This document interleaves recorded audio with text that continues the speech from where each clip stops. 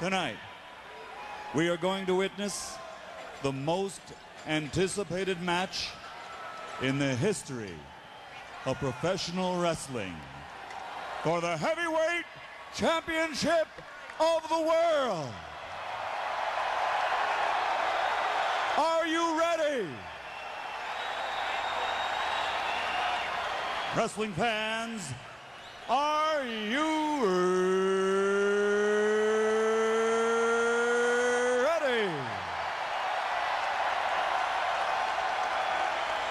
For the thousands in attendance and the millions watching around the world, from the capital city of the United States of America, Washington, D.C., ladies and gentlemen, let's get ready to rumble!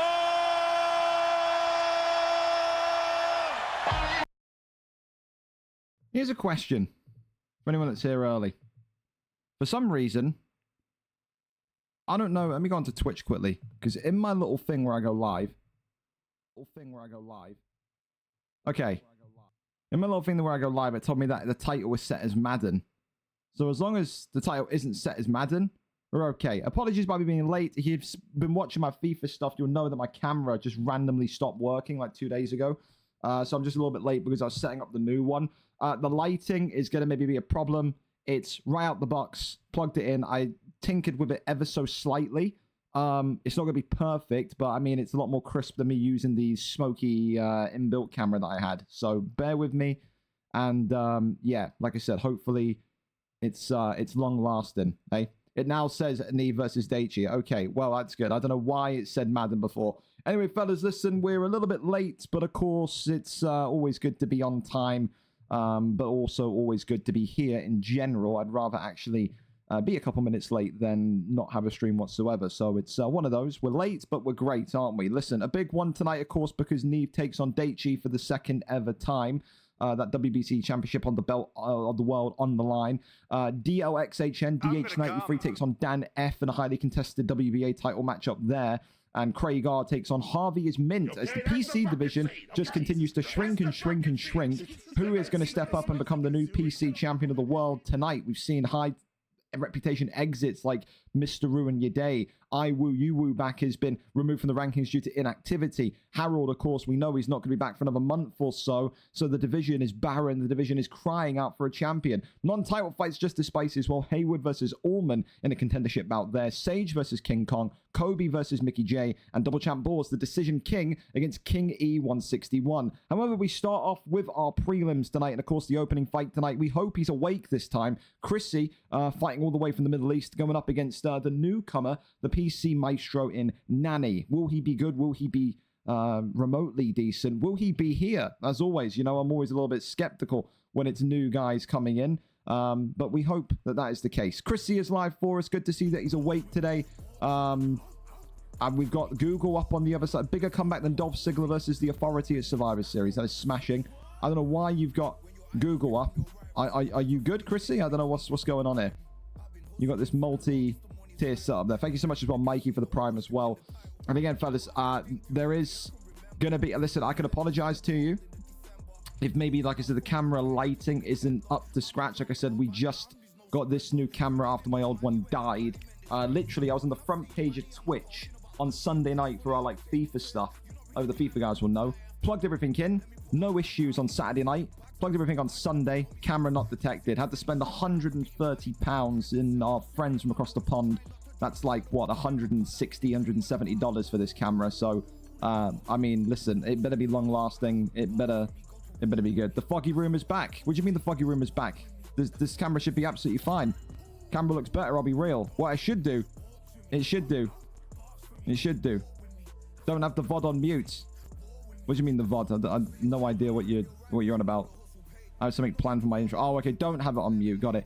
Well, listen, I apologize. If it's foggy, I don't know how to fix it. I feel like if you go back on my VODs and you compare this to the stream on Sunday, surely you can tell the difference. Surely it's better. If you tell me it's not better, then this is the biggest waste of 130 quid I've ever had, but I've ever done. But I hope so. I think probably Chrissy and Nani, you're probably good to restart your game, fellas. I think you're going to be crashed out here in the menu. So I would I would probably go again.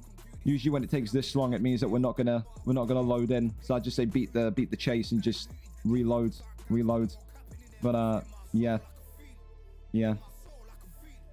It's a lot better. That's good. I'm glad. It needed to be better from Sunday. Like I said, I felt like a real pile of shit because being on the Twitch front page, boys, obviously, you know, you get that perk as a partner. I get that, right? It's not like you have to fight for it. You just put in an application, but like you know, for yourself as a streamer, as cringe as that sounds, but also for the community, for VFL, to be in front of 2,000 people and have that absolute monstrosity of a integrated webcam being my webcam, it was ridiculous. All I'll say is if you ever want to get into streaming or you want to get anything computer-wise, just avoid Razer. I had that camera for, I think, probably a year and a half. Went to go see if it was in warranty. They basically told me it was in warranty, but it wasn't in warranty. It was in a warranty period of 2 years, but because I bought it through Amazon, and Amazon isn't one of their recognized merchandise sellers or whatever, I couldn't claim the money back, so it was effectively just dead. The camera had nothing wrong with it. On Saturday, I used it. Saturday night for the Champions League, I used it, and it was absolutely fine. There was no issues. That was Saturday at 10 p.m. Come on at Sunday, 7 p.m., plug everything in, get ready to go, and it's just not detecting it. So really kind of pissed me off, put me in a bad mood for Sunday's stream, and then effectively I had to kind of deal with it today. Oh, sorry, not today. Yesterday and Sunday, and then got this today. So, yeah. So, I mean, the fact that it's an Elgato face cam means that it should be good. So, yeah. We see your shitty Gucci. They're not Gucci spectacles. They're not. Did you watch the last Crescendo card on Saturday? I don't watch boxing at all, Devlin. I'm not a boxing watcher. I'm not. I can't lie to you. I watched maybe a couple of the big fights, but if I got other stuff on, then I won't. I'm also going to be getting like way more back into like uploading TikToks as well. I put one up today. Again, it feels weird for me to say that. It feels almost cringe for me to say that because I'm 30, dude. But like, there's a couple of good like little highlight clips to put on there. I put one of the touchdowns from the Super Bowl on there literally today, which is a really nice play from Killian. So, yeah. Well, listen, we get to go again. It's not these two or the fault of these two that the Undisputed servers or the menus bug out and crash out. So, again, we'll be set to go. And there we go. We're in. So, of course, Chrissy coming into this one as a PC competitor, 0-1. His opponent, of course, newcomer today, Nani, who will come in with Sonny Edwards, is 0-0. Okay? So, pretty even matchup. And again, a big thank you as well on Sunday, on Monday, and also today, if anyone pops one through. I think it's all Prime earlier on. Again, we're pushing for Partner Plus. We have one... this is the last month of February that I have to kind of get over the line. So if you've got a spare $5 in your pocket, you want to push me over the line for Partner Plus, then I would appreciate you. Got to get 100 paid subs by the end of this month, and I've got it for 12 months. I think we're stood at something like 65 at this minute in time. So we're going to climb and raise up slowly. Hopefully, Thursday for the UFC is going to be like the big push to get us over the line for Partner Plus. We can cross our fingers and hope. But again, I appreciate you massively. Whether you're Amazon Prime or sub normally, whatever way you choose to support me, support this stream, support VFL, it's massively appreciated. So yeah, I can't say much more than that. I hope we've not picked a day today to do the Undisputed card where the game is scuffed or something, bro, because these loading screens, I'm a little bit fearful. Has anyone noticed any problems today regarding loading into games on Undisputed or not? Because this is obscenely long. I can't lie.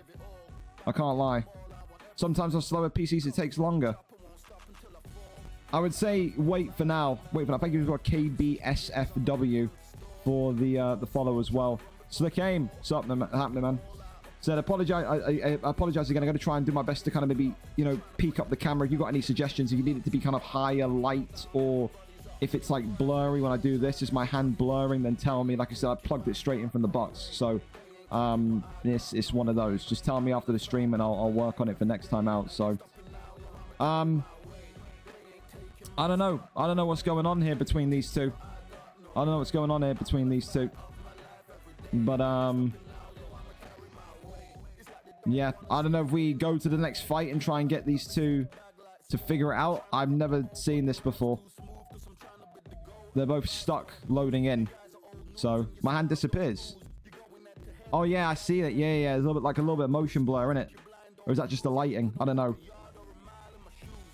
If I go like that, it doesn't blur, does it? It's if I go like this, it's a little bit blurry. Yeah. Yeah, that's just going to be the ISO. I think we're going to have to move on to the next fight. I can't lie to you. I don't know whose PC this is or whatever. This indicates to me either someone's connection is fucked or someone's PC is burning coal. So, Chrissy, and you're going to have to talk to Nanny in the DMs and try and figure this out. You got to try and find a way to get this fight going. If you can get in, just do it unstreamed. But, I mean, someone's PC is made out of fucking wooden chips here, man. I'll tell you. I have to move on. I can't sit and wait forever. Said, I don't know. I no idea. No idea. Well, listen, we're going to go over to the next fight. Not going to keep these other guys waiting. Mikey and Pepe, who are also on PC. So if it is a PC issue, we're going to find out pretty much immediately. Mikey tonight comes in 4 wins, 5 losses. Pepe comes in 1 win, no loss. Of course, the division is very small on PC. So, of course, you're going to get those kind of higher jumps in matchmaking immediately. We'll see if Pepe can rise to the challenge. Does Mikey maybe guard his division from a newcomer like Salt and Pepe? All things to take into consideration. We're here, we're set, and we're ready to go, and crossing our fingers that it's not just a PC issue today. Let's see exactly who comes out on top in this one. A PC matchup. Pepe, of course, on not only Xbox, but also PC, as Amir King Khan takes on Daniel Jacobs, who is consistently now being picked in this middleweight division. People love a Daniel Jacobs pick. Those camo trunks, some of the best on the game, and we'll not hear otherwise. So if it is a PC issue, we're about to have it confirmed in front of our eyes because, yeah, let's see. Oh, PC issue is not the case. So someone's PC or someone's internet in that other fight is clearly made out of absolutely sticks and wood. We're in the silence of the arena tonight. There is no game volume. Don't you worry. That is not you. That is not me. That is Salt and Pepe, who is completely muted game audio. Don't know why. You'd have to ask him. So it's going to feel a little bit weird. Trust me, it feels weird for me to commentate over a boxing match when there's no volume. But we will live and learn together, won't we? Of course, Amir Khan today in the white trunks for I think Mikey. I have no idea. I have no idea who DXY is. Again, well, Nathan I know is Pepe. So Daniel Jacobs for Pepe in the camouflage trunks, and Mikey, who's just decided to call himself a 3-letter abbreviation in the white trunks for Amir Khan. So, of course, you know about Amir Khan's speed is his chin is also a kind of factor you have to kind of factor in. Of course, you know, fast starts for Amir Khan are always the best option. However, tonight, if you are Daniel Jacobs, if you are Salt and Pepe, and you fought some of those kind of top-end Xbox guys, you're going to be comfortable enough to kind of go in there, take the front foot forward, and effectively put the pressure on Amir Khan nice and early.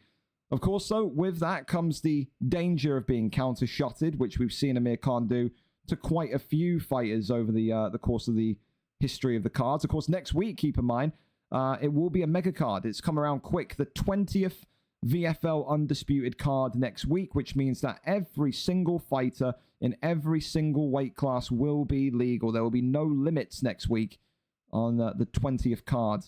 Seems like it's only been a couple of weeks we started this, but back in October, we did the first ever Undisputed boxing card, and we've kind of made it work since. Through the pitfalls of the game, whether you dub it as terrible or whether you love it, at least you get something here in regards to into regular fights. That's all we can really do and give you. Body shots here coming in from Amir Khan as this one set to see out its conclusion. And that one is done and in the books. I've got a really bad feeling that this is on normal clock, by the way. I've got a really bad feeling. I'm going to watch the clock here going into round 2. But there's a potential this may end up...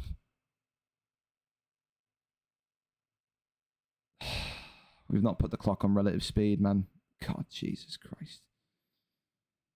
Oh, it's speeding up now. Oh, thank God.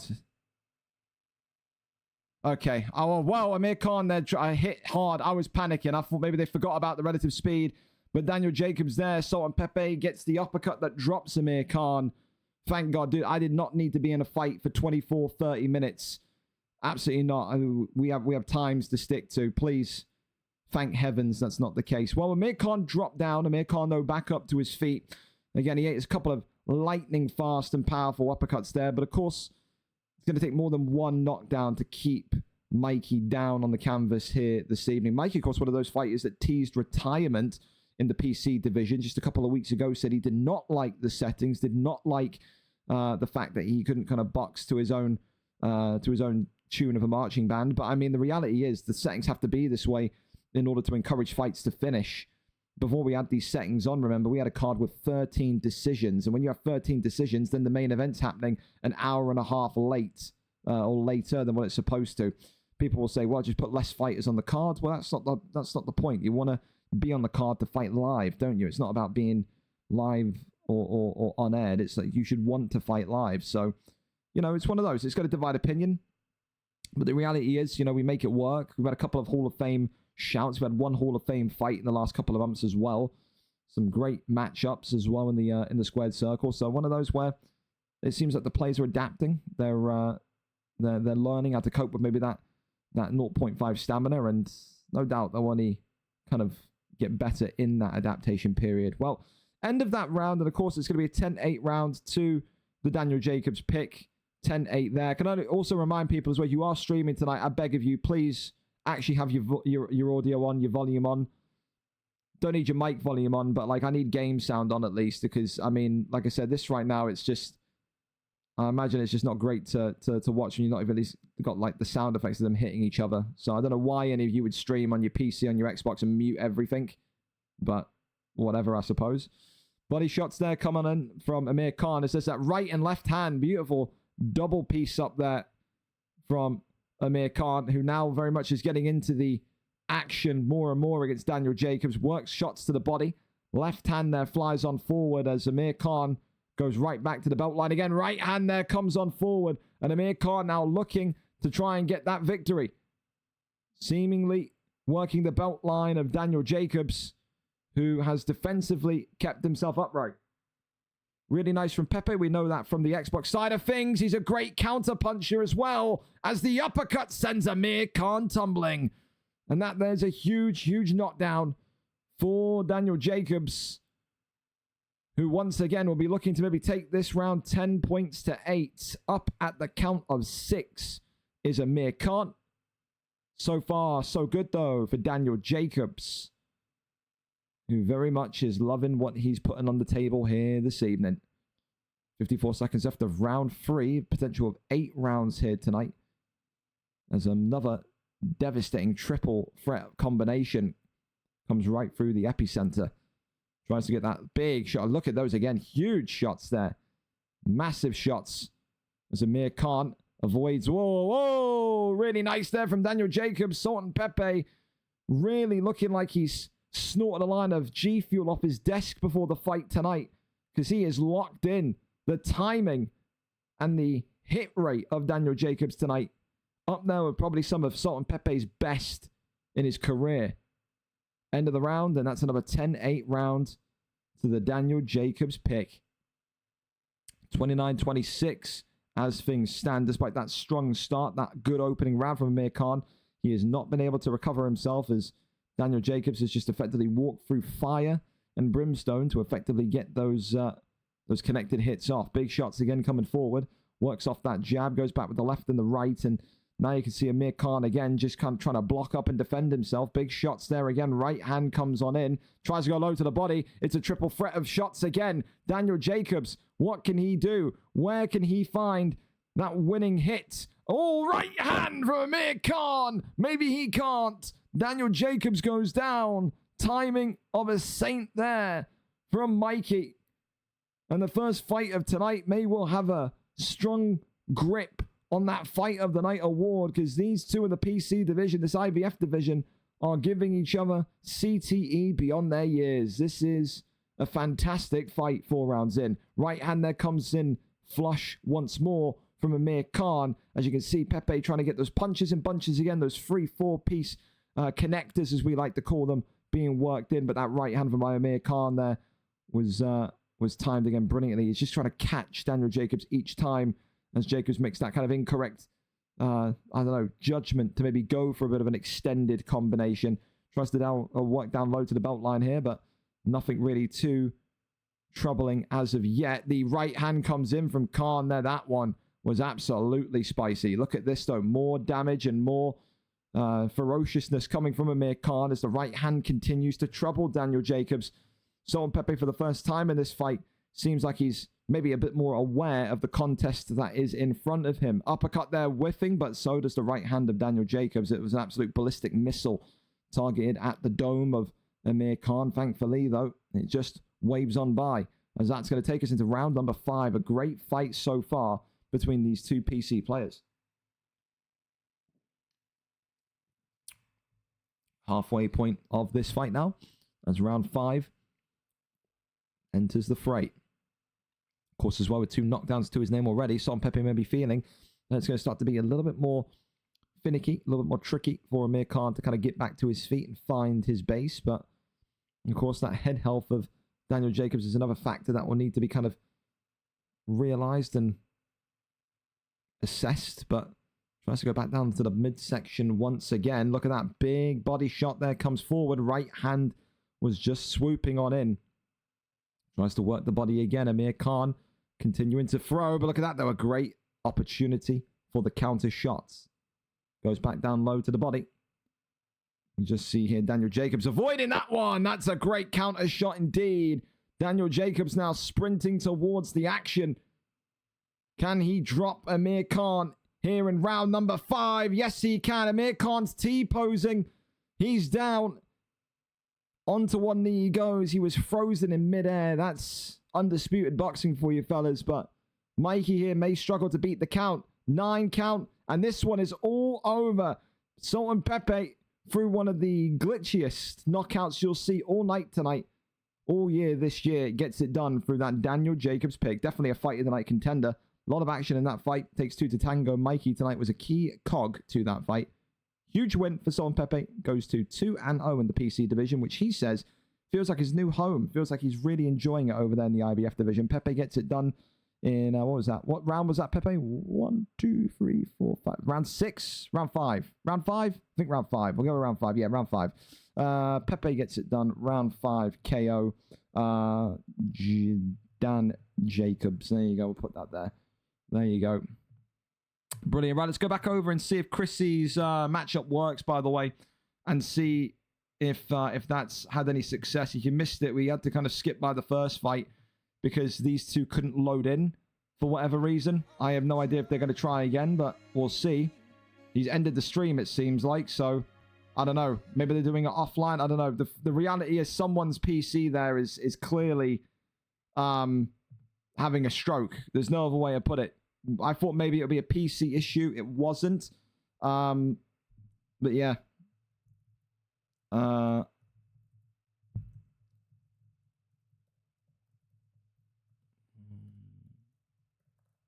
2 seconds. I'm just going to double check and see what's happening there.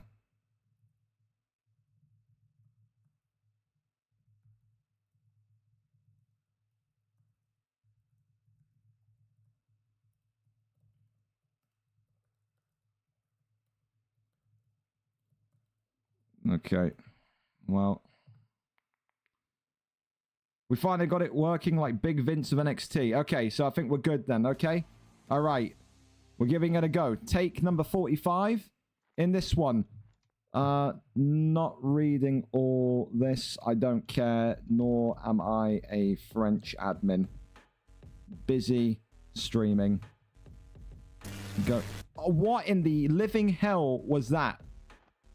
Is your computer made out of, like, seaweed and, like, crabs, Chrissy? Why did your PC just growl at me? Why did your PC just growl at me? What the actual Christ was that? You lot heard that, right? I don't know. Anyway, cross our fingers. Have we got a fight on our hands here in this one? Let's see. Survey says, yes, we do. Hallelujah. Oh, that's why. Great. Awesome. I can only apologize. This is Chrissy's version of memeing, I suppose.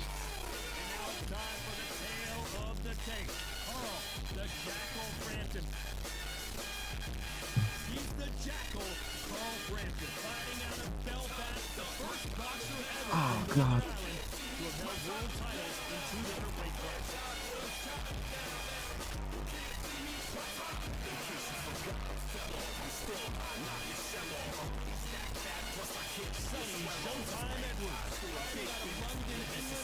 Well, at least it's going to make a good clip, I suppose. It's going to make a good clip. That'll be one for the archives. I've never been bass boosted by John Cena before. So that's great. Thank you so much for that one, Chrissy. Wow. Tears in my eyes, all 4 of them, buddy. But please never ever do that ever again. I hope you get knocked the fuck out for that. Dead ass. I hope you literally die in the ring tonight in game. Well, here we go then. The matchup that was delayed due to technical issues, very much now here. Very much now ready to go.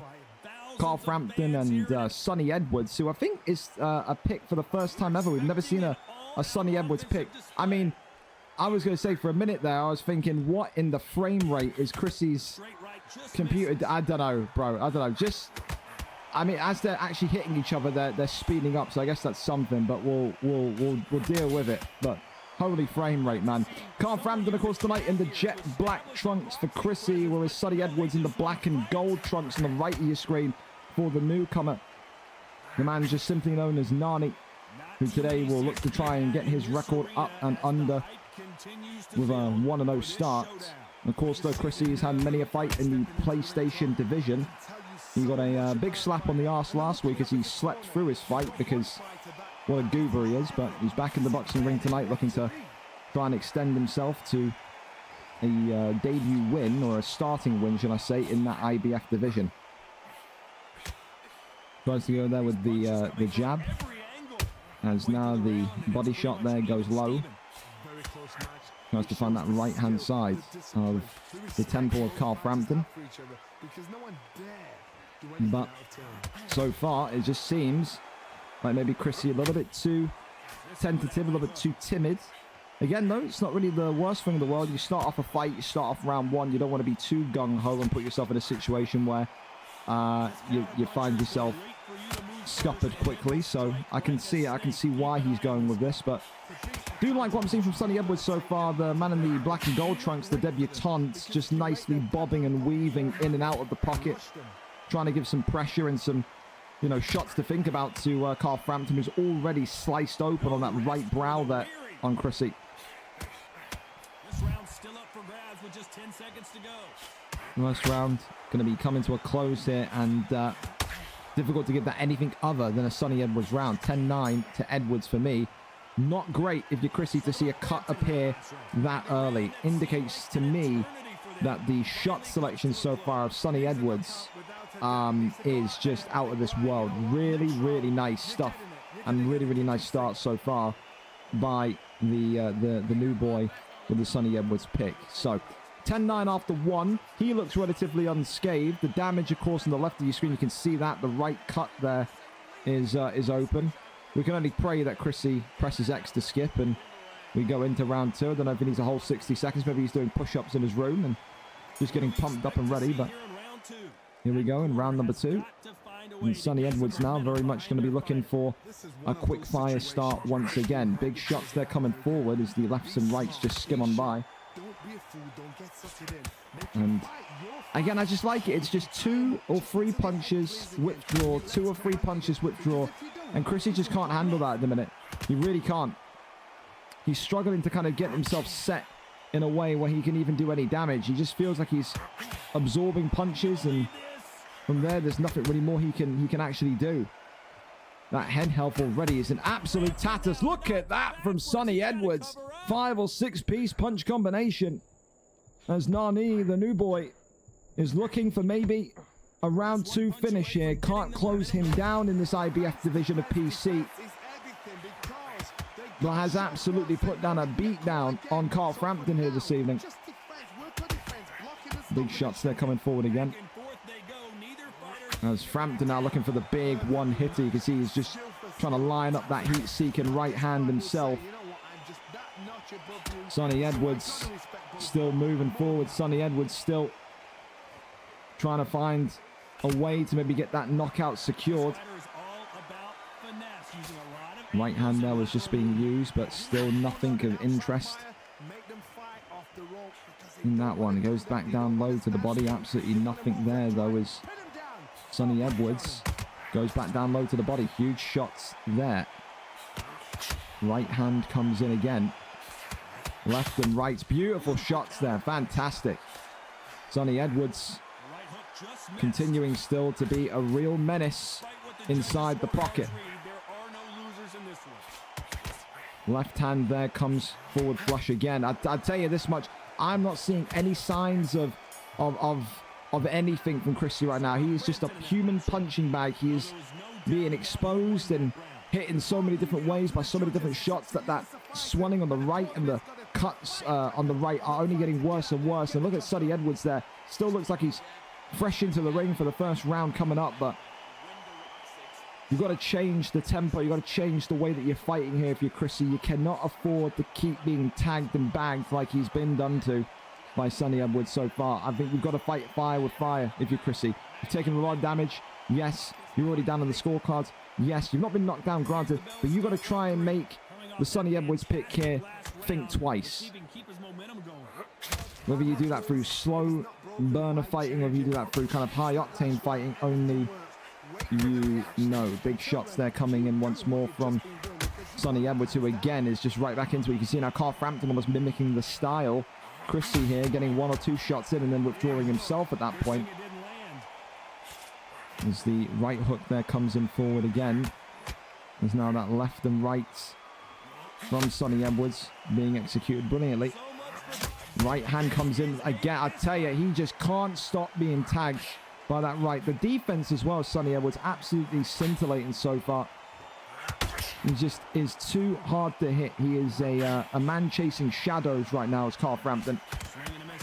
Another kind of 3 or 4 piece combo there. Left hand, right hand, beautiful work. As Christie now starts to maybe look like he's going to stumble on his feet. He may not make it into round number 4 if he keeps fighting the way that he's fighting. And if he does, his face is going to be looking like it's been in a severe motor accident. Works the jab, but there's that left hook there. Right hand, oi, that could have been dangerous as he moved into that one as well. Carl Frampton. The head health now is pretty much absolutely all the way down. As there's the uppercut that poaches through the block, and this could be a big moment here for the newcomer. Can the Sonny Edwards pick get the knockdown? The answer is no, he can't, but the head health is absolutely in nightmare territory right now. Christie continuing to eat bombs. Christie continuing to absorb hits as the uppercut creeps through again. Sonny Edwards looking for the knockdown. Can he find it? The block taking an absolute pelting now, and that's going to be the end of round 3. How Christie is surviving this, I haven't got a single clue. That is the worst amount of damage I've seen within 3 rounds in quite some time. The left cuts, the right cuts, the left swelling, the right swelling.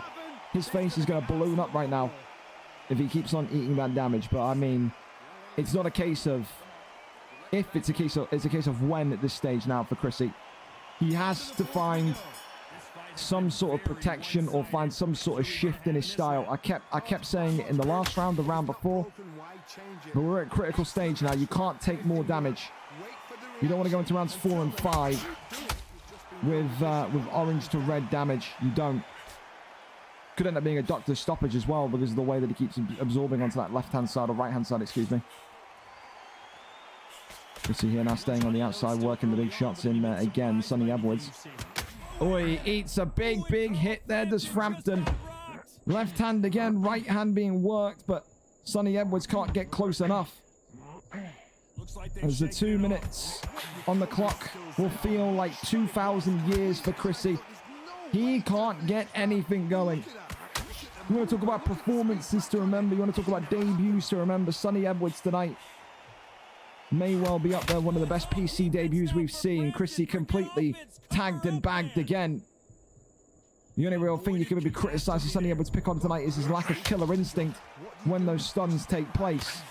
Got to try and find a way to get tight and get that knockdown through. Right hand there comes in again beautifully.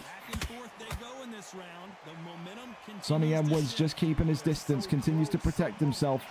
A defensive fighter, categorically, but a man that's dealt bags and bags of damage here tonight. As round 4 is about to reach its crescendo here. The head health again, though, for Frampton is really, really bad. Swing and a miss on that power hook there. As he's stunned again. Chrissy, can he hang on again? Sonny Edwards not able to close it down. Works a couple of shots to the body, but Chrissy going to escape with his life for one more round. It is an absolute beatdown here tonight. Every single round. I'm not even giving round 1 to Chrissy. I don't know how the judges have given that, but I mean, the damage keeps on climbing, and we're not too far away from both the left and right swelling being red level here. If there was ever a time that Chrissy needed a corner, and if he's got a corner to listen to his corner, it's now. It is quite a ferocious beatdown that he's taken here tonight. The right-hand side of his face, completely carved up, chefed up. It's a difficult night in the office for Chrissy. It really is. PC issues and now issues with his face. Unbelievable. Well, round 5. And let's see now what maybe the Carl Frampton pick can do in terms of a comeback, if such things exist. Big shot there as Sonny Edwards again, just trying to find a way maybe to get that right hand moving, but more damage coming in. And I think that's the thing is, you know, you've got 60% of it down tonight. I love the way that he's moved in and out. I love these combinations from Sonny Edwards, but it's that same kind of thing we've seen in so many fights. He gets to this stage and then he can't find the knockdown. And again, he's not going to find the knockdown. Chrissy's going to do enough to survive here. Or is he? Well, gets right back into him with a stun. But again, just maneuvers out the way. He doesn't have that killer instinct in him. He hasn't got that closing down ability that we see some of the top guys in the division have. He can damage Chrissy. He'll continue to damage him. Won't surprise me if he gets the red health stats in both, but he cannot get a knockdown to save his life. That's the only criticism you can give the newcomer here tonight, is he's going to maybe need to go into those kind of practice sessions, into those spars with some of the other fighters, and just try and figure out how to close down and eliminate, I think, when those stuns come in, because those stuns compared to knockdowns are difference makers in title fights, in contendership fights. You're not going to get away with too many 10-9 rounds. You get a couple of 10-8 rounds in your locker, then you're feeling a lot more comfortable in the fight, aren't you? But still, fair play to Chrissy. He's not going down. He's not taking this one laying down lightly, as that will see us go into round number 6 here in our second fight of the evening. So the question is, you know, is the Sonny Edwards pick gonna win his debut fight? We know he is. He absolutely will win this one on the points, with 2-3 more rounds to go. But it's more a question of, can he get a knockdown? He's had about 7 or 8 stuns in this fight. No knockdowns whatsoever. 0. Right hand there comes in forward and comes in flush again. And the damage continuing to build and build and build here. Head health is now very much showing high level orange swelling on the left hand side. So that swelling not going to take too much more before the doctor has to step in and make a decision. Tries to work the body shot there, but again, out of distance he goes. And I think if you're Chrissy, who let off a little bit of a laugh there, I think if you're Chrissy, you're probably saying to yourself, just get into round 8 and try and lose this one by decision. At least I've got some bragging rights there, that he hit me so many times but couldn't knock me out. I mean, it's one way to look at it if you're Chrissy, but again, it's another 3-piece combination. Absolutely scintillating from the Sonny Edwards pick there. Big right hand comes in. Swinging and missing that left hand. Big right hand there comes in again. As the uppercut flies on forward. Big shot there. Right hand creeps in. Another good shot there by Sonny Edwards. As both of these two now have effectively kind of maybe decided that all this is going to be tonight is a points fight. Big shot there, though, from Sonny Edwards. Comes in again, tries to work the 1-2s. Can he find a knockdown? The answer has been no the entire fight tonight, but he finally gets one in round number 6. Took you long enough will be what his corner will be yelling at him. For Chrissy, he's going to be able to get back up here, but at what cost? The first 10-8 round of the Sonny Edwards fight is career here tonight. Nani able to get into round 7 with a dominant lead in the points. And now the big question is, what will the scorecard say going in to round 7? As the left cut, look at his face, dude. Jesus Christ.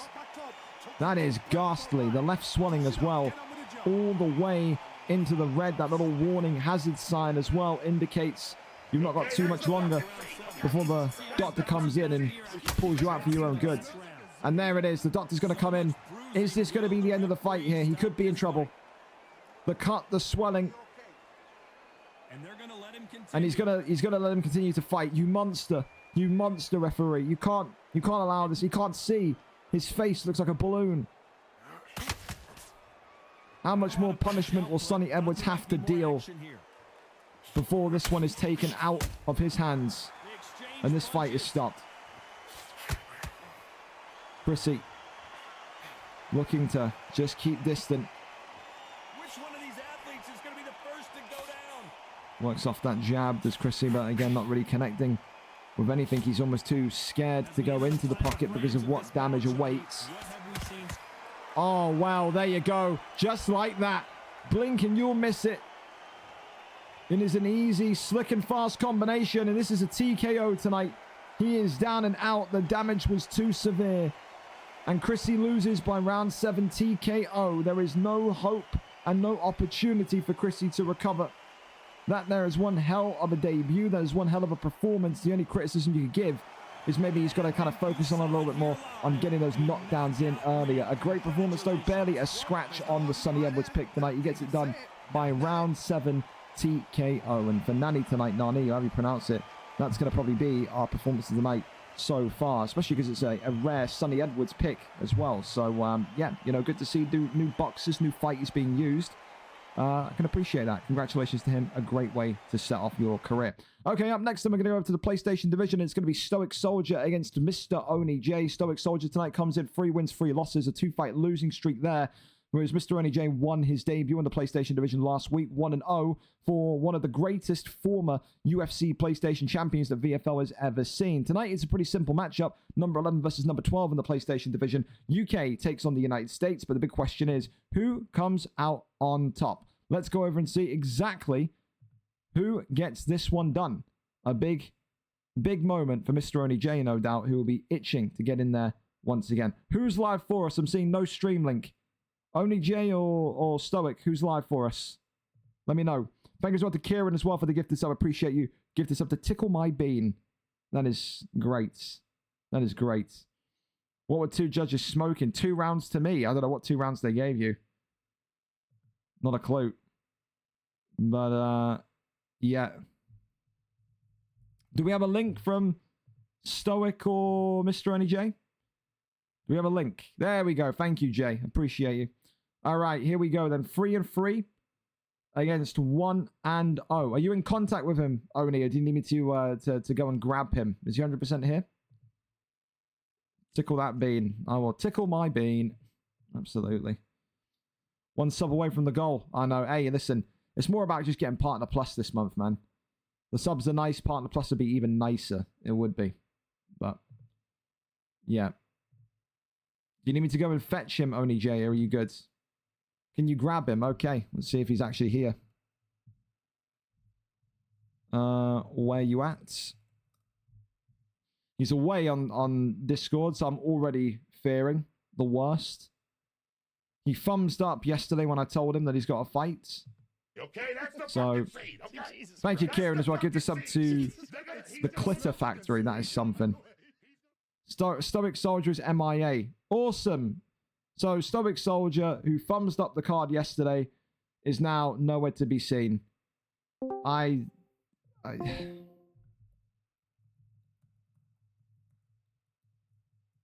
Hold on, I'm just going to yell. Oh, there we go. Hurry up. You're late. He's just replied. He's just replied. Thank God.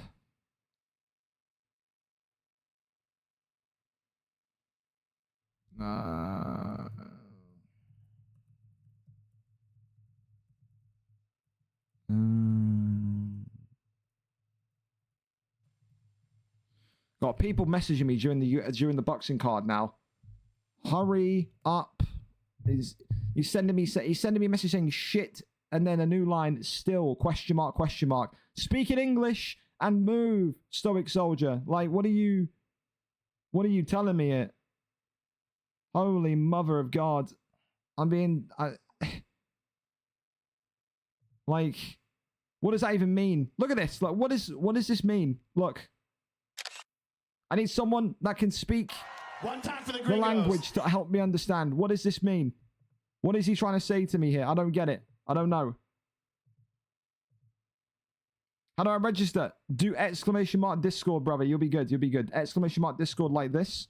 There's going to be a lot of people because there's a lot of FIFA stuff going on. He's asking if he's still needed. I mean, why would I be messaging if not? He's got to move. He's got to hurry up. Let's move. Let's go. Let's go.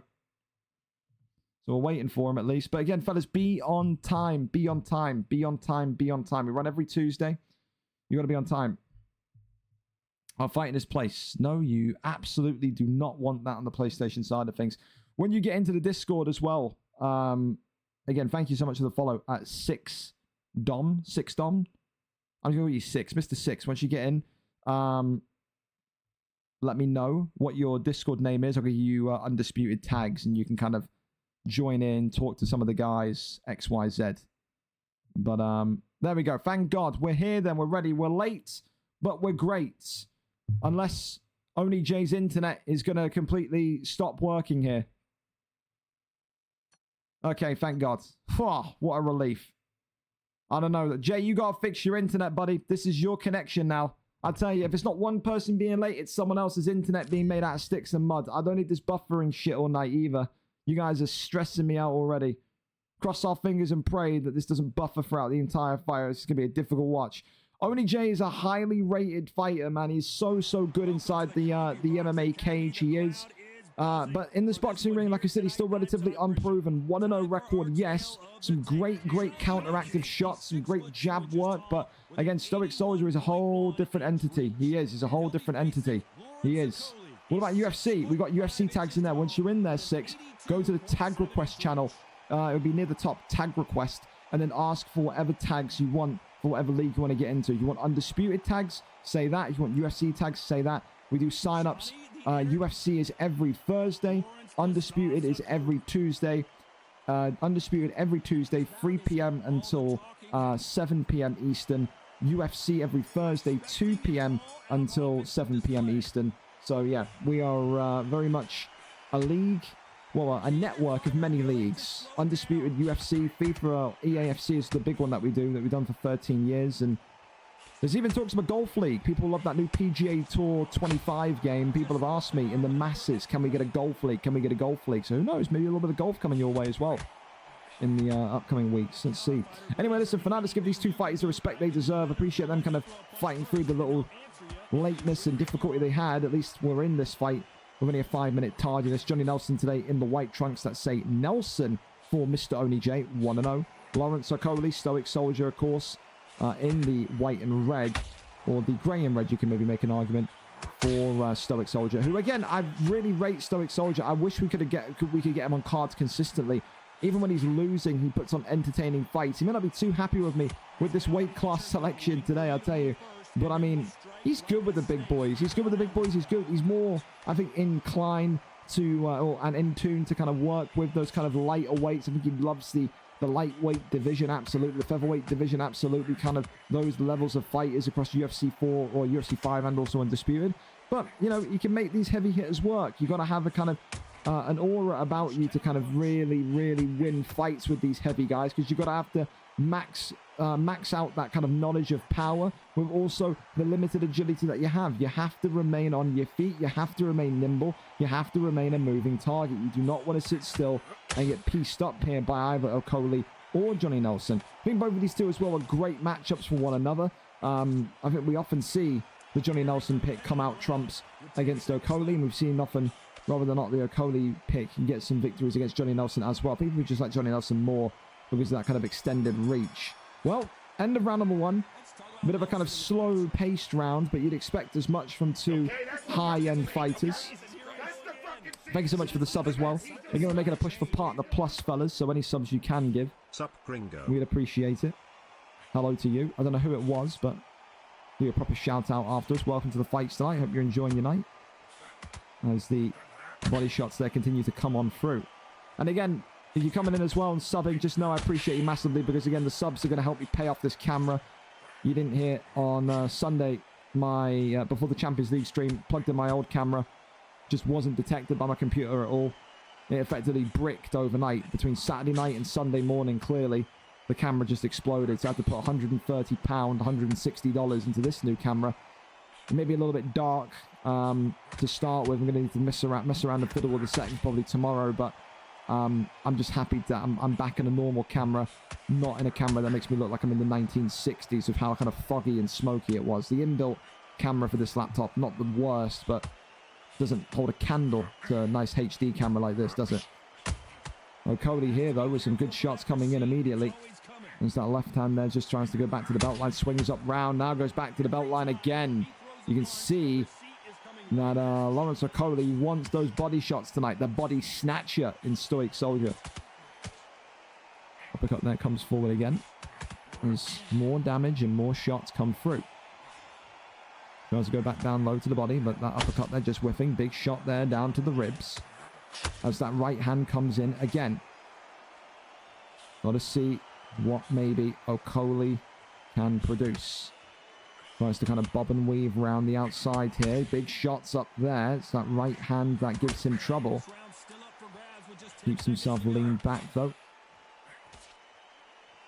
And so far Okoli just happy to oblige with some big shots. However, end of round 2. And again, it's one of those fights. When I booked this fight between ODJ and Stoic, I said to myself, if we get the Stoic that we know and love, with all of that kind of fluidity and kind of dynamic attack that he kind of brings, it could be one of those fights today where you're talking about an entertaining, action-packed decision. And so far, it's leaning that way. It's really intriguing from someone that doesn't play Undisputed like myself to kind of see how ODJ tries to solve the jigsaw puzzle that is Stoic Soldier. Goes low now to the belt line again. Tries to find a way maybe to move and shift onto that right side. As he now just edges towards him. Tries to go down low to the midsection again. Still nothing there though, as that jab comes out with really no sign of failure. I think that's the thing, you know, you can work the jab, especially into these fights with these heavier guys. It's such a range finder. It's such a great setup builder.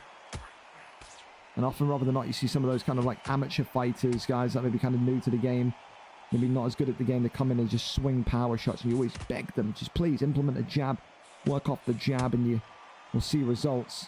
These two, the best in the business with their jab game so far in this PlayStation division. Of course, as well, it'll be a huge victory tonight for Ronnie J if he does go 2-0.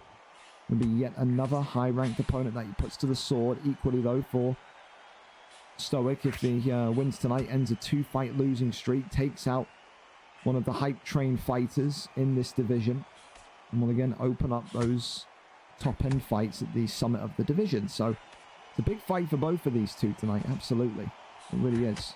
Tries to go back down low to the belt line there again as Okoli there continues just to try and send shots low. Oi, big uppercut there. That's what you got to be careful of. I thought that was going to flash knock him, but that is really nice timing, I got to say, from Oni J. Just kind of waited and waited for him to go low, and then boom, uppercut sends him kind of wobbling backwards. Well, end of round number 3 as the taunts continue to come out here from Stoic Soldier. He's not too impressed. And that there will see us into round number 4. 29-28, Okolie leads the way despite losing that round to Oni J there. So for Oni J, a bit of a slow start, but again, in an 8-round fight, you don't need to be off the charts in terms of your activity, in terms of your quality from the off. You can sleep in those first couple of rounds and then take it from there, can't you? You really can. Big right hand there comes forward again. Body shot. Goes back down low to the belt line though. There's another big couple of shots. Huge. From Okolie. Now you can just see those rib ticklers coming in. That left hand. Oi, uppercut there swings on through. Just got to be careful here. As Okolie getting some big hits. Still continues to cycle on round. Big shots there coming in again. And still the right hand comes in thick and fast. Body shot there comes in, back down low to the body. Another good shot there to the belt line. Swings in, swings low. I think what I would like to see from Oni J is just this closing down of space a little bit more urgency in terms of that closing down of the space. I think he's doing well, but he can do better. I can see the road that Oni J wants to go down, but you can see Okolie with these taunts and with the way that he's just creating space on the back foot. He's completely happy with this fight going the way it is. He's confident that he's winning on points, but it's a big rib shot here. And look at Oni J go! Just like that. Blink and you'll miss it. Sprints towards him. Unleashes the aggression. And Oni J maybe silences these taunts for a round at least. What a bum rush that was. Round number 5, and I think now he may well have Lawrence Okolie's attention. He may well now have Stoic Soldier's attention. Hell of a flurry there from Mr. Oni J. Great round.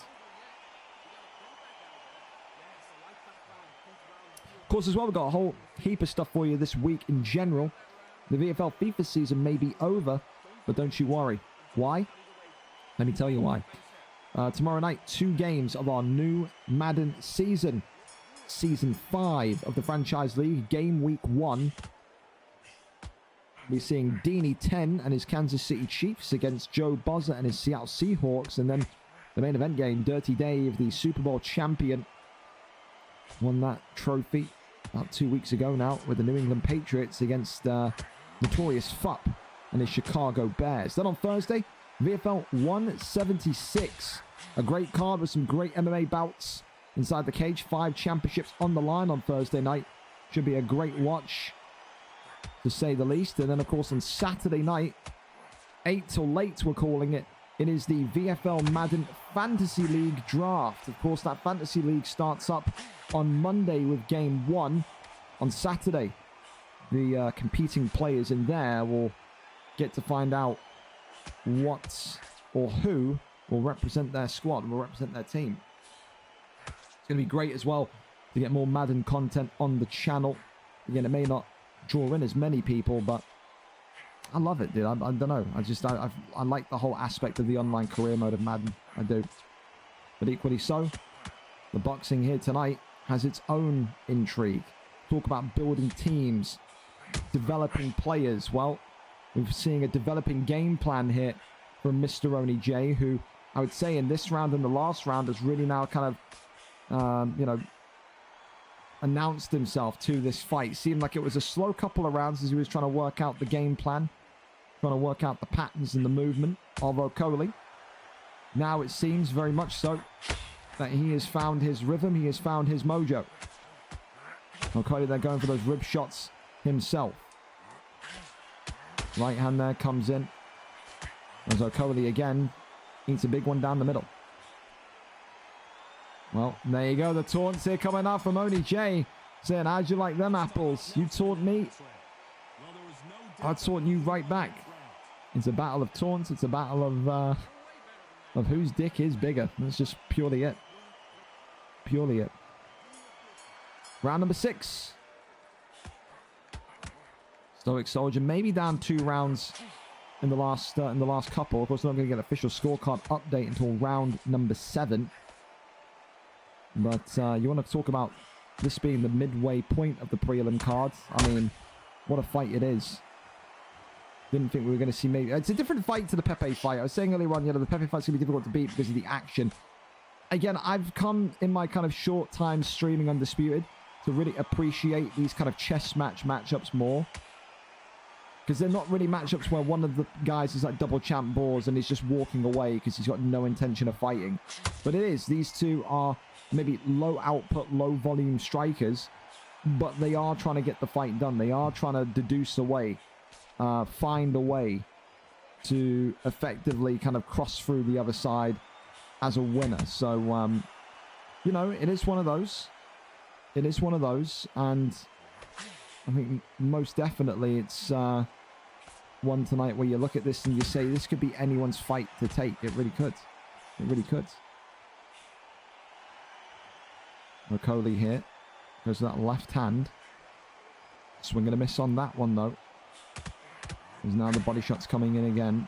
And you can just see Okoli here trying to find a way to get that jab going. This could be a big one there. Down to the ribs. That one goes. Big shot there. Back down low.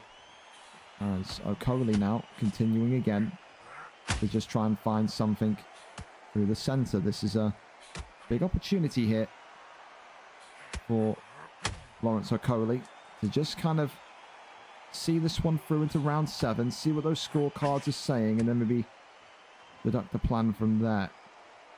Well, listen, it's a good bout of boxing here tonight, but the conundrum now will be answered. 7 rounds, or 6 rounds in, 7th round on the way. Who is leading that scorecard battle? I'm going to go out on a limb and I think Johnny Nelson is going to be 1 point up. I think Oni J has really impressed me in the last 3 rounds, definitely. 58-55, 3 points up. So there you go. And he says, I told you, don't sleep on me. There's a 10-8 in round 4, of course. Really nice after that knockdown. So 3 points in the balance. This and round 8 to go. It's not all doom and gloom yet. 1 knockdown and a 10-9 win in round 8 would see this fight a draw. But at some point here, Stoic Soldier is going to need to find a knockdown if he wants to kind of get this one over the line. Goes back down low to the ribs as that left hand there swings on in. Left and right comes forward again as Okoli now just eating one singular jab to the body. Now big shots there coming in again. Right back down low to the belt line we go. Okoli here. Trying to work that jab. Finds a hook down low to the midsection. Again, the big hits coming in. Still nothing there though. Left hand follows through with big intentions. But this is going to be just calm and relaxed from Johnny Nelson in a minute. You can just see Oni J so happy. He knows how to navigate fights. We saw that on the UFC side of things across UFC 4. He knows he's 3 points up. He knows he doesn't need to kind of rush this this flow of things here. And he'll know that if Okoli wants to win in round number 8 now, he's going to have to come out and try and get a knockdown. That over-aggressiveness may well open up to chances, to counters, and all of the above. As this one will teeter into round number 8. Mr. Oni J, 1 round away from being a perfect 2-0 in this PlayStation division. A really, really good performance tonight. So, for Stoic Soldier, it is time to lay your credentials as a future champion on the canvas. Can you go forward? Can you break through the incredible defense that Oni J has produced tonight and find a way to get a knockdown and find a way to win this fight?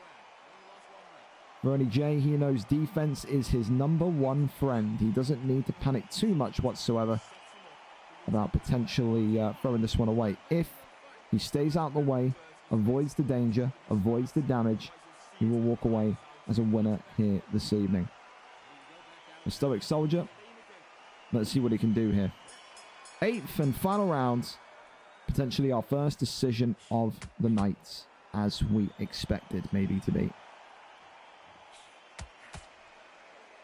For Okolie, the mission is simple. Get close, get tight. Let those hands fly. Next one to the belt line there is Nelson again. Just allowing big ones to just hit onto the belt line as only Jay just continues to circle and avoid. He's saying to Okolie, it's all right. You can have all the pressure, all the advances you want. 1 minute down, 2 minutes to go. That's what we'll be whispering into the ear of Okolie as he gets nice and tight to him. Almost mocking him. Works off that jab again. Swings on rounds. Works one to the belt line, of course, but nothing too dangerous and concerning that. Good shots there onto the belt line once more. Oh, it's Okolie hit. Just seemingly trying to find one onto the ribs as the shots hit. Coming forward again. Big shot there to the body this time. As there's that right and left hand. Big ones going in. Tries to go low to the body. Left hand comes forward again. Got to think here. If you're Johnny Nelson. Oh, yeah, look at that. I mean, to tell you, I always get nervous when there's a no-look taunt. You get hit during that no-look taunt. I imagine it's an immediate knockdown. I treat it like UFC in that regards. But it's a smart round. Maybe not an entertainer's round in terms of what only Jay has done there. But he's done enough there to win the fight. He's just avoided everything. He's taunting his opponent. Getting his own back, you could say. But it goes the distance. As only Jay, more than likely tonight, will make his record a perfect 2-0. Nelson has his arm raised. Scorecards, let's see if it bugged out or not. Let's see.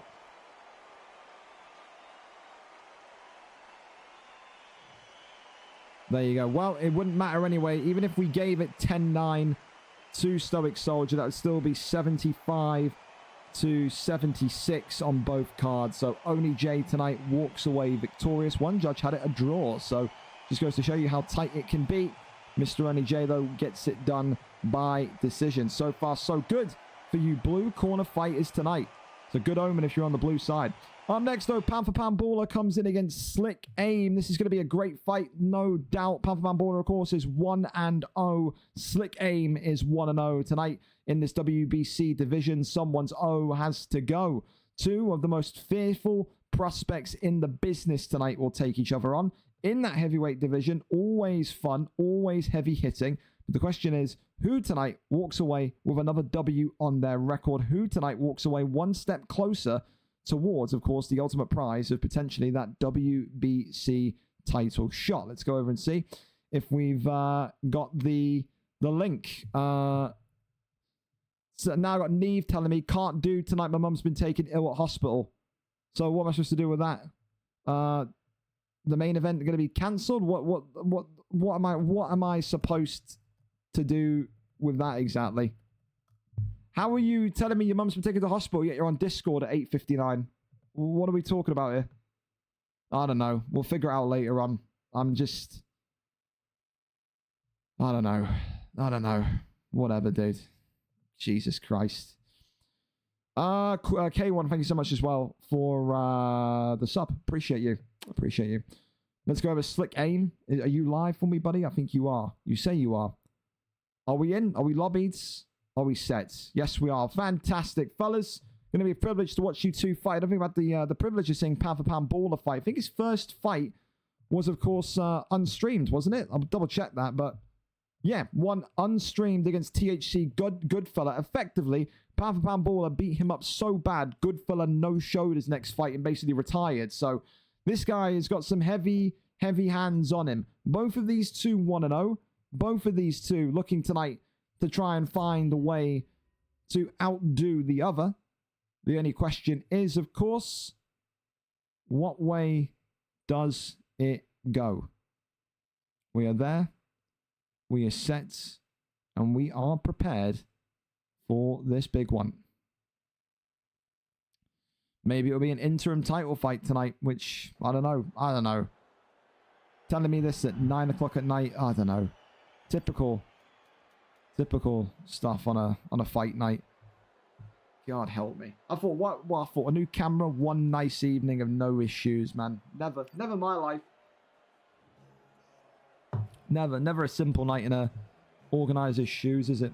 Oh, well, listen, let's give these two the respect they deserve. I'm excited for this because, like I said, these guys from pound for pound, when you see that P4P in front of someone's name, you know that they've got the skills to back up what they can do, to back up the talk that they give.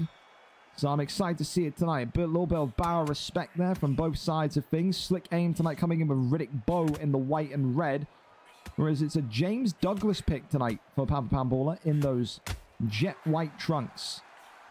Of course, I doubt neither of these two will be over the moon to see the heavyweight division without Tyson Fury, but you're going to have to go through those trials and tribulations if you want to, you know, move your way up the divisional rankings. Of course, the big thing here to figure out is, if you are James Douglas, what are you good at? What are you not so good at? My big thing about James Douglas is, why does he have tassels on his socks?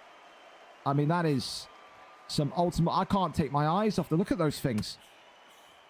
I thought they were birds. I thought like he had glued like mosquitoes or birds to his boots, man. What are those? Why are those? I can't... Forget the boxing. We need to have a conversation about James Douglas's footwear. Is that legal? He's got fucking parrot... He's got parrot wings on his ankles, man. I don't know. Anyway, for Riddick Bowe, you know, he packs a punch. Said right down the kisser, right down the middle is, I think, his best weapon. We've seen a couple of fighters get a couple of great knockdowns with Riddick Bowe due to that incredible straight that he packs.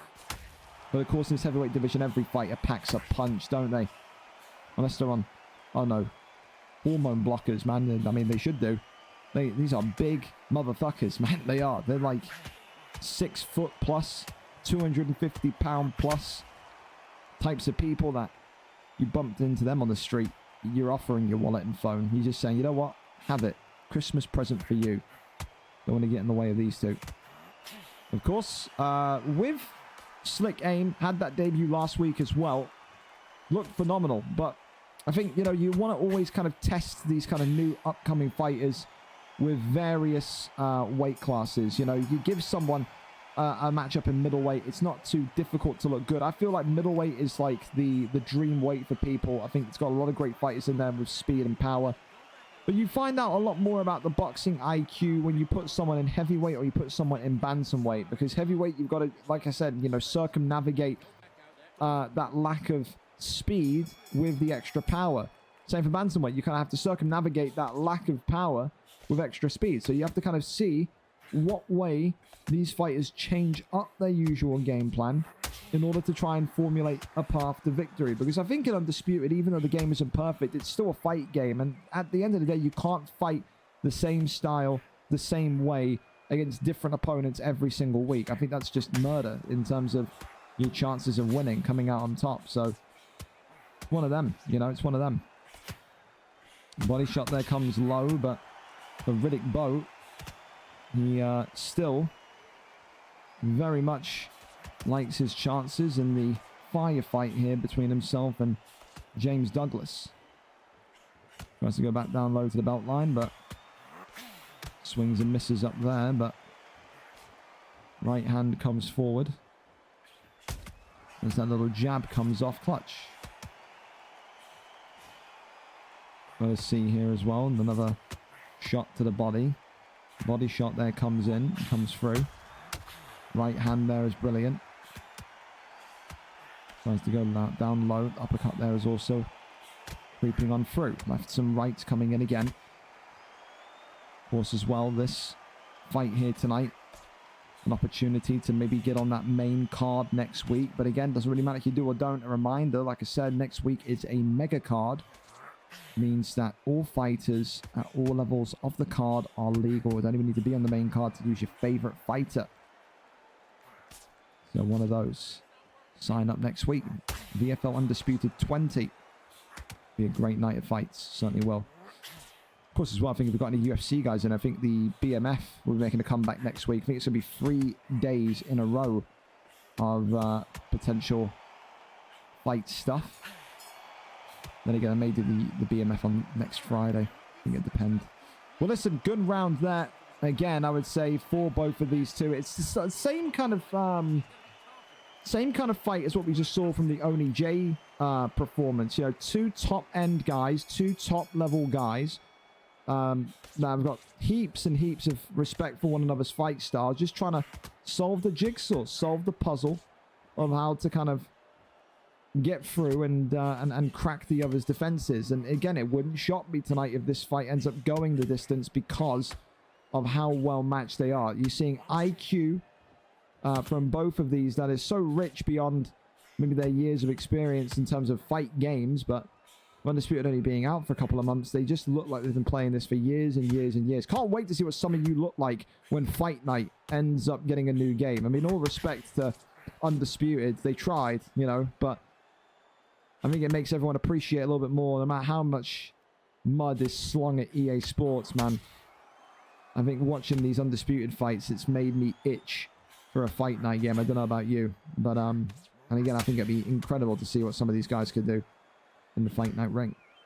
Right hand there comes forward. Of course, as well, VFL and UFC, that's another one. UFC 6 is set to come out later on in 2025. I think there's so much excitement for that as well. It's just a good couple of years coming, because I think they said that there's a rumor about Fight Night coming out in 2026. So, you know, there's a lot of fun times ahead for, I think, video game combat sports fans, no doubt.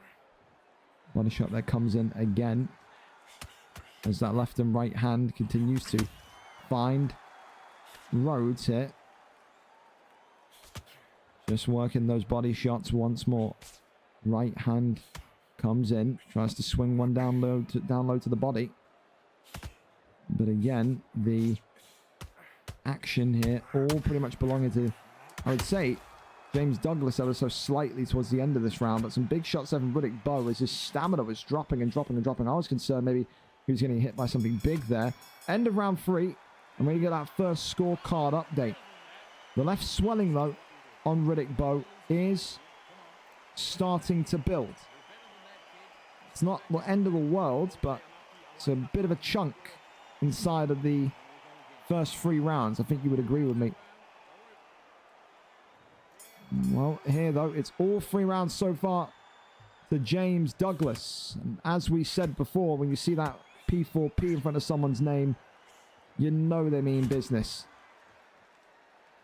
Keeps themselves separated in the middle of the ring here. Really nice right hand there, just burrowing through the sensors of the head of Riddick Bowe. Continues there just to throw shots down low here, though. Big right hand and left hand continuing onwards. Works that jab. Now continues to try and work the body shot here. Lefts and rights again as the pressure from James Douglas continuing to be a factor. Goes back down low to... Oh, body, but there's Riddick Bowe. Ding dong. Here comes Riddick. As those body shots and now those head shots continuing to find their way through. No knockdown there, though. Great defensive mannerisms from James Douglas. Survives that one to tell the tale. Continues, though, now to try and see if he can find the exclamation point at the end of this round number 4. The right hand comes forward again as James Douglas continues to try and just move inwards. Just see that right hand just being teased each and every time.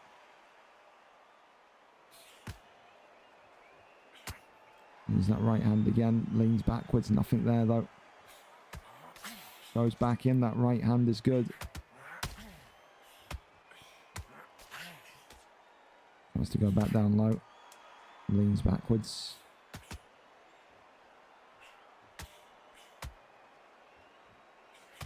Swings on in, and that's going to be the end of round number 4. So, I think a good round for Riddick Bowe in terms of getting his confidence back since he got that big stun on James Douglas, granted, but although that's a stun, it's not a knockdown. And with no knockdown comes no 10-8 round. And with no 10-8 round still lingers in the back of your mind, what am I going to do about that left-hand side swelling on Riddick Bowe? So, I mean, although it's a good round, it's still in the control, in the hands of Pound for Pound Baller, who will look at this one and say he just needs one knockdown to really panic Slick Aim tonight. If there was ever a time for Slick Aim to live up to his game attack, it would be now. You know, just try and find that penultimate shot, the money shot, to swing this fight into your favor. Tries to work one to the belt line. Swing and a miss there by James Douglas. Right hand there goes forward, but nothing really there in its way. Left hand, right hand, but that one there again. Just able to creep on through. Body shot there comes in. There's that left hand. Left hand goes in again. Swings in with that right hand. Goes back down low. Right hand is good. James Douglas here. Finds that belt line shot, but with 60 seconds to go here in round 5, Riddick Bowe is still trying his absolute best to take the forward lead in this fight. Big right hand is good.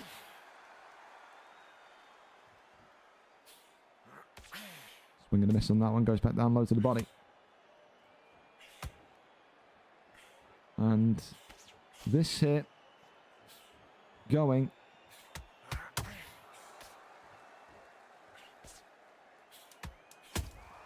to end right about now. There you go. Round 6 on its way. Again, it's not for everyone. It's a slow kind of slow fight. It's not high octane. It's not high energy, but again, when you are two fighters that are so, like I said, enriched in understanding of what they need to do to win and how they need to fight to win and how they need to kind of, you know, navigate through the waters of the opponent's play style, I don't think you could ever expect these two to go out and just swing for dear life. I mean, we would love to, wouldn't we? We would. We want to see death and bloodshed in the ring. We absolutely do. But so in a comp fight like this, you've got to maintain your cool, got to maintain your kind of composure. So far, both of them are doing so.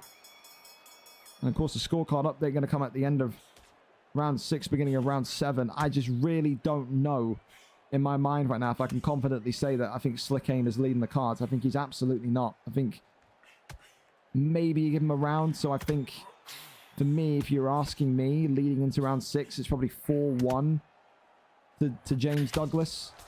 Or sorry, 5-1. No, yeah. No, yeah, 4-1 to, yeah, I'm stupid. 4-1 to James Douglas, yeah.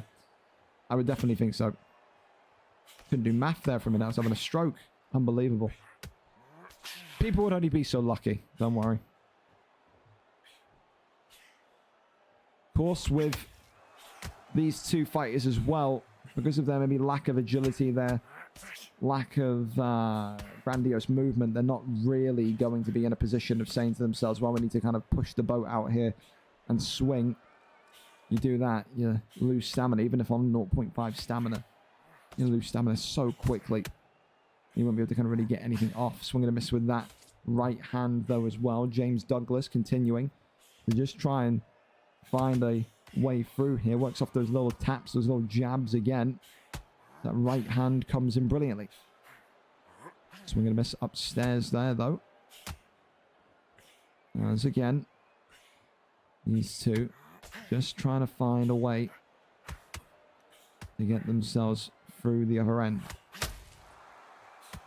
Taking that left swelling as well on Riddick Bowe now up into orange.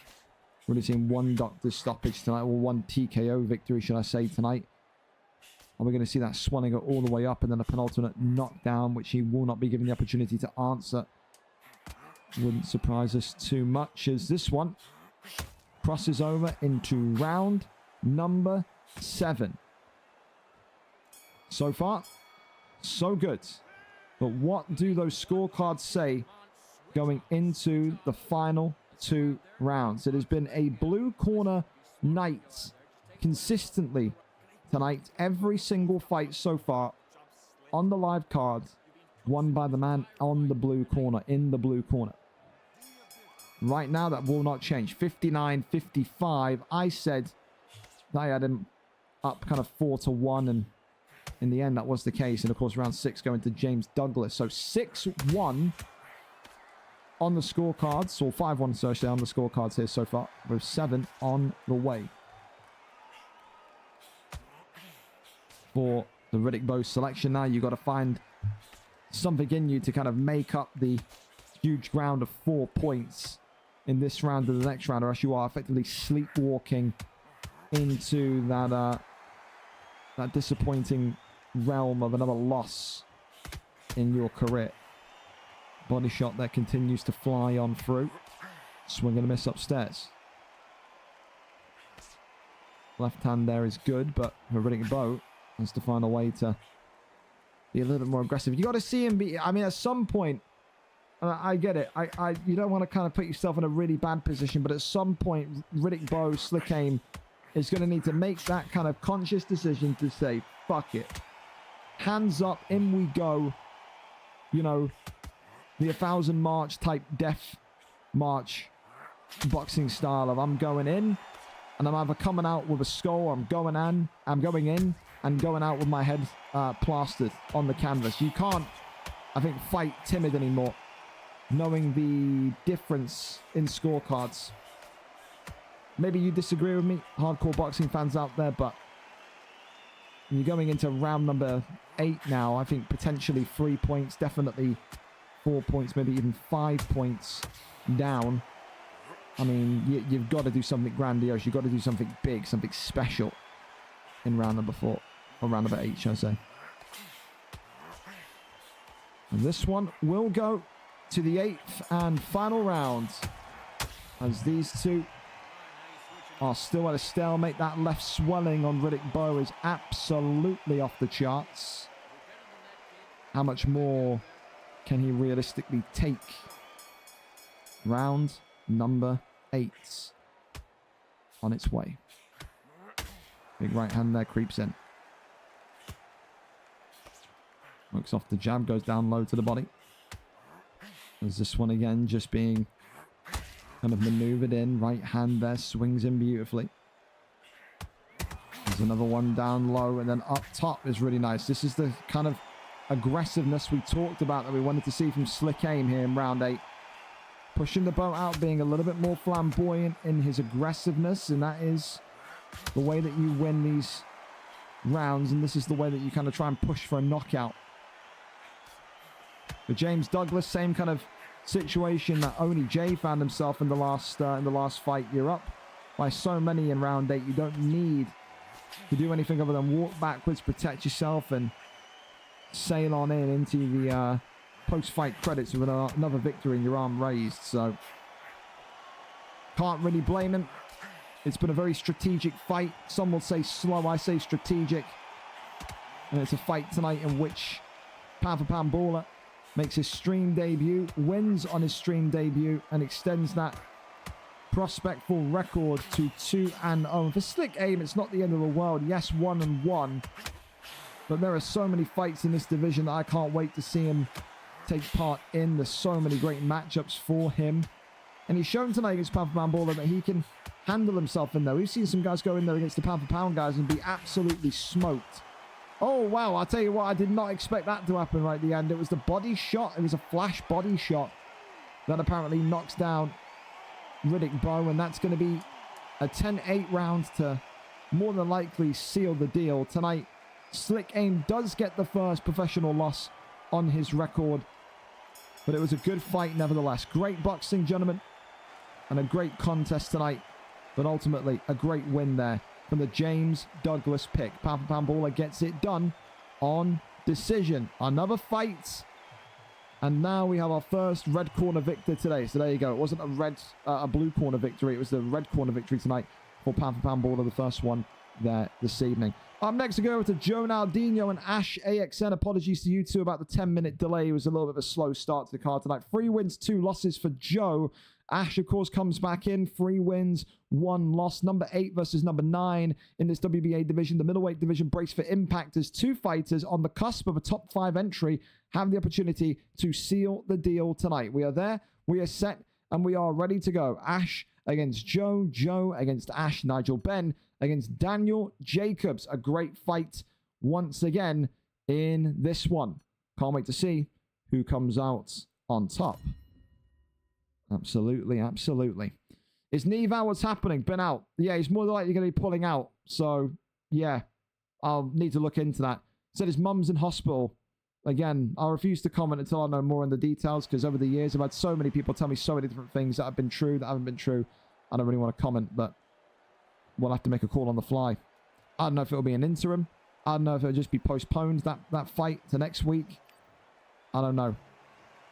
I'm aiming towards an interim, but it depends who is available and hasn't fought yet tonight. So, an interim, what that would mean is that if you win that interim fight tonight, Daichi, it means that we would wheel spin the weight, so Neave would not have any say on the weight, and you could both mirror match each other. So if it lands on heavyweight, you could both Tyson Fury each other. But you would, of course, need to win tonight to get that over the line. Daniel Jacobs, of course, here in the camouflage trunks tonight for Ash.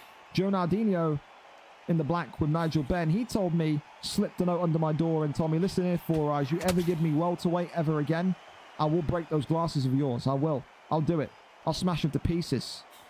Tonight he's rewarded with a middleweight title fight he wishes, a middleweight opportunity fight to further climb into the top half of this WBA division, which is just growing and bubbling with some incredible young talent, no doubt. For Ash, of course, he says boxing is the game of his desire. He wants Undisputed to blow up in terms of the numbers that it sees, in terms of the people that play it. This is what he says, his game. So when you're going up against someone like that in Ash, how do you combat against that when you're Joe Nardino? Joe exactly not, you know, a boxing hardcore. Got some good wins under his record, but this isn't the game that he logs on and plays every day, you know? So you're going up against a guy that is maybe half in to the boxing, against a guy that's got maybe both feet all the way in for the boxing. So it's intriguing, you know, it's intriguing because I think tonight there's an expectation that Ash should win. But when you go in and maybe you're so kind of confident, you maybe go in a little bit complacent. And then as you kind of get complacent in the matchup, that's when the opponent that you don't really have too much tape on, don't have too much knowledge on, can really kind of snap at you and get you down and out quickly. That's exactly what Joe Nardino will want to be doing here tonight. Of course, this is the second to final fight tonight on our prelim card. Time flies when you're having fun, fellas. And that's going to be the end of round number one. So far, Joe Nardino are happy with that round, to say the least. A good start there from the Nigel Benn selection. A little bit of damage there, left swelling on Daniel Jacobs, but nothing really too much to worry about as we cross over into round number two. Swing and a miss on that one as the shots here now continuing to maybe fly on through. Goes back down low to the body. Beautiful work there. Swing and a miss on that one. Big right hand though comes in. Of course, when you talk to Joe and you think about and you ask about what is the ambition in this division, he says, well, it's to win the title eventually. He's never been one to push for a title shot, and he believes there's still definitely ground to cover in this division, and that's why he was so excited when he got this matchup. I think Ash, probably one of the most friendly guys in the Discord, and one of the most friendly guys in the league in general, but this is a guy that's seen as an obstacle by the people in that kind of bottom half of the rankings. You know, when you can go in there, you can take on Ash and you can win. It shows you that you're on the real right path in this WBA division. It shows you that you can absolutely have success in the top half. Because some of the performances that we've seen Ash have over the months with, you know, his WBA adventures, this is a guy that's, I would say, definitely top 5. I think, if anything, Ash will be a little bit more disappointed that he's had the slow start to life in WBA that he's had, because this is a guy that I wouldn't be too surprised at if he was 5-0 in this division. He's a guy that no doubt has big ambitions himself to get into that WBC division and maybe one day compete for that belt, but, you know, everything has its own speed. There's no need to rush anything, and he's not going to rush his progression or his development, just like neither of these two tonight is seemingly rushing into the pits of doom for a knockout as we cross over into round number 3. And Daniel Jacobs there eats some big shots at the end. Head health there was really depleting at the end as well. Good round again. I like it. So far, Joe Nardino doing a good job, man. He's doing a good job inside the pocket with Nigel Benn. For Ash, you know, it's a little bit slow in these opening 2 rounds. I'm not gonna lie. But the good news is that you don't need to be fast. You don't need to be, you know, lightning speed out the gates. Especially in an 8-round fight.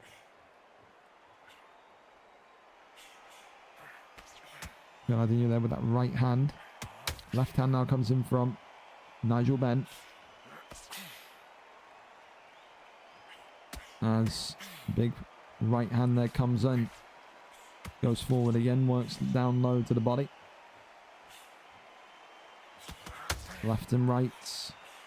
And is there. Big shots there. That's huge. Just like that out of nowhere, it seems. Joe Nardino going to be a little bit surprised by that one. How has Daniel Jacobs generated that power? That's just what he does. That's what Ash will tell you. Some good shots there, but again, Joe Nardino, good defensive maneuvers there to just get out the way, stay out the way. It's not going to make too much difference. Yes, it's a stun. No knockdown, no problem.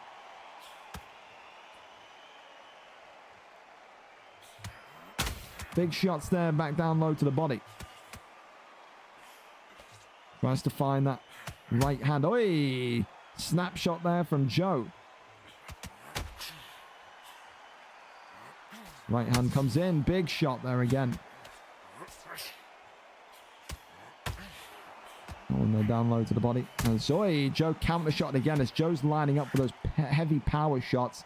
It's that big one upstairs from Daniel Jacobs, which just continues to be so menacing.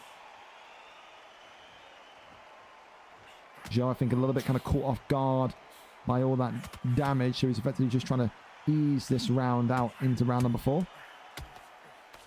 It's not the worst idea in the world. I think he's still definitely 2-1 up here, but I could be wrong. My scoring has always been quite terrible when it comes to Undisputed. Round 3 in the books. First scorecard update on its way.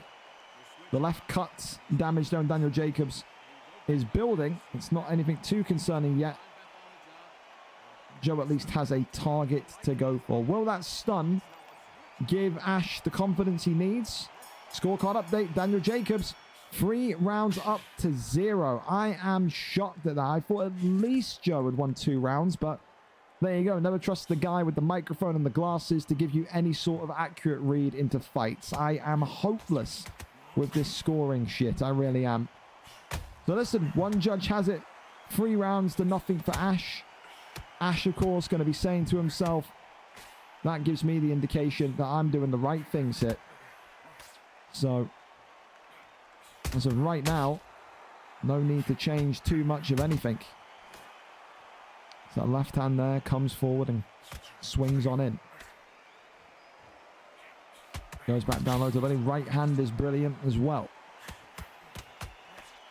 Lefts and rights. As again, goes back down low to the midsection. Big shot there, comes forward again. Nigel Benn. And Joe Nardino. Doesn't need to be in panic mode just yet, but I think if he wants to come into this fight and feel confidence, knowing him from the FIFA pitch, knowing him as a person, you'd think Joe tonight will be saying to himself, I need to get a knockdown at least if I want to kind of come out the other end and really go for the kill in this fight. Right now, a lot of whiff shots, a lot of missed opportunities. Ash just a little bit more on it with his movement, with that zipping in, zipping out inside the pocket. That's one of his key calling cards, isn't it, for Ash? It's just that fluidity in movement. Head health there, though, was a problem. Look at that, though. Wonderful low shot to high shot. Great level change there from Daniel Jacobs. 10 seconds left of round number 4 as the heavy shots continue to bludgeon the dome of Nigel Benn. And look at that, Ash there shaking his shoulders, getting all of that lactic acid out of his legs maybe as well. Less cramping for Daniel Jacobs there, but another good round for Ash. Joe Nardinho is not exactly being outdone by damage, but right now it is the movement, it is the instep, outstep, instep, outstep that is definitely giving Joe problems. He's got to try and kind of stick to Daniel Jacobs like glue. Can't afford him to kind of slither and slip out the way. No way. Nigel Benn there with that left and right-handedness, but I think there so far is that left hand comes forward. Now you can just see Nigel Benn on the back step. Again, this is what Joe's got to come out of the habit of.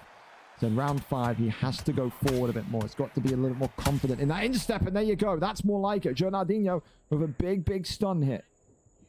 Can he now close down the gap and bring something back? Well, I mean, look at that. You want confidence personified mid-stun, and Daniel Jacobs lets off this towering body shot, does Ash, which effectively kind of makes Joe back away and wince a little bit. Right hand there comes in brilliantly. Goes back down low to the body now. Joe Nardinho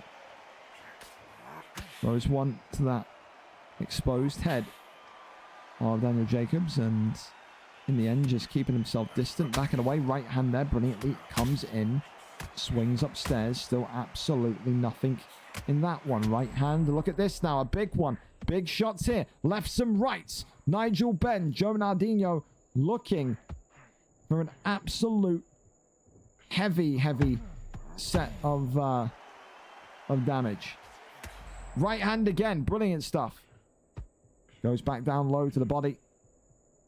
And for Nigel Benn, he's just going to survive again. Joe is in that camp of guys where he can get stuns off thick and fast, but he can't get that kill shot landed. Saw it tonight in the first fight or the second fight from the new PlayStation or PC boy, should I say? But you know, Nani, difference is he got it done in that fight tonight by a TKO stoppage due to all that damage. Round 5 in the books as round 6 on its way, and it was a bit of a slugfest there at the end as well. Both of these two happy to start brawling a little bit more as the fight begins to reach its conclusion. Here we go. Round number 6. Of course, for Nigel Benn, you saw Joe use his Nigel Benn pick on so many occasions, and he looked so good with it. I don't think tonight he looks necessarily bad. I just think tonight, I think for Ash, it's just been so much IQ and such concentrated time that Joe's not really been able to adapt and adjust to what he's been doing. Right hand again comes forward, and lovely kind of free piecer there from Daniel Jacobs as well. Keeps distance. As again that light jab being executed in. Keeps himself back there. Big shot there again. There's that right hand. Whoa, I tell you what, that right hand was looking dangerous, wasn't it? Looking dangerous. Oh, big shot there from Joe Nardinho. That's more like it. Goes back down low to the body. Still absolutely nothing there, though. As that overhand comes in again. Right hand is brilliant. Left hand into the right, still being hunted for. Right hand again from Joe. And now that head health is starting to look real concerning for Ash here. Daniel Jacobs still, though, able to survive the onslaught. And again, Joe's problem, all the stuns, but no execution on the knockdown. 37 seconds left. Accelerated in this round number 6. Before that scorecard update comes in, and maybe the worst fears of Joe Nardinho tonight come towering through. For me, I'll tell you, I don't think it's going to be close. I think the Dan Jacobs pick here is at least 4 rounds up, at least 4 points up. Guess we'll find out, though. Be happy to be wrong as we cross over into round number 7. All right. The blood across the chest of Daniel Jacobs. Is it his own? Is it Joe's? Slight splatter of blood there. Of course, will not be too concerning, but the scorecards will. It is a 6-point gap every single round here tonight, won by Ash and Daniel Jacobs. It has been a clear masterclass on the cards, you could say.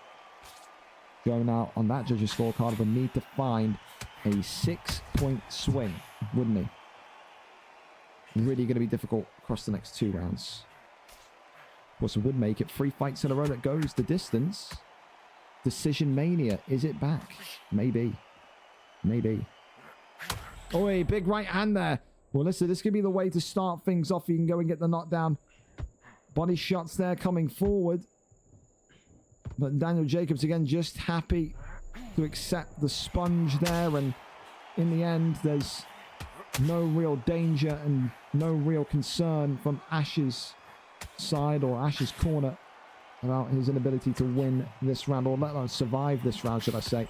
Well, big shot again. You may have to have a little bit more protection, though, because now the stuns are coming and kind of occurring at a much rapid, more rapid tempo, should I say.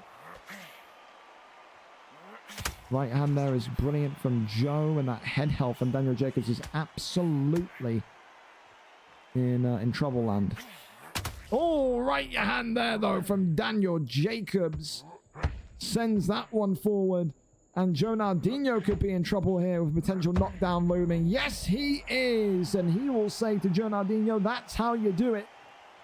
Big knockdown. And an even bigger deficit now going into round number 8. It was a 6-point gap. It will now be an 8-point gap here, in which Joe Nardino will need to overcome. He will need to get the finish here in round 8 if he wants to win this fight tonight. He would need to pray that maybe he can get Ash down, and then maybe Ash's controller will disconnect and he won't be able to get back up in time. Has done damage though, as Joe. Listen, let's not take anything away from Joe Nardino. It's just been that inability to kind of, you know, lead from those stunned positions. That left swanning is decent. That right swanning is decent. But he's just been a little bit more sharper tonight, has Ash. He really has. Round number 8 of a possible 8. We're going to miss on that one as we immediately go forward again. That big left and right hand, of course, creating problems once more. So those body shots there coming on in as that left and right hand continues to give a little bit of trouble and problems to Nigel Benn. Avoids that one. Right hand there slams on through, but doesn't slam on through hard enough. That right hand again. I tell you what, it's just trying to find that lofting right hook, it seems, from Ash's position. He's not wanting to get in the pocket too dangerously, but is wanting to kind of strike from distance, which I can get on board with. Don't mind it. Goes back down to low to the body, but look at that swing and a miss upstairs as well. Right hand there just wavers on through. Big body shots. Whoa, one comes forward. And for Joe Nardino, you've got to say he deserves at least one knockdown, and he's going to get at least one knockdown. It's a consolation for Joe, unless Ash here completely messes up the get-up. He's deserved at least one. He should have had maybe 3 or 4. It's still not going to be enough. It's still going to be a Daniel Jacobs victory tonight, but at least Joe Nardino will say in round 8, I've won that round 10-8. And look at that, Daniel Jacobs showing with the moonwalk there that he is absolutely A-OK. So 30 seconds left of this final round. Joe trying to throw everything he can into the mixing pot. And he's dancing with the devil here, because if he misses, he could be absolutely folded. And just like that, he sends him towering to the canvas. And that's going to be all she wrote. Joe Nardino going to get back to his feet. No, he's not. He's actually out in round number 8. It's a round 8 victory by KO tonight. There is no need for the scorecards. Joe Nardino tonight passed out. He's dead. The cameraman's just fascinated with his body. Look at this. We could stay here all night potentially. But there you go. His corner is thrown in the towel a little bit too late. He's already dead. He's already dead. It's a round 8 victory tonight. Ash gets it done by brutalization. Huge win for Ash. And again, a great way to get himself back up the rankings in that WBA division. I'm seeing as well what's going to happen with this this Neave situation, man. So So, yeah, it probably will be an interim title fight. So, it probably will be an interim title fight. It's just a case of who would you give it to. You need to give it to someone that's in a winning bit of form that's not on the card already. Is Sxlar on the card already? He's not. Probably end up being Sxlar. So, yeah. It will be an interim title fight. I'm making that call now. I'm making an audible. We're going to do that. It's going to be Sxlar versus vDaichi. vDaichi will get the priority pick because he was originally scheduled to fight for the belts. We'll talk more about what that means for the future of the WBC belt, but it makes up a nice, interesting one because it means that Neave will have no control over the weight class the next time he fights and has the belt. So who knows? Maybe he retires after night if this true thing is stuff about his mum is true. Who knows? Maybe he'll retire. It's only he knows. But I think it's the first time vDaichi and Sxlar would have ever fought before as well, right? So, I mean, that's a kind of nice one as well. So vDaichi, of course, is going to have the say in the weight, and he will get first fighter priority pick. That's just how it's going to be. When you have a new opponent, you get the benefits of weight class. You get the benefits of fighter selection, all of that. Anyway, listen, let's go over to our final prelim fight of the evening. It's Stoosh against Marvelous One in that PlayStation division. Stoosh, of course, 5 wins, 7 losses, 1 draw. Coming off of a win last week, 2 wins in his last 5. Marvelous One, 4 wins, 2 losses on a 2-fight win streak, edging towards a WBO title shot, which of course will be interesting because K1 has not won in his last 2, but he hasn't lost in his last 2 either. People will be looking at K1 and saying he's a little bit more beatable than he was maybe a month ago. These two tonight ended up not being able to fight on stream because Stoosh worked some sort of, I don't know, Chinese slave labor job. God bless him. So his workplace have made him effectively work at 9:40. So they did do the fight yesterday. I've not watched it. They've given me the link. We're going to watch it together, and we're going to find out together who walks away victorious in this one tonight. So we can go here and see what... Oh my God, no, we're too far in. Hang on, there we go. Let's go back a little bit. Jesus Christ, there we go. Here we are then. Saul Canelo Alvarez against Bivol. Already you've lost me with the Bivol pick. Marvelous One tonight in the black and blue with Bivol. Canelo Alvarez, of course, with Stoosh looking to get a 2-fight win streak going so he can maybe go all the way back up to the promised land of the WBO Championship. The Marvelous One, he knows tonight a win with Bivol would mean that he would majoritively be next for that championship gold. Of course, Haywood will not like hearing that because, of course, he never lost to K1, but he never beat K1 either. 2 fights between Haywood and K1, 2 draws. It is, you know, acceptable enough to say that you've got to let someone else have a crack at the gold. Of course, tonight though, it's about keeping your eyes on the prize, not thinking about the champion too early on, and making sure that you just keep yourself in a position where you are very much able to call yourself a contender. That left hand just loops on forward as Canelo Alvarez. Oh, he eats a big one to that left-hand side.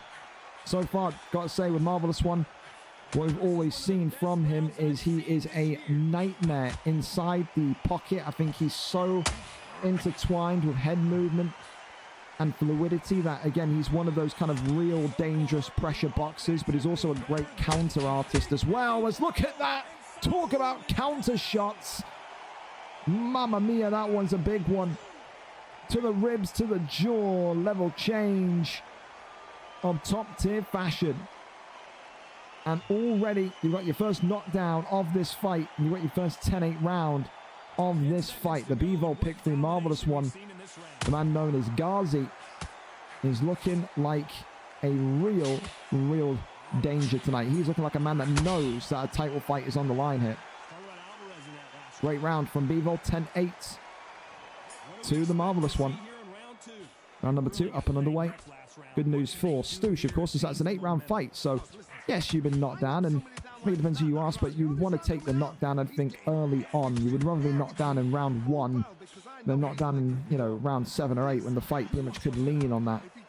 You've got 7 rounds to recover, 7 rounds to find your way. I think we always say that when you get knocked down in round 1 and you are down 10-8 in round 1, you've got to just kind of use round 2 to kind of get back into the flow of things. You've got to keep yourself calm, keep yourself composed. And with that... Oh! Bivol again! The counter shot again! And the Marvelous One again with a huge shot that sends Stoosh towering to the canvas. 2 rounds, 2 10-8 rounds. And the Marvelous One may well be having a marvelous performance of the night bonus heading his way, because he is a live wire tonight. Explosive and very much just difficult to hit. I think that's the best way to describe him. And when you're having such a strong start, the only way here that you lose this fight tonight is if you've peaked too early. We've seen fighters have incredible 1, 2, 3 rounds and then just falling off the face of the earth in terms of their performance in the second half of the fight. Tonight, the Bivol pick and Marvelous One's going to need to make sure he just keeps that consistency nice and high. Works the body shots now. Does Bivol. Swings one round. Look at that one to the rib shots there. That's brilliant. Works off that double jab. Right hand comes in again, but not really too much here to see.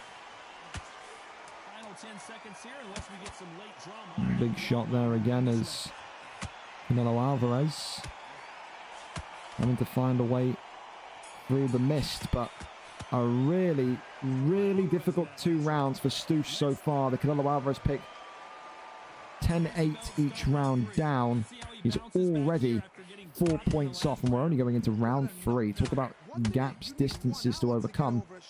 You're going to need the biggest kind of motivational surge in your life here tonight if you're going to walk away victorious. Big shot there for that right hand of Bivol. He tries to go low himself. Goes back down low to the body. That's that left and right hand though. Big shots there again on Canelo Alvarez's midsection. No. Got to just try and find a way here for Canelo. Big shot there, comes forward. Another couple of 3 or 4 hits in brilliant fashion. Now goes for that left hand, right hand. Beautiful stuff there. And it could be a third here. Marvelous One, can he find the knockdown? Will it be 3 10-8 rounds in a row? Yes, it will. How many more can Stoosh survive? K1, are you watching?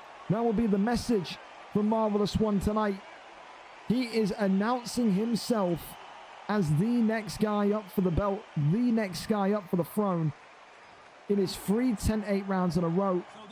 Stoosh can't compete here tonight. He is out of his boundaries in regards to what he can do against this incredible Bivol pick. It's probably the best Bivol performance. You know me, I think Bivol's absolutely awesome Undisputed, but Marvelous One has made him look like the real life Bivol, I'll tell you that much. Of course, we could still see one of maybe the biggest flops in history. Imagine if somehow, some way, Canelo Alvarez comes back into this fight. It would be something. But that scorecard update's going to come forward, and we're going to see a 6-point gap here going into round number 4. One-way traffic is an understatement. Look at that, a huge cut now on that left brow of Canelo Alvarez also. So Bivol, look at him, he looks like he's fresh off the bus, mate. He is ready to go. He is not fatigued, not scratched, nothing. Well, going into round number 4, and it's a 6-point lead. And I think as well, it's not just a 6-point lead, it's one more knockdown. And I don't think Stoosh is going to be able to get back up. Oh my goodness me, look at this. It's an absolute flurry here from Marvelous One. Can Stoosh get anything going to give him hope of this fight still being a winnable contest? Tries to go back down low to the body as that head health is showing more and more signs of depletion. Right, and there swings on in. Left and right. Oh, it's just absolutely fantastic.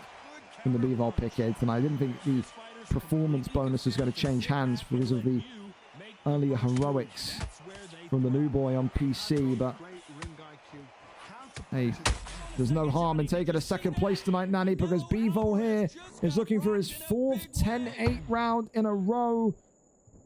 Can he get the knockdown? Stoosh defending himself well, and Stoosh surviving it well. Fair play to him.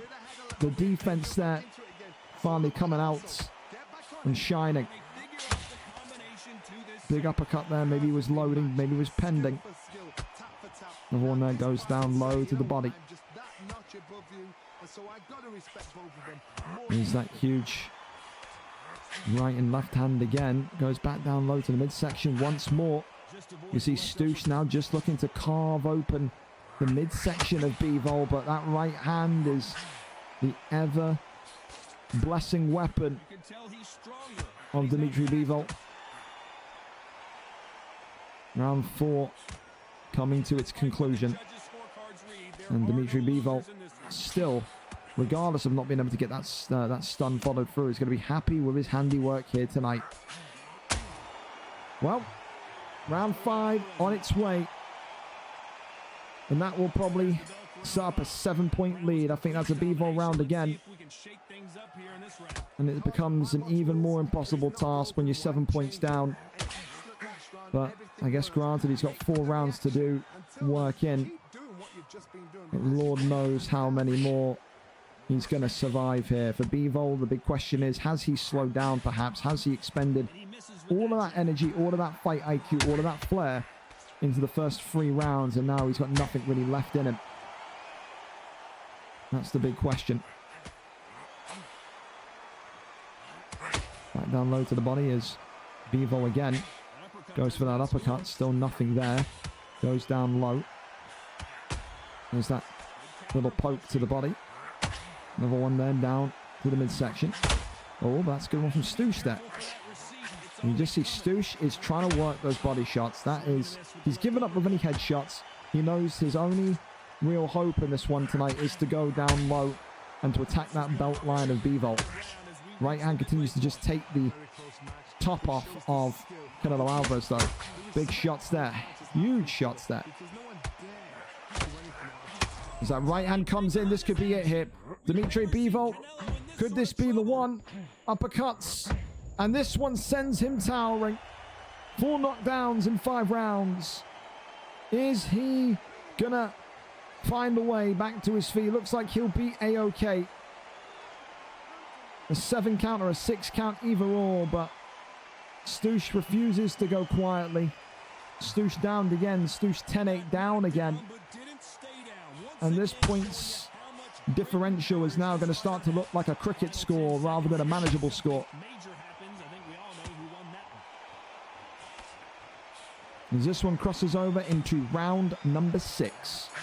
Final prelim fight of the evening for our 7-fight main card, including 2 title fights and an interim title fight after the breaking news withdrawal late on from Neave. What it will mean from Neave is that when he defends that Undisputed title, he will not have a say on weight class or fighter pick. Opportunity for vDaichi and Sxlar has never been higher. Right hand there goes on through as the body shot there comes in. But right hand is good. Back down low to the body. Big shot there to the ribs. Still upstairs there. The right hand goes back down low to the belt line as Canelo Alvarez eats another right hand upstairs. Stoosh got to try and find a way to just keep himself calm and get into round 7. It may not be a manageable feat here, but it would still look all right for you if you do go out tonight and lose by decision. It would maybe raise question marks on the killing instinct of Marvelous One and Bivol. He would have had 4 knockdowns, countless stuns, but can he knock a man out? Stoosh here continuing to circle back into the center of the squared circle as those hits continue to rain on forward. Another little body shot there comes on and comes through. That left and right hand continues to be a bearer of bad news. Body shot there is in. And that's another huge headshot upstairs. Body shot there is nice from Stoosh though. Right hand comes forward. We cross over into round number 7. Stoosh here has done brilliantly again to just survive this round. But is that all he's doing? Is that all he's in the ring to do now? Survive. Does he really have any credible way to win this matchup? I don't think he does. I think he's purely fighting for his honor at this point. 58-52. It is a 6-point gap going into round number 7 and 8. 2 rounds left to go. A 6-point deficit here to recover. You would need effectively both rounds, 2 knockdowns each round to even tie this one up. Oh, well, maybe you're going to get none. Canelo Alvarez tumbles to the canvas. And is this going to be where Stoosh's night ends in round number 7? And it's not going to end just yet. A 9 count for Stoosh. Up he gets again. Say what you want about the quality gap tonight, but he will not quit. Resilient, the heart of a lion here tonight. Does Stoosh have? Well, the contest goes on. The quandaries go on as to how many more rounds Stoosh can survive, but it is, I mean, it's clear as day for me, boys. It's clear as day. It's a performance of the night tonight from Marvelous One. He's lived up to his namesake, hasn't he? Attacked this fight like a guy that knows he's fighting for the belt next, and I just can't wait to see what he and K1 can do. I can't wait to see it. I can't wait to see it. Especially maybe since K1 has looked a little bit kind of iffy in the last couple of fights with those 2 draws. You know, there's a little bit of pressure on him. Imagine if K1 goes into the fight with Marvelous One and draws again. Imagine if K1 never wins again and he just gets nothing but draws against the top-end fighters in this league. Imagine the funny scenarios that would start to kind of play out in your head. Final 10 seconds of the round, and he is looking really sharp. As that right hand swings on by, and that's going to see us into round number 8. I mean, fair play. How he has got to round 8, I don't know. Stoosh is a man with a concrete head, clearly. Bivol can't seem to crack the egg, so to speak. Once the body goes back upstairs. Oh, wow, he may well be able to crack the head now, though. As Canelo goes down once again, it's another knockdown. And is this the end of his night here in round 8? This is going to be tricky. And I think this is going to be it here, fellas. You have to give credit to Stoosh. But in the end, he has lost here. It's a round 8 victory for the Bivol selection. It's the best Bivol performance I've seen quite possibly ever. And that's going to be enough for me to kind of take that performance away from the Sonny Edwards pick earlier on. The Marvelous One will be next for that WBO Championship of the World opportunity. Congratulations to him. Straight over into our main card then. We don't need to do any intros because we're already 10 minutes behind. Double Champ Boars goes up against King E 161. Double Champ Boars today, 4 wins, 4 losses, 1 draw. Thing with this guy is that he's annoying. He's fiddly to play. He will absolutely either win or lose by decision. Tonight, King E, 3 wins, 1 loss, 2-fight win streak, has the opportunity to try and knock out the unknockoutable. This is going to be an annoying fight for King, but he has to try and find a way to navigate through. Let's see if he can do it. Number 5 in this WBO division against number 9 in this WBO division. Who comes out victorious here tonight? We're there. We're set and we're ready to go. Great to see King E back in the boxing ring tonight. Same as Double Champ Boars. Really excited to see what this clash of styles produces in this one. So let's see. Let's see. Smash this guy as well. Good morning to you. Again, apologies tonight, fellas, if the camera's looking a little bit weird. So it's a new camera, so I need to kind of like get all the lighting and stuff sorted. Hopefully it's not too bad. Let me just double check. Is it doing the blur thing still? Nah, we're okay. We're all right. It's okay. It's a little bit, but it's not too bad. It's not too bad. Again, it's, yeah, new camera, new thing. It's going to take a little bit of time for me to get absolutely perfect, but hopefully it's not too bad tonight. Again, if you want to see what it was like when I had to use my integrated built-in camera, go to my VODs and look at the stream from Saturday or, no, from Sunday or yesterday. So you didn't hear, I was doing a big stream on Sunday night and my camera just wasn't being picked up. It was a nightmare, so I had to spend 130 on this. So hopefully it's not the worst in the world. Well, Canelo Alvarez and Carl Froch here. As we said, when it's the double champ boars fight with the man in blue and yellow, bring a pillow, bring a sleeping bag, because this guy has got no interest in going for the knockout. He will do this the entire fight, block and walk backwards. He will do exactly that. So while that happens, I'm going to get another drink because I'm running out. Trust me, I'm not going to miss anything. If I come back and there's been a knockout, I'll give away a PlayStation 5. I'm that confident. I'll be back in a minute.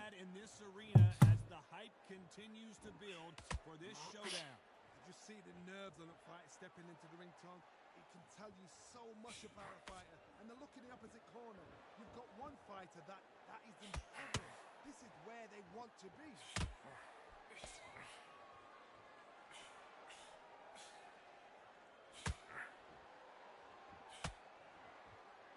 The straights continue to score. Oh, nice defense there, blocking the hook.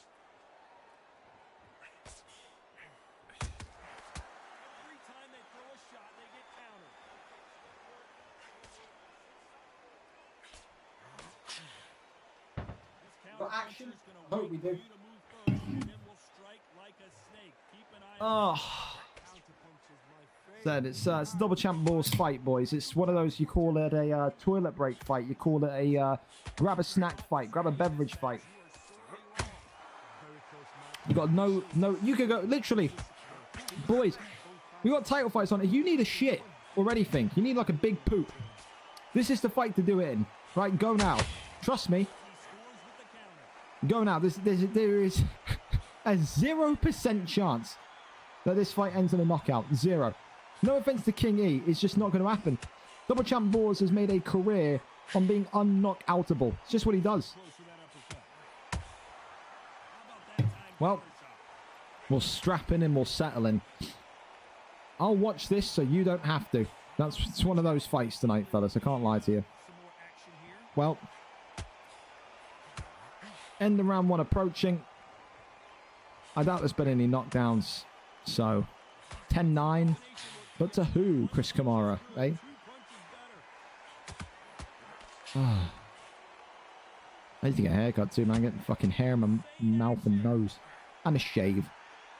I look homeless. It's alright, though. Who cares? Right hand, left hand from Carl Froch. But, yeah. That is a double champ boar's performance, if I've ever seen one. As this one reaches the end of round number one. There you go. In the books it is. This doesn't feel, I don't know if it's because of how boring double champ boars is of a fighter. But I don't know if the fight's accelerated. I'm telling you right now, I'm going to watch the timer. And if this fight isn't on accelerated clock, I'm moving to the next fight. I don't even care. I'm talking at a normal volume. Well, I'm talking at normal volume. Deal with it. Well, for Canelo Alvarez, we're not even going to get a skip. This will double champ boards as well. He wants the fights going as long as possible. He wants as much camera time as possible. So the double champ boards streak is on the line. How many decisions can he get in a row? I'm telling you right now, I'm watching that clock like a hawk. I better see accelerated timing on.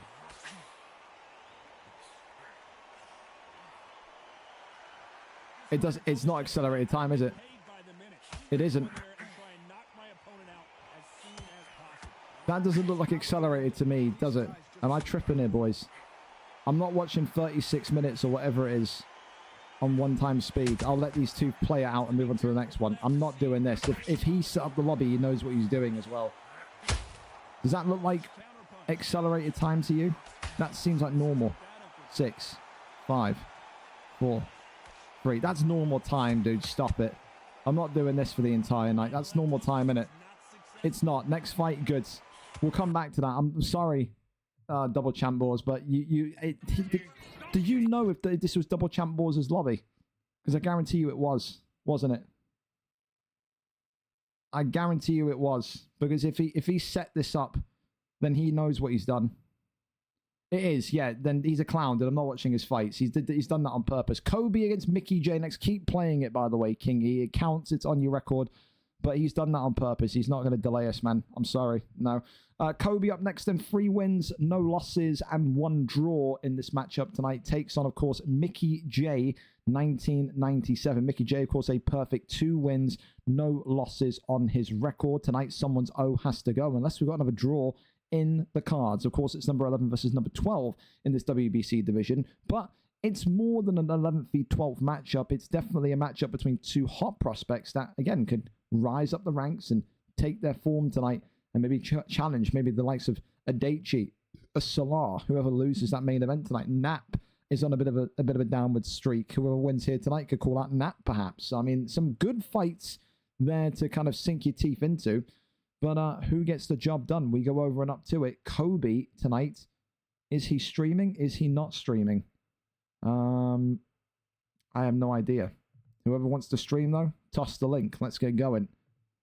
Kobe and Mickey J, please. I need a link in the stream section.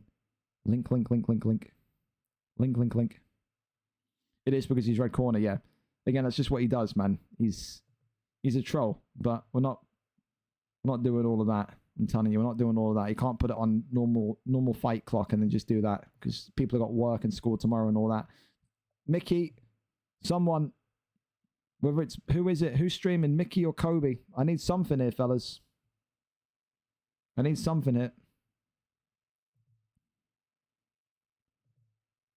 Link. There's why you Mickey, why are you sending me a message saying, let's go? Put the link, brother, please. I love you like a son. But there is a stream section. You got to put the link in there. Next week, I'm not clicking your link until you put it in the stream section. I will do the tough love thing with you. That stream section is there. I've got to get you all in the habit of throwing it in the stream section. All right? It's a copy and paste. It's simple as that. All right? I will be that guy. I will sit here for 5 minutes until you literally pop it in there. But for now, just for the sake of time, I'll cave. But next week, I'm making you use that channel. Bank on it, son. I will. All right, fellas, whenever you're ready, take us in. Take us in. I'll keep King E up on the side as well so we can check back on that. See who's winning and whatnot, but yeah. All right, let's get moving, fellas. We've made up time since we're onto this fight, so we're right on time. Let's get our character picks in, our boxing picks in, and go from there. And again, apologies to King E. You know, I want to watch you fight, dude, but you know what I mean? It's one of those where we just can't afford to be sat there for 40 minutes because Double Champ Boars is a troll. Because I know he's done that on purpose. Absolutely he has. What's that? Oh, wants to collaborate. No. Go away, Pepe. Mickey and Kobe, can we get a fight pick going here, boys? Like, what are we doing? You can't be saying me, let's go, and yeah, move on to the next fight, and then we just sat here, I don't know, half asleep in the lobby. Fight picks, come on, let's move. Bantamweight division, let's go, come on. Pick up the pace. Moving like we've just woken up here tonight, lads. Let's go. I have a late fight, I have work, I need to sleep soon. I can't lie. Oh, lol, sorry. That's what I'm saying, man. You know, we have to get these fights moving for people like you. Absolutely. And that's a shout to the rest of you. From now on, if you forget to put the fight clock on 1.5 accelerated, I'm moving on to the next fight. Especially if I know you're a troll like Double Champ Boars and you've done it on purpose. I'm just not doing that. I'm not entertaining that. All right. Here we go then. Mickey J and Kobe here tonight in the bantamweight division. First time I see bantamweights on the main card, is it not? Maybe we've done a bantamweight on the main card before, but not entirely sure. Well, listen, here we go. A big one between Jose Antonio Barrera and Jorge Linares. I call him the Venezuelan Mikel Arteta. He's got that look about him. Of course, tonight, these two, both undefeated. No losses on their record. Only one can prosper and continue to climb up the division. Barrera, of course, in those silver trunks for Kobe. Linares, of course, in the black and yellow trunks for Mickey J. Mickey J, of course, was getting a little bit of flack in the Discord. I remember seeing over the past week, there was arguments ahoy. I mean, you guys in that Discord are like teenagers in a high school corridor, man. I look at that stuff in silence. I rub my eyes, I shake my head, and I close it down, and I just don't want to look at it anymore. You've got to get yourselves under control a little bit in that Discord. It's a little bit embarrassing at times, but I mean, we're here for fights. Tonight, there will be no trash talk. There'll be no more speaking. It will just be about who's got the best talents, the best skill in the boxing ring tonight. Of course, when you think about the Linares pick, you think about someone that's got incredible hand speed, but also the incredible ability to end fights in an instant. Got great one-shot power for a little man who does. Of course, with Barrera, though, more and more fighters have been using him. More and more fighters have been seeing success with him.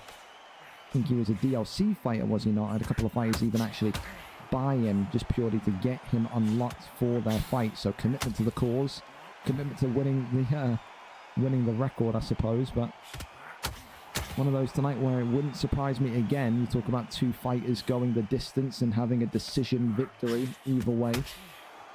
Neither of them have tasted that disappointing feeling of a loss yet. Of course, there's been a draw for Kobe, but never a loss.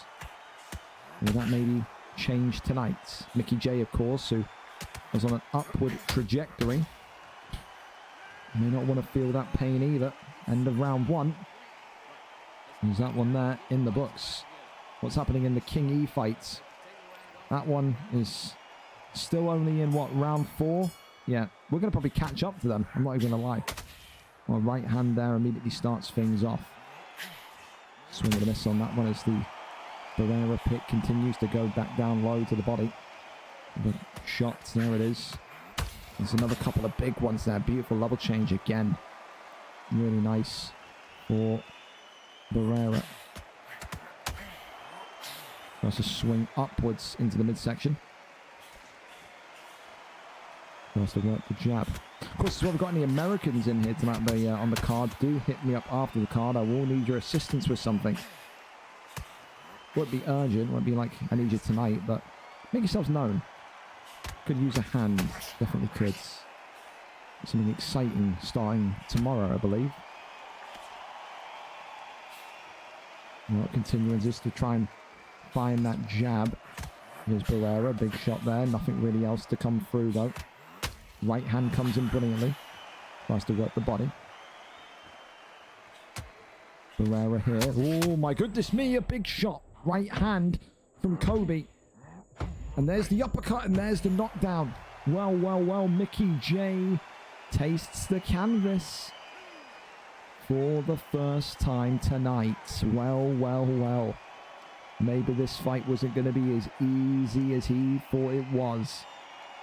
Kobe, of course, gave a really harrowing beatdown of the Canadian sensation Ali ADP in the last card. He says that was just the start of something. Watch this streak. He wants to compete for that WBC championship as quick as humanly possible. Make a huge step towards the right direction of a win here tonight, wouldn't he? Let's go for the uppercut. That shot they just avoided, and that's going to see us going to round 3 here. 10-8 rounds, very much in his grasp. Over in this one, and we're into round 5 there, so there you have it. We're catching up. There's the big shots there from Linares. Come forward again. Barrera there wants one to the body. Got to think here, if you are Linares, do you need a big round in this one or the next one? I think you've got to be so wary of someone like Kobe, because if you go 2, 3, 4 points behind, it's almost an oh my goodness me, it could be it here. Oh, it's a big knockdown again. And like I said, if you go 2, 3, 4 points behind, which he may well do now against someone like Kobe, it is almost impossible to come back from. And right now, it's not the fact that he's overwhelming Mickey. It's the fact that he is just switching up his attacks, switching up his targeting regions to when Mickey doesn't know what to block and when. Right back at him, though. And here comes Linares now. Mickey J. Big shots upstairs and down low. Going to be back knockdowns here. Mickey J not able to pounce on that stun, though. Look at that, looking and whiffing there. Kobe still giving all of the verbals that we love to see him give. He is not a man that is afraid to get those taunts going in these big fights. Oh, what a piece up there. Mickey J eating big shots again.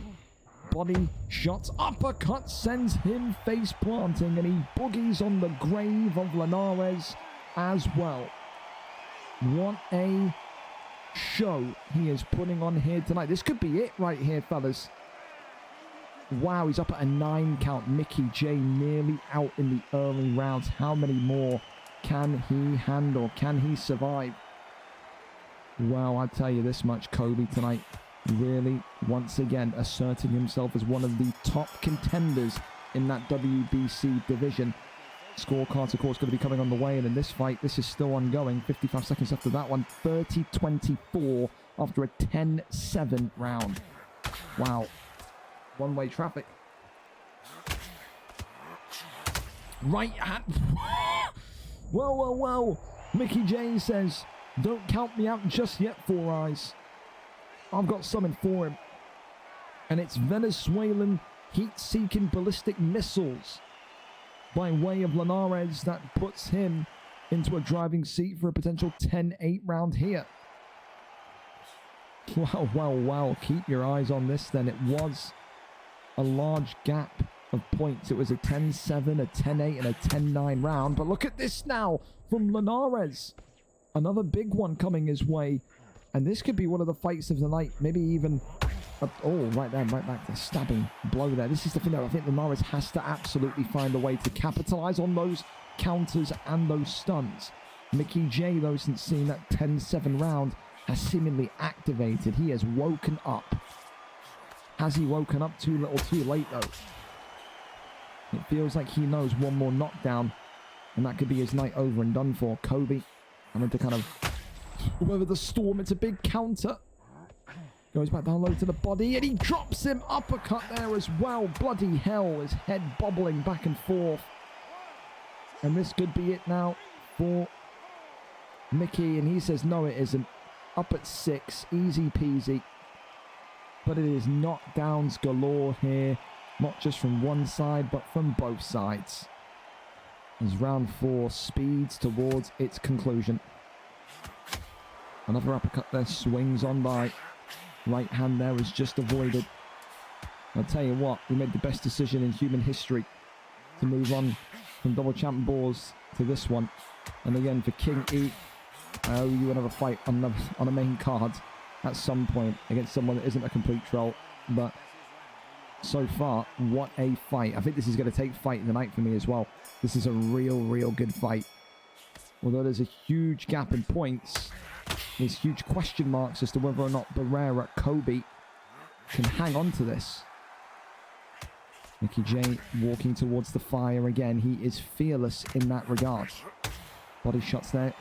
Teetering in. Big right hand there. Mickey J looking for a knockdown. This could be huge if he can get it. Can he get it?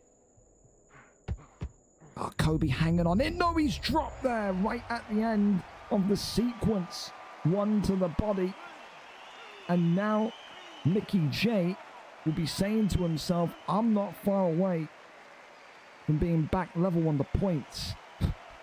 Imagine if he comes back from a 10-9, 10-8, 10-7 round 3 deficit. A 6-point gap on our first scorecard update in round 4. I wonder what it is. I wonder if we're going to get to round 7 to find out. Unreal, man. What a fight.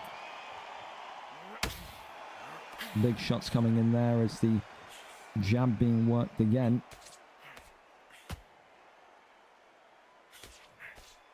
Avoids that one. Back down to the body.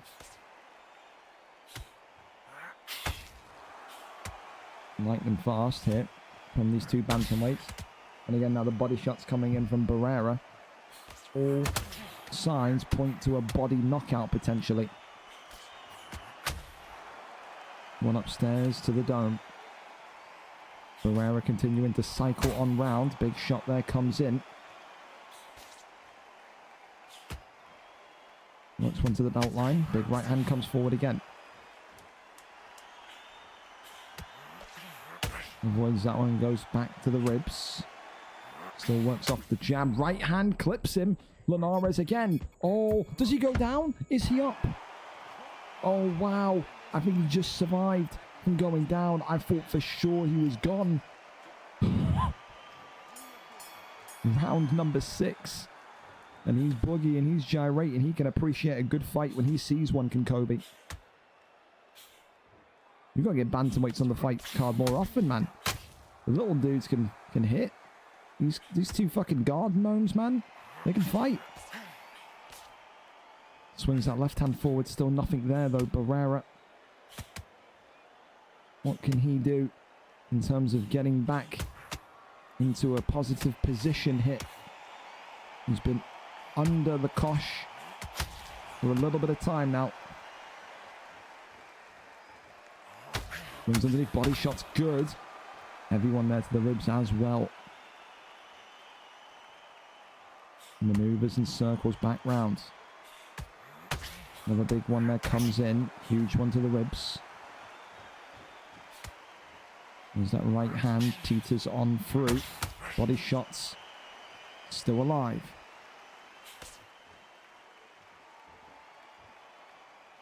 Circles round. Linares. And Barrera. Circles through. Circles around.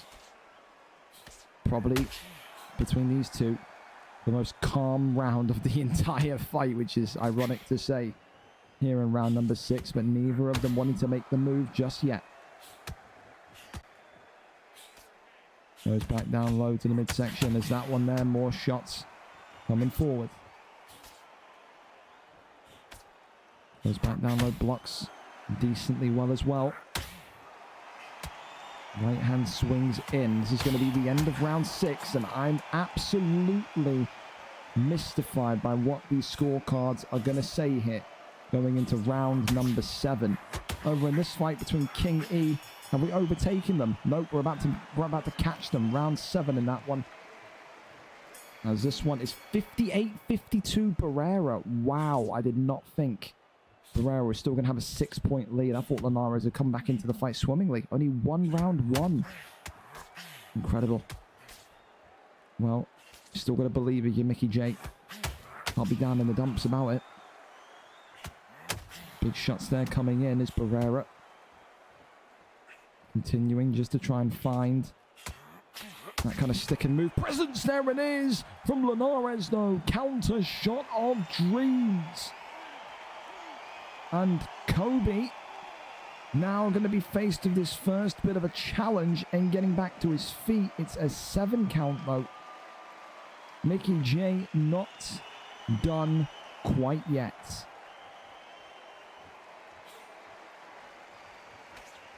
Now it's about, can you maybe double up and go and get a second knockdown? You can get a 10-7 in this round. Oh, don't know if he's going to, though. Big right hand right back, though.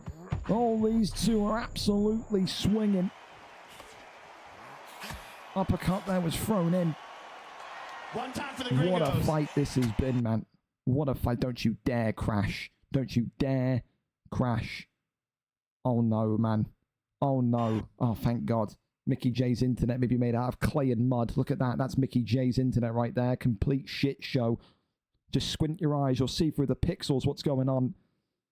Someone's clearly just molded his router out of Play-Doh. Oh, Mickey, fix your garbage internet, mate. Holy fuck. Where are we?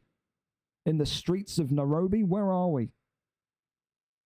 Has someone just taken a steaming poop on your router, Mickey? What is this? Oh, we're back. Thank God. Absolutely horrendous. The sound's delayed, so that shows you that it was Mickey's net. But, well, listen, going into round 8, and still no signs of a potential winner.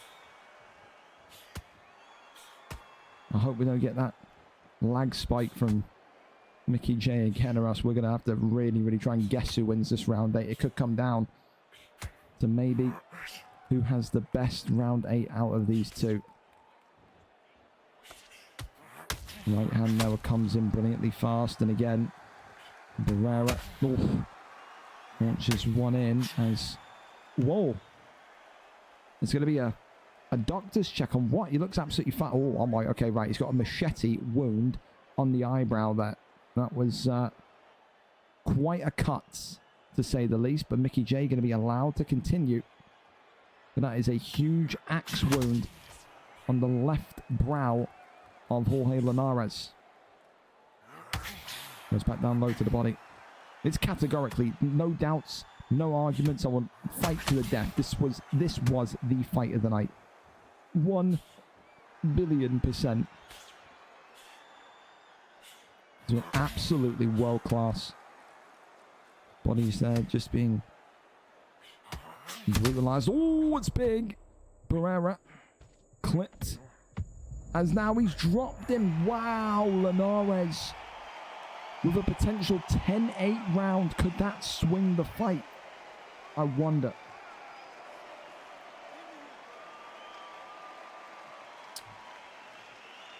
Well,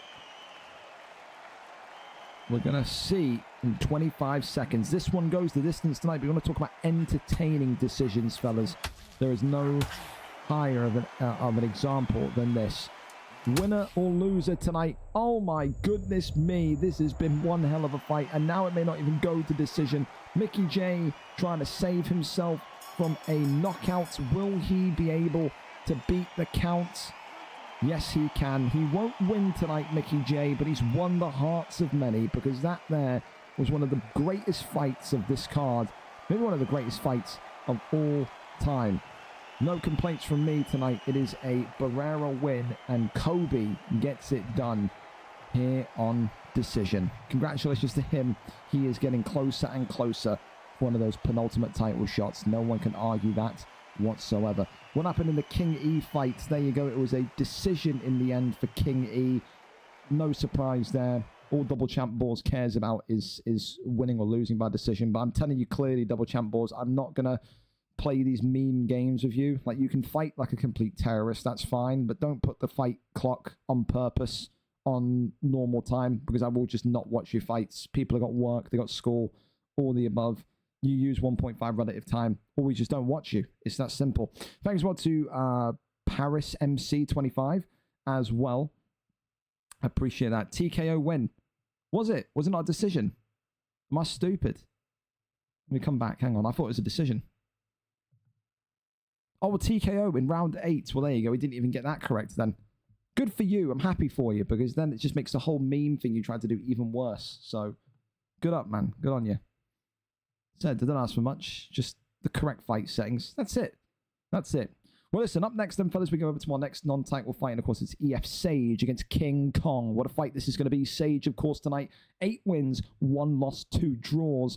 Of course, Sage coming off of a loss last time out to Neave in that women's matchup for the title tonight. Though, listen, only 2 wins in his last 5. This is the most out of form we have ever seen Sage, the former WBC champion of the world. Is this the perfect opportunity for King Kong to strike? King Kong, 5 wins, 1 loss, 2 draws, 3 wins in his last 5. If he wins today, he beats the former champion, and he may well announce himself as maybe the next contender for that WBC championship of the world. For Sage, who knows what happens? He teased retirement a couple of weeks ago. Will that be followed through if he loses today? Only he really knows. I hope not. He's a great fighter. But tonight it's going to be Jamie Munguia against Terence Crawford in this lightweight division. Of course, this is our second to last non-title fight of the evening. 3 title fights tonight, including an interim WBC main event following the late pullout from Neave due to his mother going to hospital. So all I can say is, if that's real, I hope she's well. I have to say that because in the past 13 years doing events, I've heard people lying about their family having cancer. I've had people lie about their wives having miscarriages. I've heard the most grim shit, so I treat everything with a pinch of salt. People will lie rather than just tell the truth. I'm not saying Neave's lying, but I have to go off that basis. Until I see it and talk to him, it is what it is. Regardless, we've got the replacement sorted. The interim title will be on the line. It's going to be a great fight. But there you go. Munguia tonight in the blue and white for King Kong. And of course, Terence Crawford in the black and gold for EF Sage. Sage will feel like there is a ever-present magnifying glass on him. You know, this guy was once upon a time the most feared fighter in that Xbox WBC division. He is someone that has incredible fight IQ, but is also someone that can pack a punch and get knockouts quick and fast. Of course, during his time as champion, was more of a long-distance fighter, someone that would maybe go for the kill in that 10th, 11th, 12th round, but if not, would win the fight dominantly on a decision-type victory. So, you know, it's one of those tonight where what kind of style are we going to see from Sage, but also what kind of style are we going to see from King Kong? King Kong, a great distance fighter. We've seen him operate brilliantly off the back foot, but in his early days in this division, he was also one of the most, I think, just entertaining brawlers, I think we'll say, in this league. He has a mindset for the kill.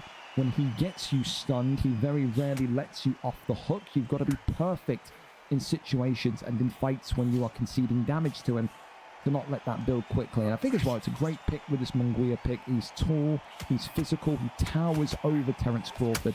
It's just that Terence Crawford power that you've got to maybe ask question marks on when it comes to Sage and his ability to use him. So far, though, a good start to life here in round number 1. As Munguia just teeing away here. Right hand there comes up, and there goes that big overhand as well. That's going to take us into round number 2. And of course, thanks to all the fighters tonight that have been early / on time. So we've effectively regained that 10 minutes that we lost by kind of moving on in that double champ Brawls fight. So right now we're bang on time, boys. So big ups to you. You know me, it's all about timings. It's all about kind of being here on time and having respect for everyone on the card. So especially in these late fights, people got work and stuff. They want to be heading off early as can be. And if you are new, maybe one of the new people that followed today want to get involved, do !Discord in the chat. Head to the Discord, ask for Undisputed tags in the tag request channel, and you can fight as well every Tuesday, 8 p.m. UK until 12 a.m. UK. That is 3 p.m. US Eastern until 7 p.m. US Eastern every Tuesday. We also do UFC every Thursday. You're a bit of an animal in the cage. You may well like what you see there as well.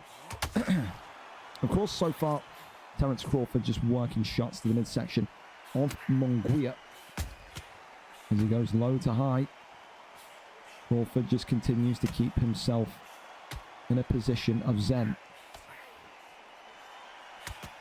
Looks off that jab, goes back down low. Right hand there, flings on forward, still nothing though. Goes down low, right hand is good. Swing the miss on that one though. Crawford eats a jab here, does Crawford. Look at that, it's just that jab to the body hook upstairs that I really, really like from Munguia. That was top tier, that. Goes back down low to the belt line. He's now upstairs, we go again. Oh, right hand is brilliant. And that there, going to be the end of the rounds. Smooth and calm from both sides. I think with both of these fighters, you never truly know who's leading this dance, who is controlling this kind of tempo, who is being the main magnet, the main conduit, or should I say more so, of this fight until those later rounds. When you start to look at King Kong in recent fights, comes around and alive in kind of round 5 and 6. That's when his dominant spell starts. For Sage, as we said, back as a champion, he was more a fighter, a champion that you know, outperformed his opponents in rounds 10, 11, 12. So I think you're not going to really see the kind of meat and bones of this fight until round 6 onwards. So I mean, that's the glory of it. That's what we have to look forward to. Is that right hand comes in brilliantly already. As Terence Crawford just continues to try and find himself in a little bit of rhythm in this one. Look at that though, Terence Crawford rocked it.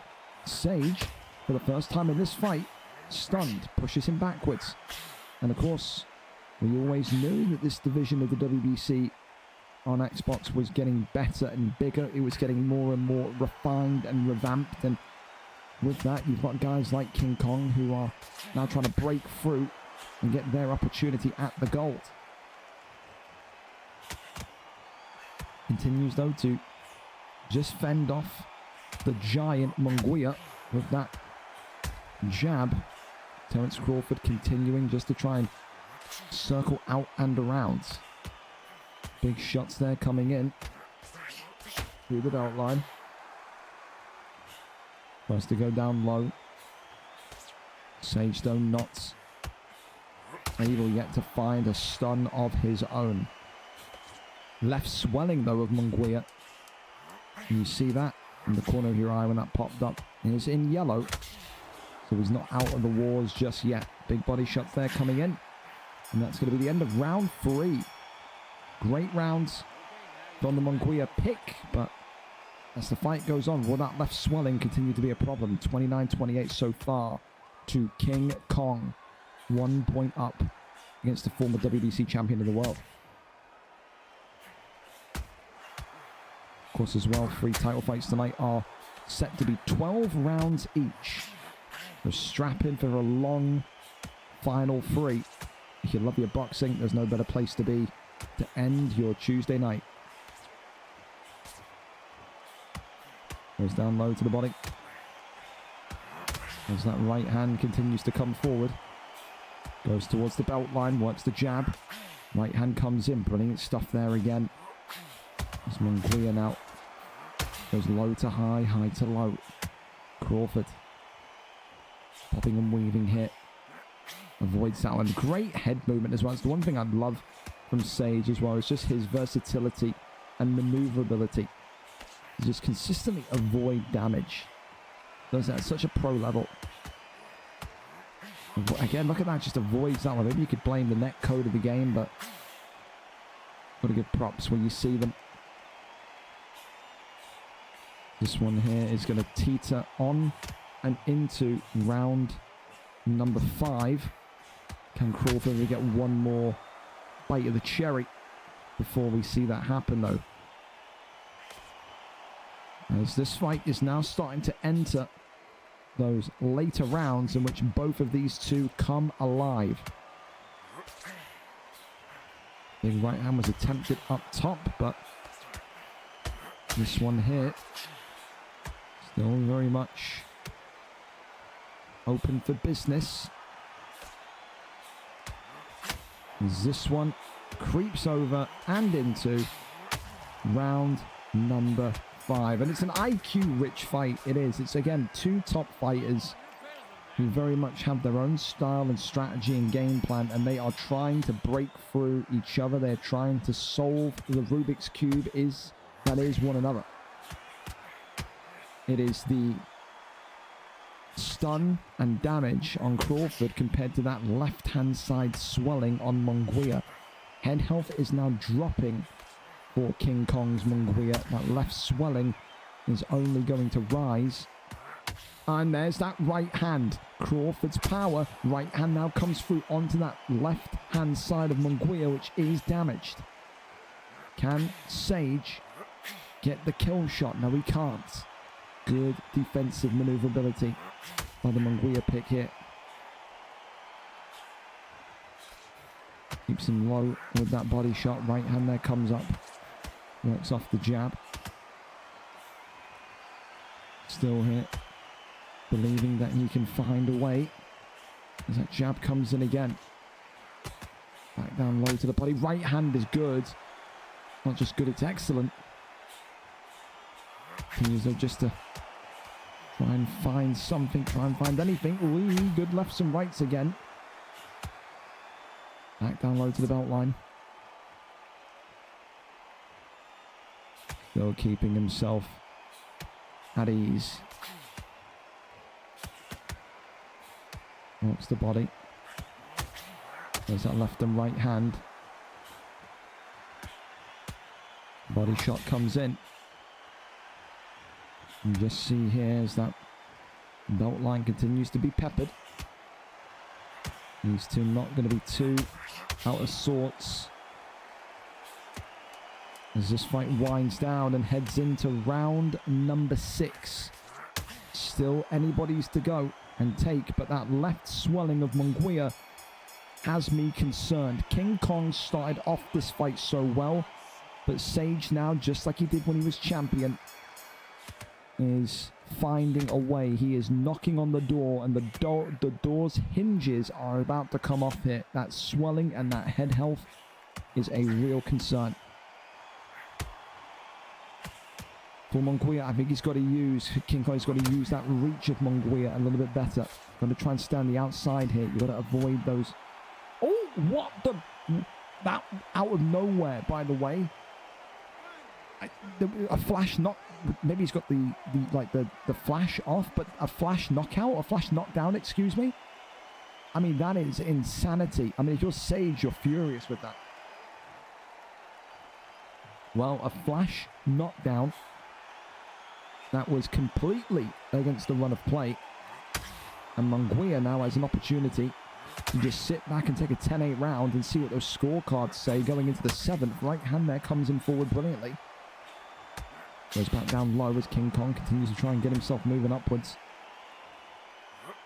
Uppercut there, swings in. Tries to go back down low to the body.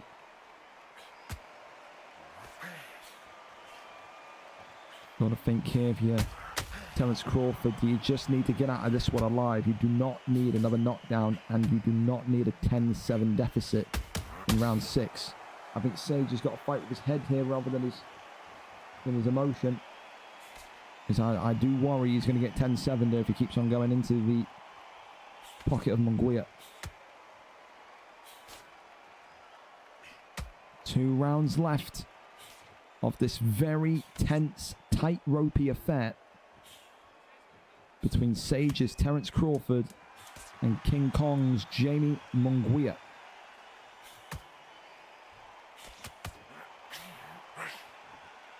Round 7 on its way.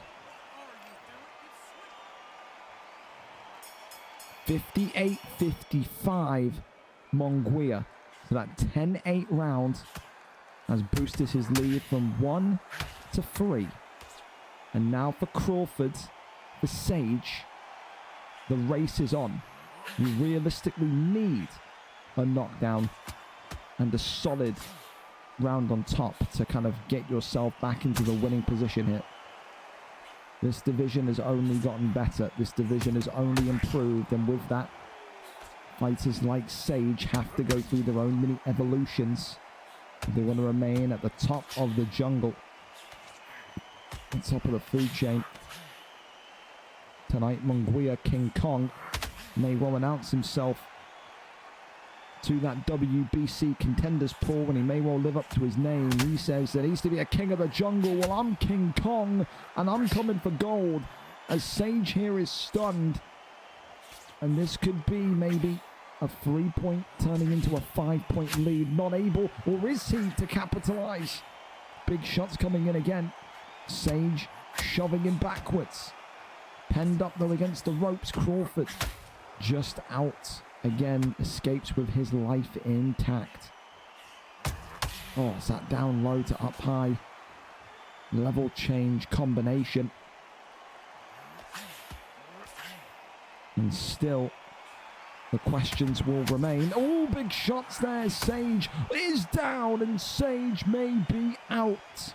It was a 3-point lead.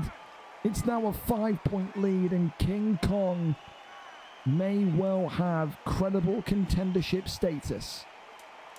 It will be the biggest win of his career so far.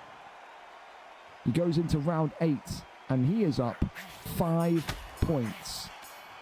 Sage now is fighting for maybe that left-hand side swelling. He's got to try and force the doctor to step in here and say enough's enough. If he can do that, it will feel like the biggest kind of getaway you've ever seen. But again, another fight tonight where you don't mind it going 8 rounds because it has been just constant action, constant thinking, constant evaluating, constant assessing. That is the sweet science of boxing in a nutshell. That right hand there swings on in, and look at that. That right to left, right hand onto left temple of Munguia. To try and get that damage high, but Munguia says, if you hit me, I hit back twice as hard. And Sage is down again. And it may not even go to decision. Sage may not even make it out of the ring here tonight. The former WBC champion looks lost. He looks broken. And King Kong here, the lead goes from 5 to 7. For Sage tonight, it looks like it's going to be back-to-back losses. And if he wants to regain that contendership opportunity and go again against the likes of Neave, he's going to need to start undergoing his own miniature evolution, because this division waits for no man. The quality of this division in the WBC part of Xbox only gets stronger week by week. And Sage here tonight is absolutely seeing that. Still one of the greatest WBC champions we've ever had in the league. But clearly, you can see now he's got to put some time in the lab. As King Kong here tonight will wheel his arm.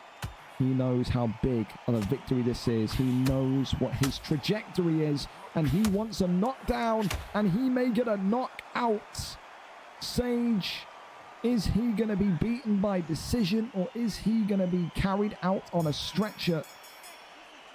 He is up, and it will be a decision loss for the former champion tonight. For King Kong, what a performance, to say the very least. The Munguia pick was a stroke of genius. He survived that left-hand side damage, and he is the rightful winner tonight. The decision victory by way of Munguia.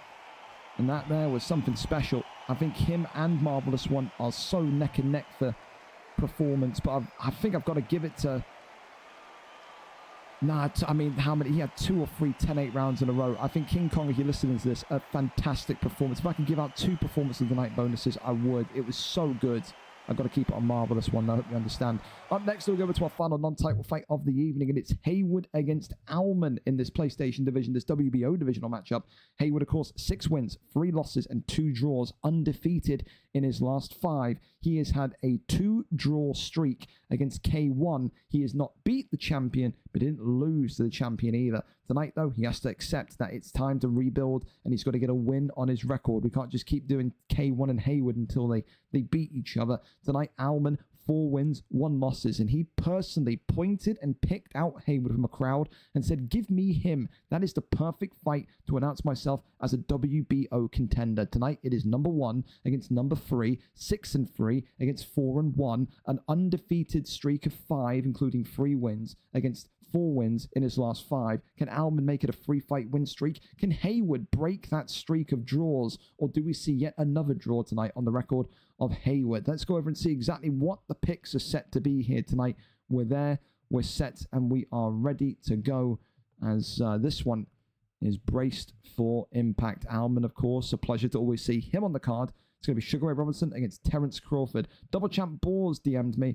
I lost round 8 retirement, not KO. You might think I put real time on purpose, but I swear I didn't. Sorry about that. Even worse, if you're going to quote-unquote retire in the middle of fights and throw the towel in, then just leave, Boars. Because, again, this whole meme shit you do, it may be funny to fucking clowns like Jack Hanna, but it's I don't care for it. I'm here to run a card.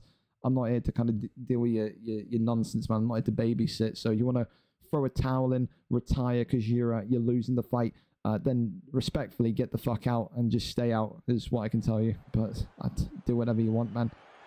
I didn't put the fight clock on real time on purpose. If you think I'm believing that, then power to you. But I know what I believe. Anyway, final non-title fight of the evening. Let's give these two the respect they deserve in this PlayStation division. For Haywood, he feels like, listen, you know, he's been done a little bit dirty. He believes that if it wasn't women's division, if it wasn't a women's fight, he would have beaten K1 and been the new WBO champion of the world. But that's champion's advantage for a reason. You get to select the weights. Tonight, it is about getting over the hurdle of the next up-and-coming contender and again earning your shot at K1 and that WBO strap. Of course, Terence Crawford tonight in the black and gold for, I don't know who is who, Hayward. Hayward's in the black and gold for Crawford. And of course, for Alman, he is in the white and black with Sugar Ray Robinson. Of course, for Alman, a guy that over the course of his previous 5 fights has really gained a reputation for, I think, being a sharpshooter, a sniper, if you want to call him that. So he's had some great matchups, some great victories in that PlayStation division, and only wants to, you know, build up his resume, build up that kind of record more and more. And he's not afraid of big fights. So like I said, he pointed out Hayward and said, "Give me him. I want this guy. That is the guy that cements me as the next up-and-coming contender." And maybe he's got his eyes set on K1. Maybe there's a little bit of beef there, only he knows. But, you know, one of those where you're going to have to earn your chance tonight. Of course, for Hayward's, never lost to the champion, but never beat the champion. And he still believes in his mind, given the right situation, given the right circumstance, given the right fight to pick, he can be the guy to beat K1. But said it's annoyance, but a necessary evil that you've got to go through the ringer here again tonight. Of course, all of these fights here, including the title fights, you just get the feel that they're going to be decisions here because of how kind of high stakes these bouts are. You don't really see often enough the contendership fights like this end in devastating early knockouts. So again, if you're a true boxing enthusiast, you will love it. If you are not, you will absolutely despise it. And, you know, that's fine. It's not for everyone, but again, you learn so much about the sport and about timing by just watching these fights in general. Good round one, that as final non-title fight of the evening takes a strong start. We've already seen one Terence Crawford loss tonight. Are we going to see another is the question. Of course, as well, don't forget, if you are new to the Undisputed League or you've got friends that want to compete in the Undisputed League, sign-ups will be out for next Tuesday after this evening. So by the time you wake up tomorrow, you should see that sign-up form there. And do remember, next week it is a mega card. What does that mean? It means it is the 20th card for Undisputed that we've done. And that means that every single fighter next week will be legal to use. So whether you're unstreamed, streamed, whatever, you will be able to use your favorite fighters in the weight class assigned next week. There is no limits next week. Goes down with the body shot there as Crawford just continues to protect himself. Tries to work one to the ribs here as Sugar Ray Robinson continues just to walk forward with intent. And again, you've got to make use of that size of Sugar Ray Robinson. Of course, we talked about how certain fighters, or it's not for fighters, certain users like certain fighters that are maybe more towering, more height orientated. I definitely think Alman is one of those. We often see him perform at his absolute optimum when he's being able to use someone that towers over someone else. So, you know, good off the back foot, good on the front foot, has that aggression to be a champion, but does he have the timing and the accuracy to be a champion? That's always been maybe the question mark over someone like the Sugar Ray Robinson pick.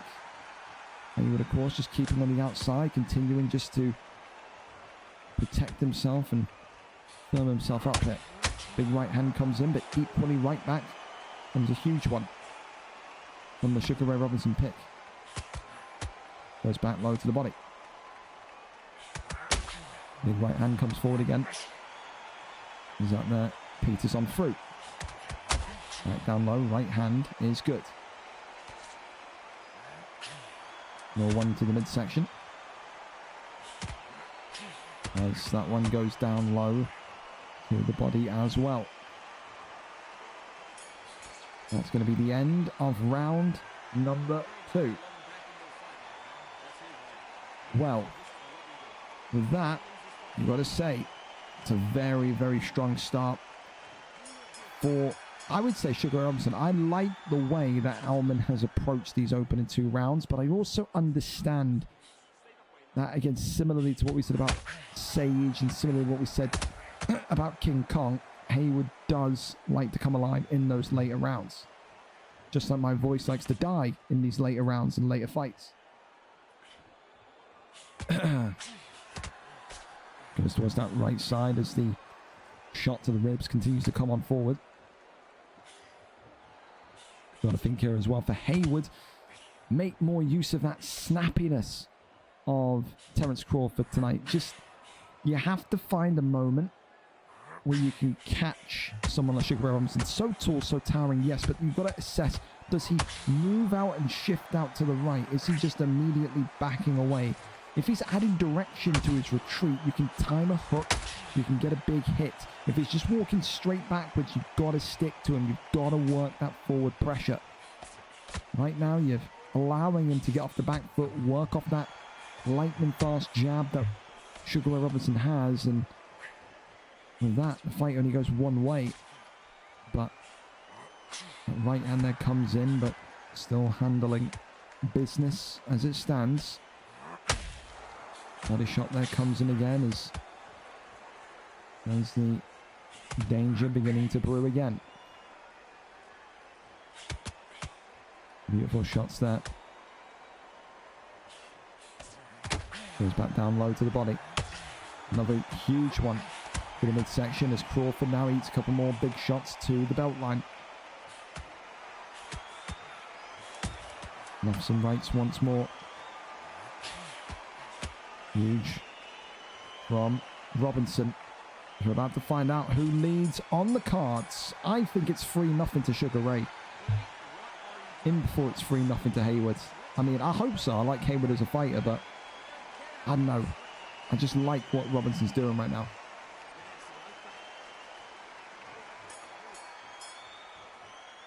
Oh, God. Excuse me. Well, 1 point differential, 2-1. I wasn't far off. I said 3-0, but it's 2-1 instead. So, for Haywood, I think not the worst situation. You know, you're having a tight fight, a tight contest, these early rounds. Maybe not what your forte is, but you are doing enough so far to keep things tight as it stands. Swing and miss that one there, but it's Crawford there, goes back down low to the body. Works off the jab. And another one. As this one continues to come through with effectiveness and sharpness. Pulls that one back. Huge shot there. Minute and 30 left of round number 4. Swings up and over. Goes back down low. Big shot there again. Huge from Robinson, who just again keeps his cool. It is just this patience. That is why I would never be good at this game. I would be too gung-ho, man. I would. And look at that. And just switches that patience up with a brutalizing 3-piece combination to the body.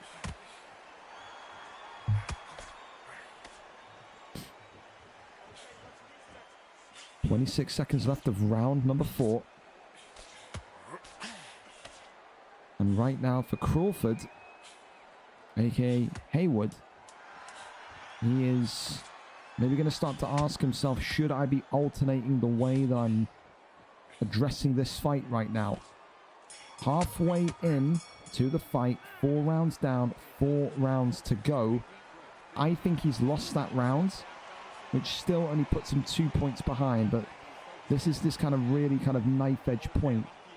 When you're 2 points behind, it either goes one or the other way now. If you go 3 points behind, 4 points behind with so few rounds left, that's when the fight starts to spiral and you can't recover. You have to win this round now for me.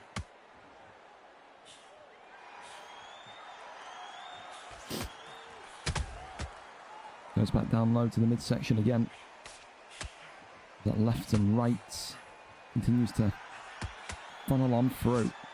Big jab comes forward. Big shot there to the ribs again. As now the midsection continues to be peppered and bruised. Look at that. Huge shots there coming in. Down low to the body. Huge shots onto the belt line from Crawford. Still, however, Crawford continues to keep himself upright. I just love this distance. I can't keep saying it enough. The distance management from Allman, from all of these guys that like to come in with taller fighters, is so good. He is just becoming a difficult target each and every time for someone like Haywood to hit. He's really having his way in that regard tonight. He is. As this one continues, just to try and find the shots there to the body. There's another lightning fast jab. Keeps on going as 18 seconds remains here of round 5. As this one is going to go over into round number 6. 3 rounds to go. Haywood and Allman, neither of them yet of which I've got a confirmed knockdown. It's got a last round feel all over it. Every single round, to be fair, has felt like it's a round 8. These two are fighting so respectful of one another, and they are the most laser focused, locked in versions of themselves that I've ever seen fight live before. Of course, it's all going to make a difference when we cross into round number 7 and start to find out who's leading the way. That's when we're going to find out about these two. It is. Of course, though, still, you've got to think you want to be the man that takes a huge step towards K1. Do you need to do something impressive? Is their version of impressive sticking to the game plan and securing fights in this technical and tactical manner? Maybe it is. Big shots there to the body again. And this one begins to close in, close down. In round number 6.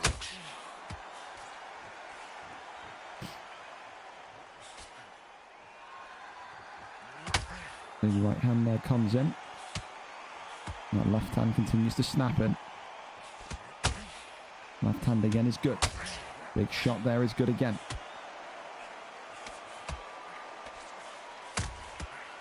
"25 seconds left of round 6. You can see Haywood now unleashing onto Sugar Robinson. It's just that, it's those arms, it's those tiny arms of Crawford, and it's just not allowing Haywood to get those counter pull shots off. That's definitely been a factor tonight. And we're going to go into round 7. Scorecard updates on the way for the last time in this fight. It's got that feeling of a contendership bout, but what do the scorecards say? Who is winning? Who has to chase? These two will be getting advice from their corners. No doubt they'll be with people, telling them what to do, what to aim for. Let's see those scorecards on the way. 58-56. Allman in the white with Sugar Ray Robinson leads by 2. And I can't be mad at that. I think the way Allman has used this tall, empowering figure of Robinson today has been nothing short of excellent. Really has been a top-tier performance from the veteran. And using all of that boxing experience, using all of that knowledge of this wonderful sport to his advantage. And I mean, right now, he's looking like a serious, incredible threat to K1. You've got to think, you know, K1 couldn't beat Haywood over 2 attempts. How much of a spark and motivation does that give Allman tonight? He's going to be looking, oh, well, maybe it's not that quick to ask, because it's not over yet. Haywood there with a huge stun. If he can get the knockdown, This fight goes into round 8 being a draw. Well, it's not over just yet. Haywood says, stop writing my obituary. I'm still in this fight. Circles on and around. Big right hand comes in. Now there's some beautiful double shots here coming forward. As there's that right hand again. Continues to work here. Back down to the body. As this will go all the... Oh, no, it won't! Crawford and Haywood with a huge knockdown, the first of the night. And what does that mean? It means by that one judge's scorecard, it's going to be a tie fight going into round 8. Allman was 2 points clear. This fight is now level, and we said, didn't we, it felt like it was going to go down to that showdown in round 8. Well, my friends, it absolutely has. You wanted a top-end PlayStation contendership fight, you have got one. It all comes down to this. Who manages to find victory here in round number 8? This one is tense. I can't put my money on one if I wanted to. Of course, Haywood will be feeling confident with that knockdown in the last round, but Robinson, does he feel like he's got a good read of the reach of the back foot fighting, that he can kind of walk backwards and out jab his opponent? That's what it comes down to. For Haywood, of course, he'll say, win this fight and I'll want K1 again. And so I'll win as many fights against the guys looking up as I humanly have to get that opportunity back. And to be fair, if he wins here, he may well get that opportunity. It depends, doesn't it? Marvelous One will say, I'm next, and maybe then, if Haywood wins, he would get winner. That'd be a fair compromise, wouldn't it? Works back down to the body. Really nice hit from Allman, who continues to just shimmy and shake out the way. He is hard to hit. He is a hard man to nail down here.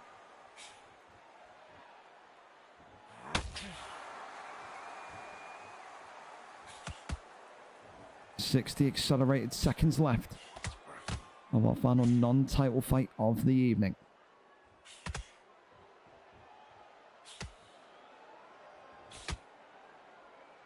You can see exactly who wants to push and who wants to frustrate. Allman absolutely believes he's winning this fight. He is not engaging on the front foot. And when you have someone like that in round 8 doing that, that tells you that Allman believes in his mind he's winning on the scorecard set. It's going to go the distance. Have we seen enough to decipher a winner? Time to find out who wins this one. Is this one? Well, 67-65. Well, listen, it would have been either way. He's got it done. As round 8, they're being looked into. I don't think it makes a difference. Go back to the scorecards if you can. I think either way, if you gave it to Allman, it would have been 75, 76. Yeah, it's a Sugar Ray Robinson round 8 maybe, even if it isn't. I mean, look at that. 16-14, 3-3, 5-4. It's a very close round, that one there. It's a very close round in round 8. But go back to the scorecards one more time. We'll show everyone else what the leading cards were going up to round 8. But a very good fight, dude. Like a technical, tactical battle indeed. But tonight, Haywood, even if that last round went against him, he's still done enough. There was no knockdowns. Haywood, by 2 judges at least, has got that one done tonight. He has won again, and he will say, no doubt to K1, I will be seeing you soon. Just get your part of the job done. Haywood gets it done tonight on decision. A big win there indeed for him. Congratulations. And for Alman, no need to be upset there. You put on a fantastic performance. But again, it's that technical. I said technical. Wow. Technical and tactical boxing that you need to always see. Thank you, Lord Boss, for the raid as well. A great fight. A great fight.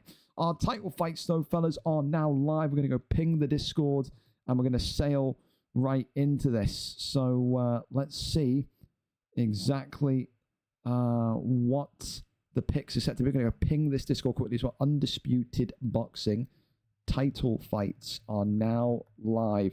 And of course, tonight, fellas, we start off with a big one because it's going to be the crowning of a new era in that PC division.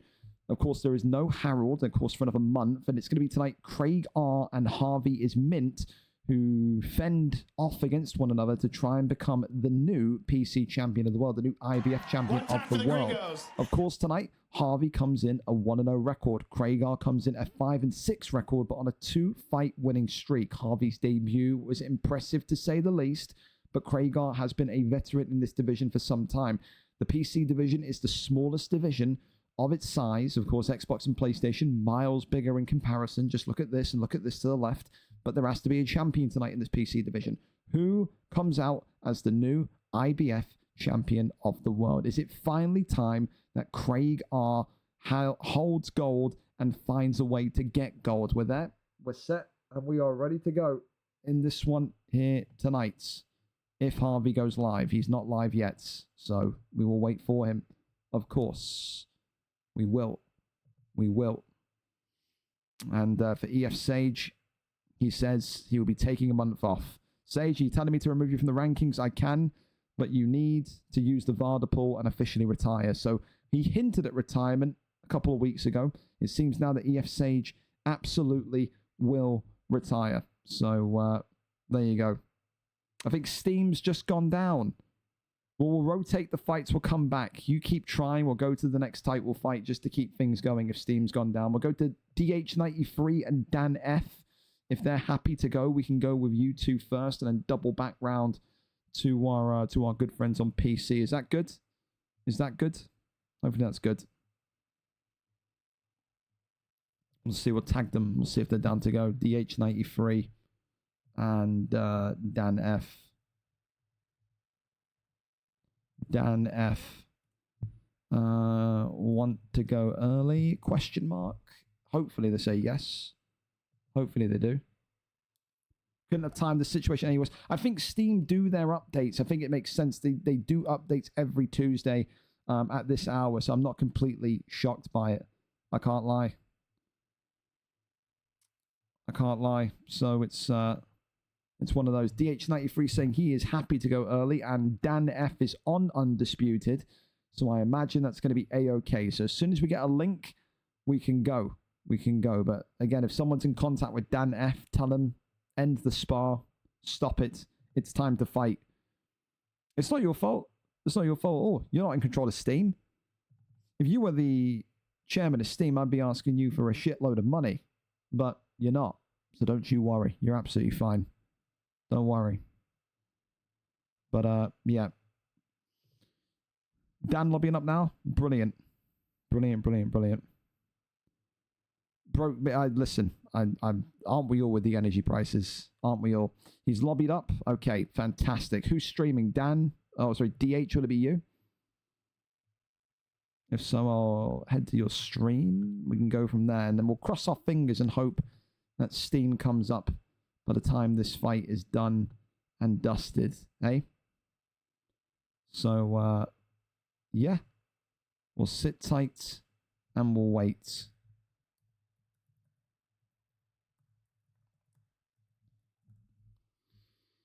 Sit tight and we'll wait. There we go. Brilliant. DH, you're an absolute superstar, mate. Thank you so much. Thank you so much. All right, so while they load up, let's give you the breakdown of this fight then. So, DLXHM, the newly crowned WBA champ today, 5 wins, 1 loss, 1 draw. He has been undefeated in his last 4, which have included, of course, 2 wins, a draw, and then a title fight win. Of course, tonight his opponent, Dan F., the #1 ranked WBA fighter, 3 wins in his last 5, 7 wins, 6 losses, 1 draw. 2-fight win streak, though. He believes that he is in the best form to be able to go and beat Dan, or DH, excuse me. It's going to take me time, DH, to call you DLXHN. That is a mouthful that I do not like. All right, going to be Mr. D. All right, Mr. D, champion today, they will say, it is my belt to defend. I showed that over the last couple of times that I've fought, and tonight people will see why I'm WBA champion of the world. Of course, the champion tonight in DL will be able to pick the weight. He picks the weight, and he gets the first pick of fighter. So always interested to see where we get taken to. Seems like he's taking Barrera tonight. So the featherweight division, very much there in the iron sights of the champion. Where will Dan F go as a response to that? Of course, it's a title fight tonight, so 12 rounds, 1.5 relative time still, yes, but that damage modifier, that stamina modifier, all the modifiers remain completely untouched. So let's see where he opts to go and who he opts to answer the Barrera pick with.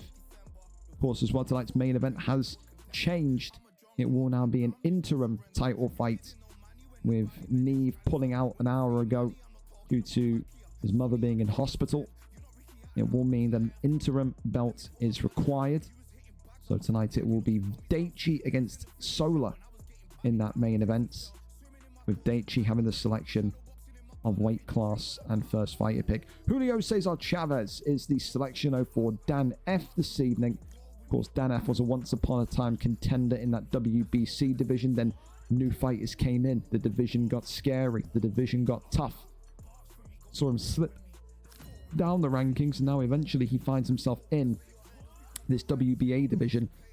But in this WBA division with, I think, a tenacity, an aggression, and a fire that he could easily be champion in the right circumstances. Is tonight the right circumstance? We're only going to find out over these next 12 rounds. We know as well, with the champion in DL, this is someone that absolutely loves these longer fights. Of course, last time out, we saw him get that round 11 knockout, I think it was. So, again, deep rounds, later rounds, that's what he will be aiming for. Of course, tonight in the silver and blue, it is Barrera for the champion.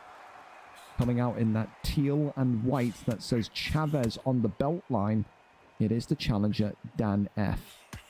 Dan F will need to maybe establish himself in this fight early. You'd think tonight he's going to need to try and maybe get the first touch up, the first stun, the first anything in order to, you know, to come out the other end and look like a credible threat to the champion.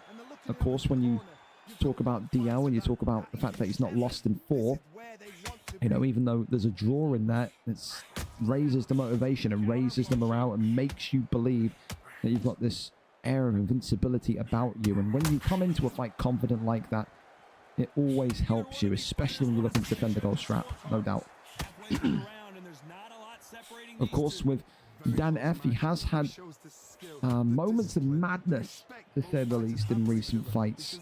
So the couple of losses they took, he did effectively try and brawl too much, and that brawling led to him taking so much damage, so many hits, and ultimately, you know, knockdowns galore. And you know, he's not made of iron. You know, he goes down enough, he will eventually have to waver to the realization that he will have to stay down. We've seen him get up for, I think, 6 knockdowns before those. I mean, he has got the ability to survive heaps and heaps and heaps of damage. But you don't want to be in that position where you're having to get up 6 or 7 times at all, do you? Absolutely not. So far, though, end of the first round here of a potential 12. And Dan F right now, very much, I think, going to be happy with the handiwork that he's put in here. Good end of rounds and a good start to life. Really nice there from him. Chavez up next with a round 2 where he will maybe be saying to himself, get a 2-point lead, get a 3-point lead, and just build and build and build. And then that maybe forces DL to come out of his kind of shell early. And he knows that, surely from tape that he's watched, that DL is a fighter that very much enjoys these kind of longer fights, 12-round fights. are a forte, almost.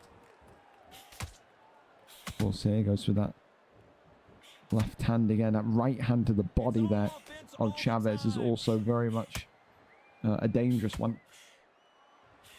Swings back out around again. My nose is tickly, dude. Jesus Christ. I don't want to sneeze into the mic again. Deafen everyone. Goes back down high. Again, one's going high, one's going low. That always indicates for a fun fight in that regard. You know, you have to expect tonight the damage to really accrue.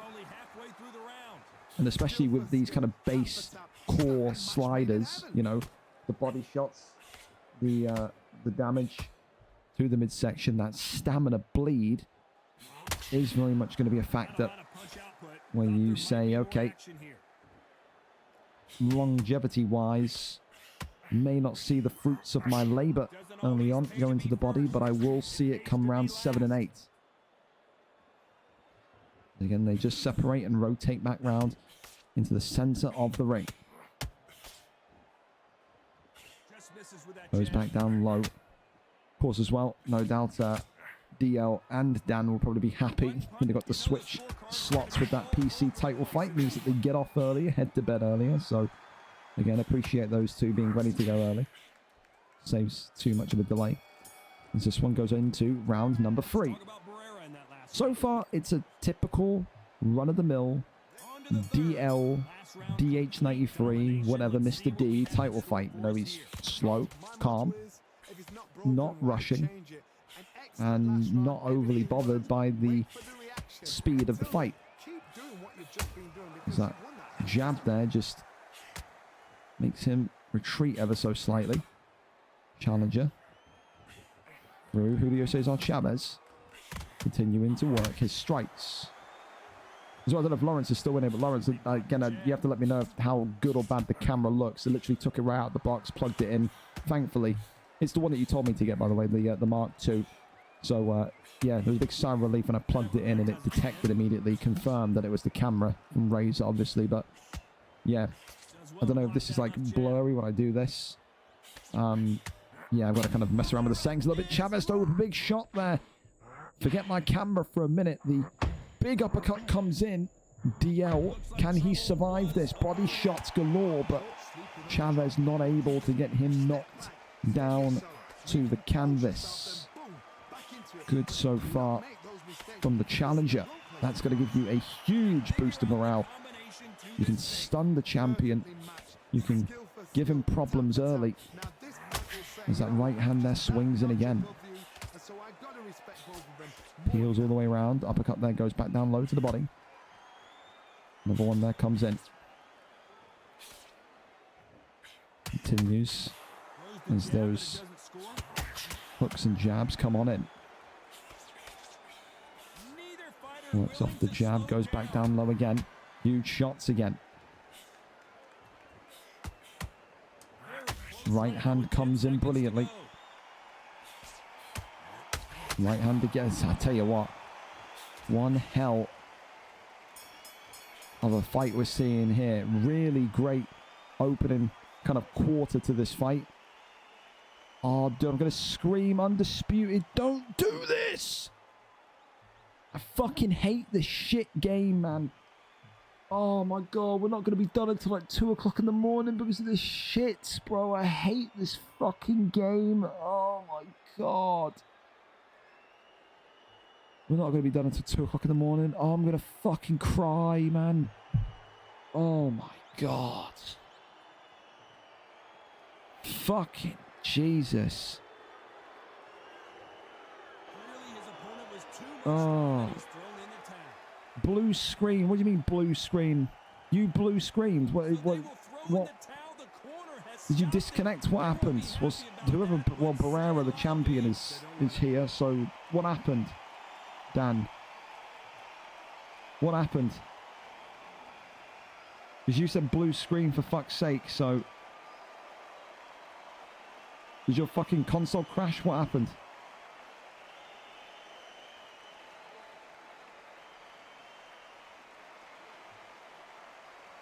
I want to know. The console crash, what happened?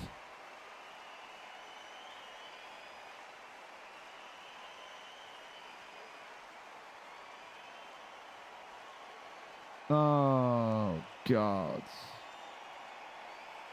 Oh, God, man. I just wanted to get off nice and early, but it's just not going to happen, is it? Oh, for fuck's sake. Oh, God. Go again. Fucking Christ, man. If it happens again, then there can just fucking be a no contest, because I'm not, dude, like, listen, I'm ditching the commentary for a minute. It's all well and good having 12-round fights, but I'm not sitting there until fucking 3 o'clock in the morning because you lot want to have a 12-round fucking masterclass in front of 40 people, and then I've got so much shit to do. So, please, you know, I can't make you do it. Maybe go in there and just kick the shit out of each other and just put us back on track. A 12-round... an 8-round fight takes 20 minutes. A 12-round fight takes 30 minutes. So we're now still an hour and a half away from finishing. Like, we're not going to be done until 1 o'clock if all fights go 12 rounds. So just please, man. I don't need this, like, oh my God, they're fighting in front of 5,000 people type feel of a fight. Just go in there, kick the shit out of each other, and just please, God, let us out of here. Alright? Because I don't want to sit here until fucking Lord knows what. I really don't. Don't ask me to change your fucking name on the dock while I'm mid-card. I don't care. Thank you very much. Everyone stop. I've got to change and add 3 letters to someone's name quickly. Come on, think. I don't care. Ask me when I'm off stream. Are all weight classes legal? Yes, Daichi. They are. They are. God damn it, man.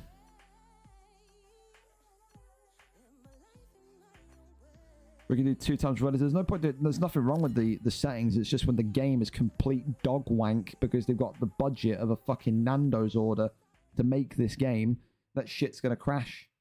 I can't blame DH. I can't blame DL. It's not. I mean, Dan F. It's not their fault. It's just this game.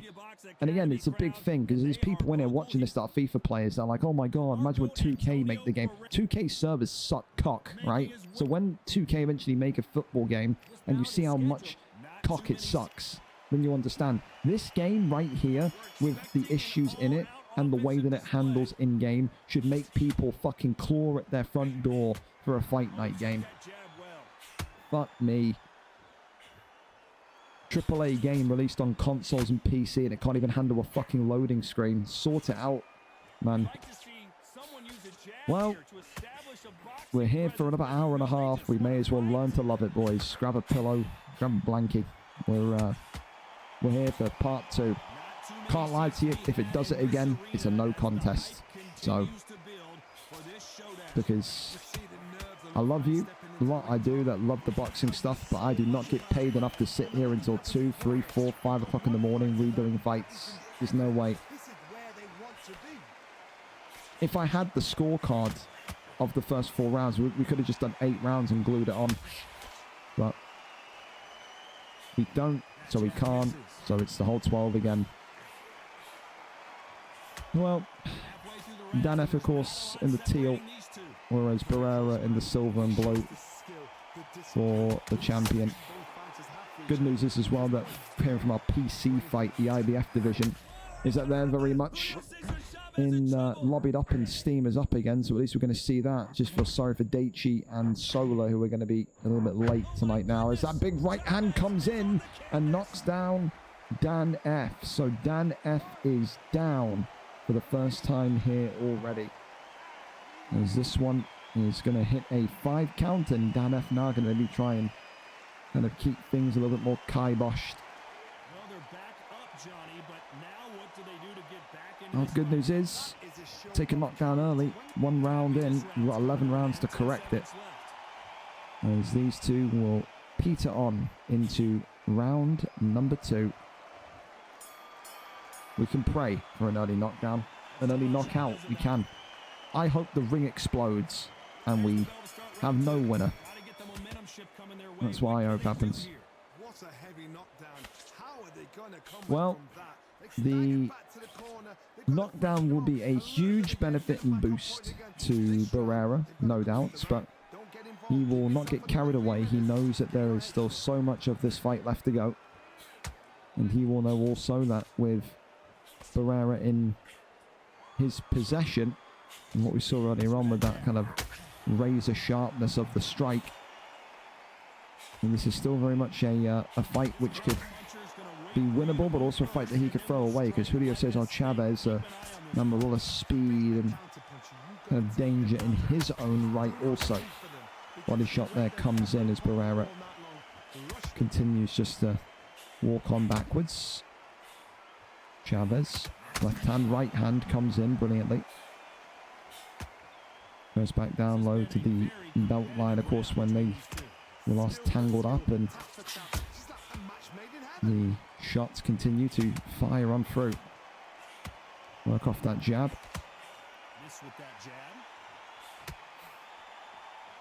As the midsection again being targeted. Uppercut there comes in.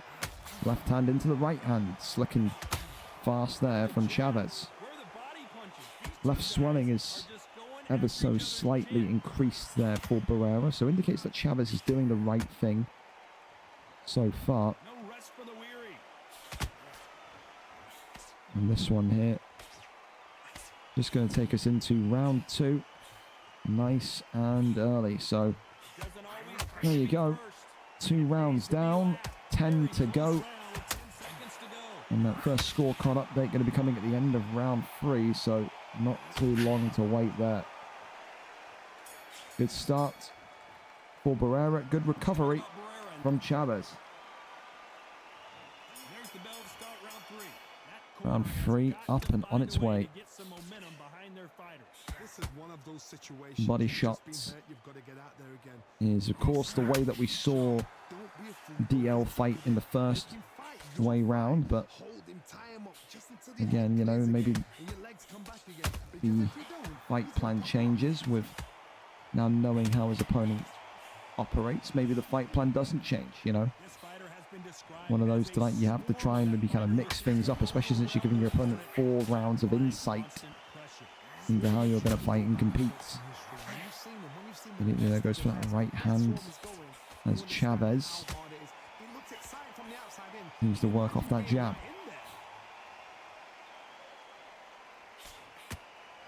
Has to go back low, swings in, but onto the belt line it goes. Again.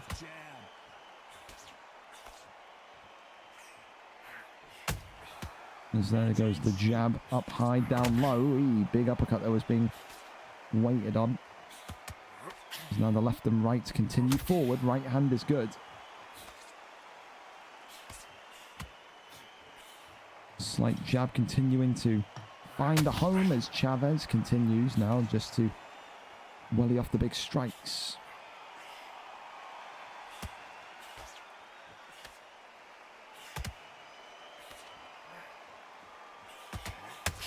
Right hand is good. There's a counter shot.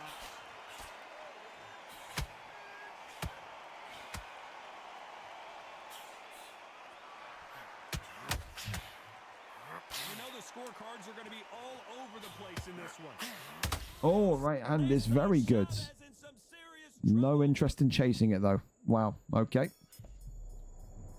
Happy enough with the stun that. As that's going to take us into round 4. 28-28. Good recovery from Chavez after that first round knockdown. 3 rounds down, 9 to go. So many hours of boxing left to go. Multiple. Gonna put a 50 quid bounty, right? Because round 1 knockdowns on this fucking game now, it's just non-existent. They're non-existent. I have to put maybe some sort of like predictor card prize. Any fight that ends in 1 round wins the fucking KOer like a tenner. I dream for a time where every fight on the card ends in 1. I may well be fucking 110 quid out, but at least the fight card would end early, eh? One of them. Goes back down low to the body here as Chavez just continuing to pull away. Ducks underneath. As Chavez again just trying to And no block and find a way beyond the guard of Barrera. There's that body shot there. Comes in tenfold again. Chavez has continued to kind of be pressurizing. Continue to work off the jab. Right hand there is in brilliantly. Swings around as this one will float into round number 5. So far, so good from these two. Just cross your fucking fingers and pray this garbage pile game doesn't crash again. Round 5 of a possible 12. I've already accepted the reality, fellas, that we're going all 12 rounds. I have no faith in there being a knockout in any of the fights tonight for gold. We got people in these title fights tonight that are super serious gamers. They will treat this like their mother is in the other room with a gun to her head from a terrorist organization and they must win. That is the only way that you can box. Guns to the head type pressure. Because that is the business we are in.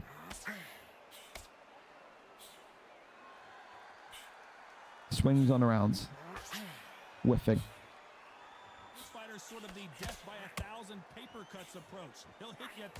We have a brutal Mexican stare down of one another as they continue to separate and menacingly stare into each other's eyes. In between that, the odd jab here and there. As there's a rare but powerful uppercut.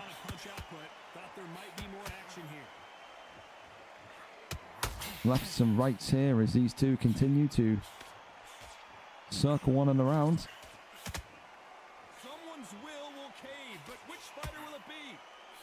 50 seconds left of this one.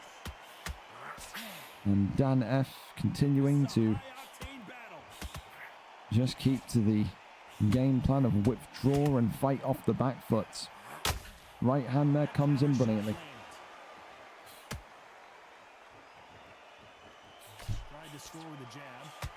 Goes back down low, right hand comes up. And that's going to be the end of round 5. There you go. 5 down as we head into round 6. 7 to go. 7 to go.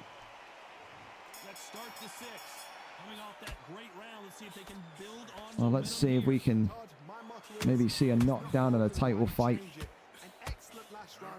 As there's a right hand, Chavez. Please, Jesus. Can he get a knockdown?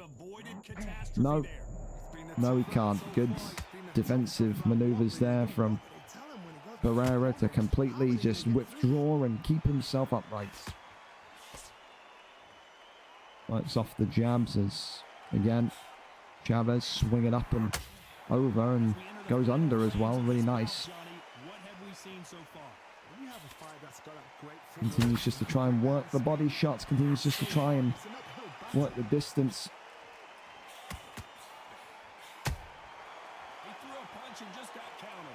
As these two will continue to fight until night turns to day. Until the sun comes up, we will be here. Works back down to the body. As Barrera just continues to eat a couple of jabs, and Chavez saying, I will not push and not be aggressive. I will win this one on the cards should I need to. Sways on round. Right hand blocked up as Barrera looking like he's out of ideas here. He doesn't know. I've never seen Dio in a situation where he's just been so poor after the first round. I can't lie. He's just not been able to get any sort of momentum, any sort of rhythm going in this fight. He really hasn't. A couple of good shots here and there, but we're going to see at least a scorecard up this. It would shock me senseless if Chavez isn't leading on these scorecards. I won't even understand what I'm watching anymore if Barrera's up. Round 7 on the way. Let's talk about Barrera in that last round. And there's the bell for round 57-56. I don't understand what I'm watching anymore. I don't get it. I mean, 1 point fights. I mean, it's close at least. That's fun. But I thought for sure Chavez is going to be up.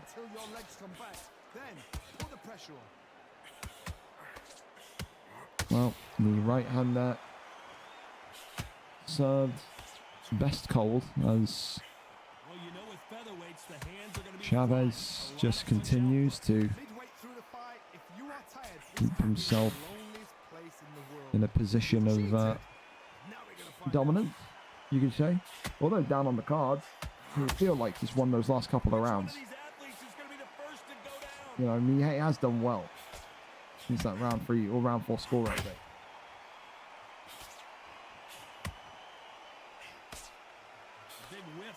Barrera continuing to remain calm and stoic. Will not rush this. Will not look to change anything he's doing, especially since he is 1 point up on the cards. Swings one into the body, but nothing there.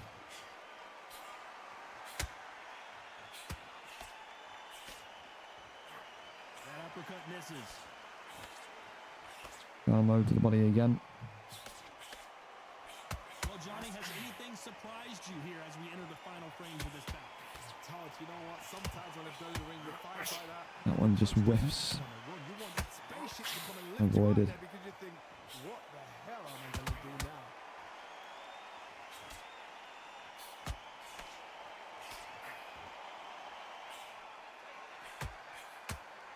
This round could go either way. 10 seconds to go. And that's going to take us into round 8. No sign of a knockdown since round 1. Shiver me timbers. I want to die in game. There's the bell to start round 8. Not the start that they 8 of 12. 5 rounds to go. For the PC IBF title fight, I can only apologize profusely that you're going to have to wait up and sit through all of this. The Steam update, the rematch of this fight. This fight should now be over because we were 4 rounds in before, but what can you do? So this is 100% going to a decision. Like, there's no doubt in my fucking soul. So both of these two are very timid. They're not wanting to just go for it. They both believe it's such a tight contest. Why would you try and win this on points? Walk around your house like you're Floyd Money Mayweather. Throw £5 bills at your significant other. Pretend you've got a yacht. While you're going on a paddling pool holiday in Butland somewhere, do whatever the fuck. Just, I will pay one of you to knock the other out. I will. I swear to God, I will. halfway through the round, and man, these two are going at it. Skill for skill, tap for tap. She's like a match made in heaven. Left hand there goes into the belt line as Chavez withdraws again. Still continuing to move forward on the front foot here is DL. It's okay to be aggressive now. 35 seconds remaining of round number 8. And no change here, Jeff. No change.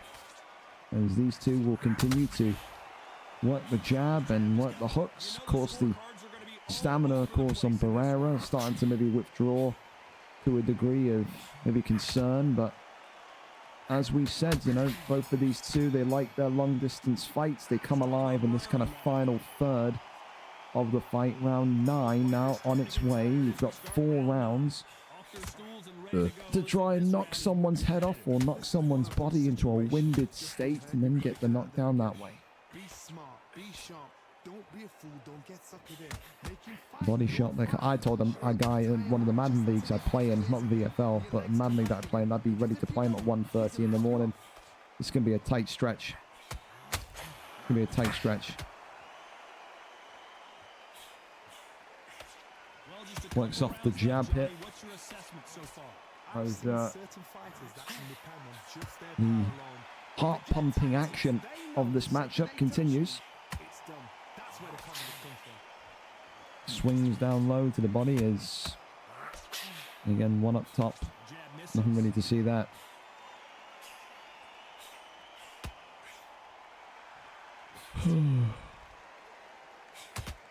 As they continue to circle and Fighter willing to back down. Very close. smother each other It shows the in some regards, but discipline, the respect both fighters have for each other, because no one dare. little jab there to the head, little jab to the body, all the above. Jab slightly off target. Right hand there in. As Barrera, again, just continuing to defend that midsection over concerns of gassing out, and this one will cross over into round number 10. Whose fight will it be? No one knows, but at least we will get a scorecard update here Jab slightly going off into target. round 10. Who's leading the way? Despite what the judges' scorecards read, there are no losers in this one. Let's see. Who do the judges have up in this thrilling encounter? And a round that's 10 rounds pretty much done, and it's an 86-84 fight in favor of the challenger. Dan F leading the way by 2. 3 rounds remaining. Get on the back foot, jab, rest Oh. on the jab, be smart and pop until your legs come back. Then put the pressure on.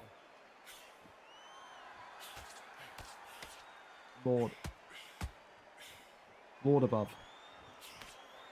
just missed with that jab. Of course, tonight you'd say that although this division will maybe see a new champion, there is still a Have a good chin. steady flow of contenders. I wonder what they're thinking of this matchup tonight. Being answered here tonight. Wonder if they're still conscious. Feeling like your King Kong because Is that left hand there just being worked again? Right hand swings on in. Stansfield going to be one of the main guys to be watching this with anticipation and angst. He blocks that jab. The left hand continues in again. We're at the halfway point of this round. Uppercut there flies on through. Have had their moments, still could go either way. perfectly matched, skill for skill, tap for tap. Now this Well, fight will say, you know, someone better turn their fucking motorbike off. There's someone whizzing around my area with a fucking motorbike. Throw bricks out my window if he keeps that shit up.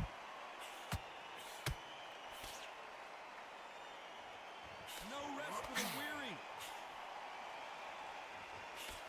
weary. As we cross over Right when you think the pace will slow down, it picks up. into round number 11, the final 2 rounds of this WBA title fight. Nothing back here. Very close round with 10 seconds to go. As this one seems destined now to go all the way. Round 11 on its way. Let's talk about Barrera in that last round. Who would have predicted that? There's the bell for round 11. Coming off There's the no very such thing as short knockouts in round. title See what fights, they can man. do here. And if there is, they exist in either 10, 11 or 12. No one in title fights now for a good like 2-3 months has like thought of an aggression to try and end the fight early. I get it because it's like life and death or whatever, because you know it's a title fight. You don't want to lose. You want that lovely picture on your name, don't you? But Hey, it's the featherweight division. You're going to see a lot of speed in this fight. I'm just thankful that in boxing there's not like 18 round fights. So I don't know how many title fights I could watch in one night that were 18 rounds that all go to a decision.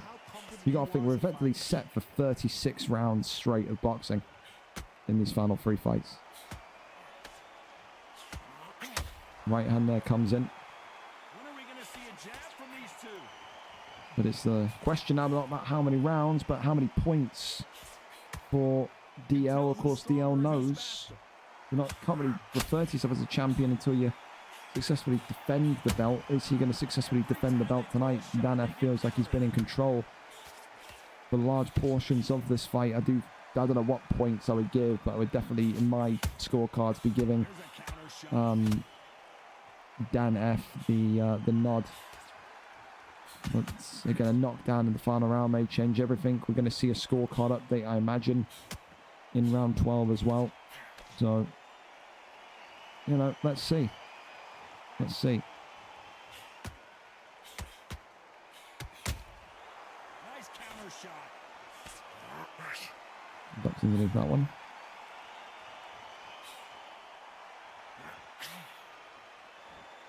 As this one goes to round number 12. 10 seconds left.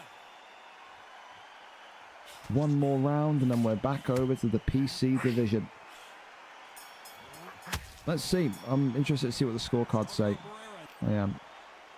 Survey says we don't know. There you go. We've Safe to say that last been round given a was hidden nightmare. Let's see if we can turn thing. I gotta pay attention to this round now because we may need it in case the fight bugs out.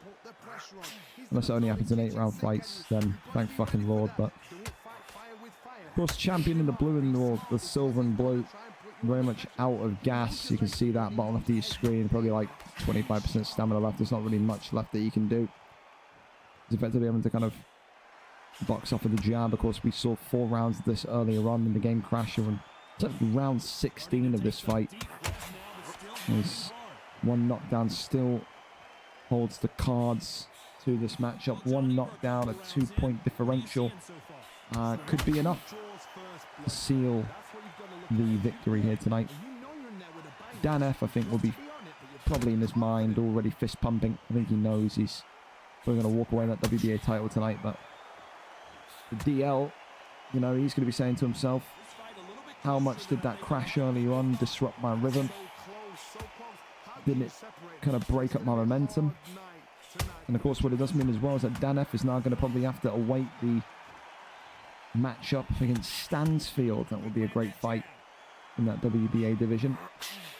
Of course, though, we could be waffling complete shit and DL's retained by the other judges. But it feels, doesn't it? It feels like it's a Chavez fight. It feels like it was just a controlled fight. It was a cunning, almost timid fight, but he fought in a way that he needed to fight to win the belt. That's all he wanted to do tonight. Didn't need to look pretty, didn't need to look entertaining, it just needed to be a winning fight. And I think Dan F has done enough there tonight to seal that up. This one goes the distance we said it would. Who walks away with the belt after 12? Survey says Chavez takes it, unanimous decision. No one is surprised. A 116, 111, 115, 112, 116, 111 title fight tonight for Julio Cesar Chavez. Dan F becomes the new WBA champion of the world. Not the way DL would have liked that to go, but the division is filled with killers and it's tough. There is no other way to look at it other than that. Commiserations. We move on and we go back to this one then. Craigar, 5-6, 2-fight winning streak. Harvey is mint 1-0. Someone tonight has to win that PC IBF championship of the world. It should be quite the contest, shouldn't it? Harvey's live for us. We are here, we are set, and we are ready. That's me. That was me. You were watching me? Well, thank you very much. Harvey here, ready to go. Harvey, I'm going to pay you boatloads of money to absolutely knock this guy out immediately. I am. Christ, I am.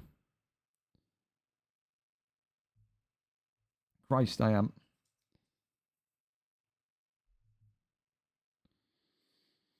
There you go. What weight class? Oh, yes, I got to spin the wheel.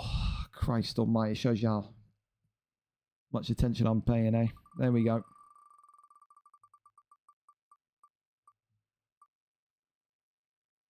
Please, not heavyweight. Oh! Thank God, lightweight. Heavyweight, you're guaranteed to go 12 rounds. Lightweight, please, lightweight. Fucking hell, that was a release. That was a relief there. I do not need to see a heavyweight title fight. By the way, Rude, hey, listen, you knock him out, someone knocks... If you knock him out, I'll be so happy. I will. I'll be so happy. But, yeah. Yeah. Here we go then. Second to last fight. We're 5 minutes back. We're going to be about 35 minutes behind. Jesus, man. I fucking hate... This game can suck a big bag of cocks, man. What kind of fucking shoestring budget, car park fucking fee budget do you have to make a game that breaks during the loading screens consistently? You suck, Undisputed. You suck. Yeah? Kidding, honestly. Well, better late than never. Steam's back up. This dog shit game is maybe going to break during the loading screens, but we'll cross our fingers. If it's broken now, I'm going to actually scream. Like, if this is not going to work, I'm going to fucking plant this microphone through the new camera, and I'm going to need a new 130 quid camera. Thank God. We're in the underwater city of Atlantis. Well, that's fucking great. A big manatee is fucking floating on by the big aquarium on the left. Maybe one of the killer sharks will do us all a favor, crash through the fucking glass, and kill us all in-game. Because, Jesus Christ, I don't have too much more patience left for another 24 rounds of boxing. I don't. But I will do it because I value you. We're now frozen. What the fuck?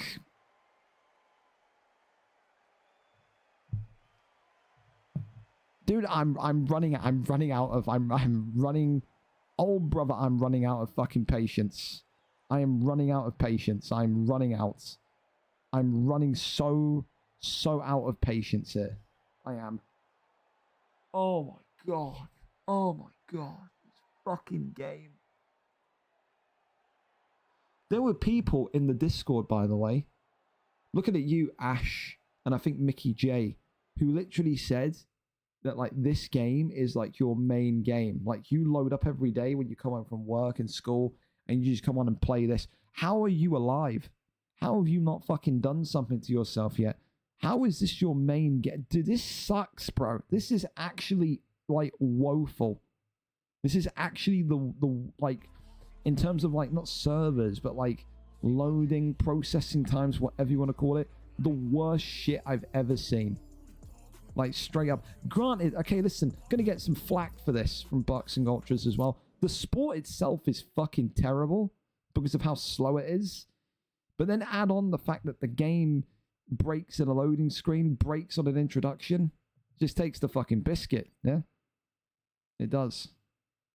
It does. We need an EA. I'm telling you, I'm an EA shill at this point. I would rather play EA Sports Fight Night Champion than watch this shit. At least with Fight Night Champion, there was a chance of a knockout, right? You didn't have the fucking net code all over the place, so when you throw a hook and it connects, it doesn't connect. You know what I mean? They got the licenses, like, well done, but yeah. Boxing, one of my favorite sports. Only reason I play the game. Listen, I'm sorry. I'm sorry. I am. I'm sorry that this to be fair, the only worse sport you could imagine than I mean, slower sport I can imagine than boxing is cricket. I think whoever has cricket as a main sport needs to be arrested and investigated. I'll say that. Boxing, I can kind of understand it in real life because you've got some entertaining fighters in real life. But, like, you want to see action, right? You want to. This is boxing. Give me this. Give me fucking brain damage, yeah? Just fucking swing and die, yeah? That's what you want. That's fighting, yeah? That's what we want. Well, it's a vacant championship tonight, isn't it? Barrera, of course, in the white and blue. For Harvey Price, hopefully not the real one. Or else he just fucking sits on Sugar Robinson. Sugar Robinson in the black trunks tonight. Craig R. As, yeah. Craig looking to make it a free fight win streak and win some gold here tonight. Big shots there coming forward again as that left and right hand continues. I mean, those gloves, by the way, Sugar Robinson, they basically are like gloves. I mean, winter gloves. There's no kind of padding to those whatsoever. That poor man's hand's about to be broken off the bone of Barrera. As Harvey Price here continues to eat more and more shots. Big hit comes forward, works the body. And Sugar Robinson not able to get the knockdown just yet. But already more stuns in this fight than I saw in 12 rounds last fight. And again, I can't make you fight entertaining. Like, again, it's whatever you want to fight like, fellas. But just remember, end of the day, you know, This is... Oh, what a... Again. Harvey Price is getting fucked up here. This is what Dwight York wishes he could have got away with. I'm telling you. Big right hand comes in again, but 18 seconds left of round 1. And another big one. Huge. And Harvey Price is going to be waking up at a car park somewhere thinking, what the fuck happened? Big shots again. As Barrera has dropped down to the canvas. End of round 1. And a 10-8 round on its way. More stuns, more action, and more knockdowns in this round than the last 2 fights combined. Unbelievable, Jeff. Can't believe my fucking 4 eyes. We've got a fight. We've got people that want to entertain here tonight. Smashing news. Round 2 of 12 on its way. Maybe, just maybe, there's going to be a title fight tonight that doesn't go 12 long, painful rounds. We'll see. Bucks there being touched up here. Sugar Robinson now on the back foot. As Barrera here looking for the uppercut, trying to go for the knockdown himself. The man in white and blue getting that head movement going as Craig R continues just to try and stick and move. Big shots there again. Barrera, big shots upstairs. On the ropes here is Craig R. But again, just can't crack through the defenses of Sugar Ray Robinson. Works the body shot as... Again, this is nothing really more to see here other than some incredible damage early on. And already, you can just see these two just wanted to absolutely fit and fire themselves forward. Sugar Ray, another big hit here. As Harvey Price looking to work off the jab. That was an elbow there. So Sugar Ray Robinson was forgetting he was in the boxing ring. He was throwing an MMA elbow there. Could have completely domed Barrera. There's the body shot there, isn't it? Again, right hand comes forward. There's that big shot from Barrera. Look at that. More and more damage continuing to creep on through. Huge hits. Huge moments. And a huge opportunity for either of these two to take home a gold strap. Big shot again. Uppercuts now being teased by Barrera. Body shots and uppercuts now flying forward, but he's ran into a hook there. As that slows him down, there's that left and right hand, but the right hand of Barrera creeps on through as well. That's going to be the end of round number 2. And this is more like it. This is the type of fight that I can lean forward, get into, and say, I don't mind being it until the dark hours of the morning, but you got to put me in out of my seat, boys. You do. So I get it's boxing, but some of you play this shit like you're on the verge of winning fucking $5,000 if you win or not. Like, if I had this, if I competed in the league, I would just go in there and I would just fucking try and have the bloodiest fight possible. I want my fighter coming out looking like he's got a swollen head. Both his eyes don't work. He has to breathe through his mouth. He's that fucked. You know what I mean? Like, absolutely. Role play the CTE. That's what I would do.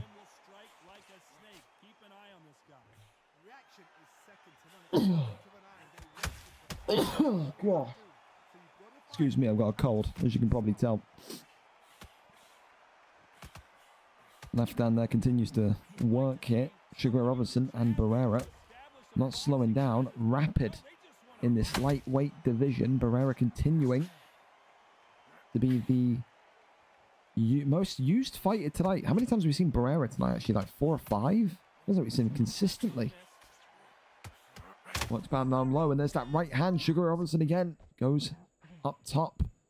Can he get the knockdown? Can he find a way through the block? He's just out of distance, and again, Barrera just circling out, getting back into the center of the ring.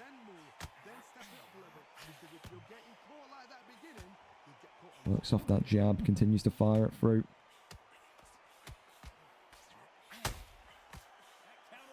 Right hand, big right hand from Barrera. Goes low, uppercuts coming in, and that's a big drop there. His head bounces off the ropes. And Craig R has gone down. Up at a count of 5.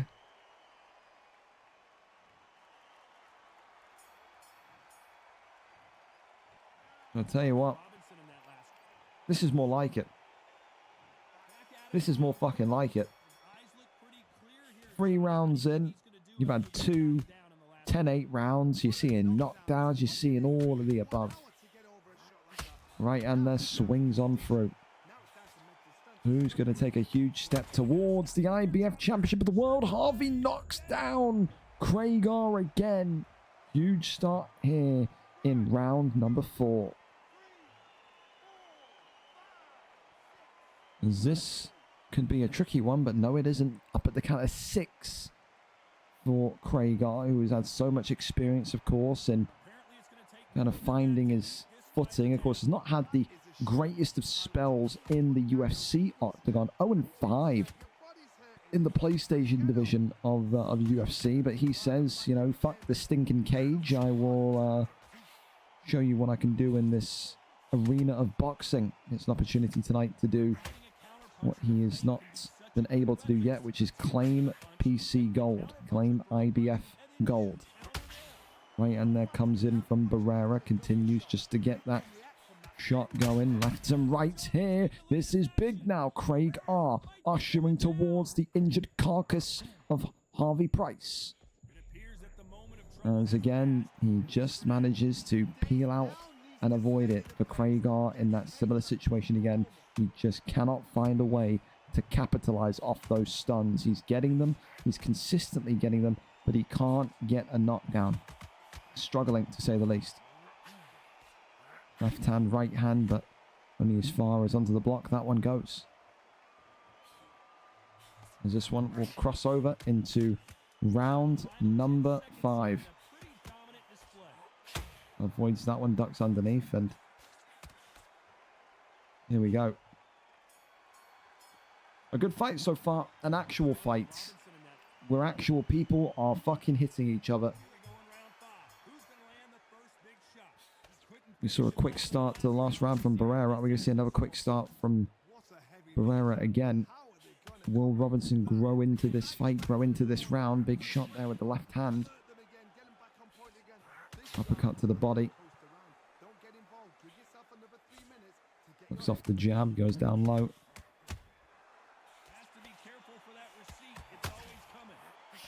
Right hand is big, but still nothing. Right hand. Ooh, Barrera sends Robinson to the canvas and maybe to the graveyard early. Sxlar, can he reach his feet? This could be tight, but he's up at 8.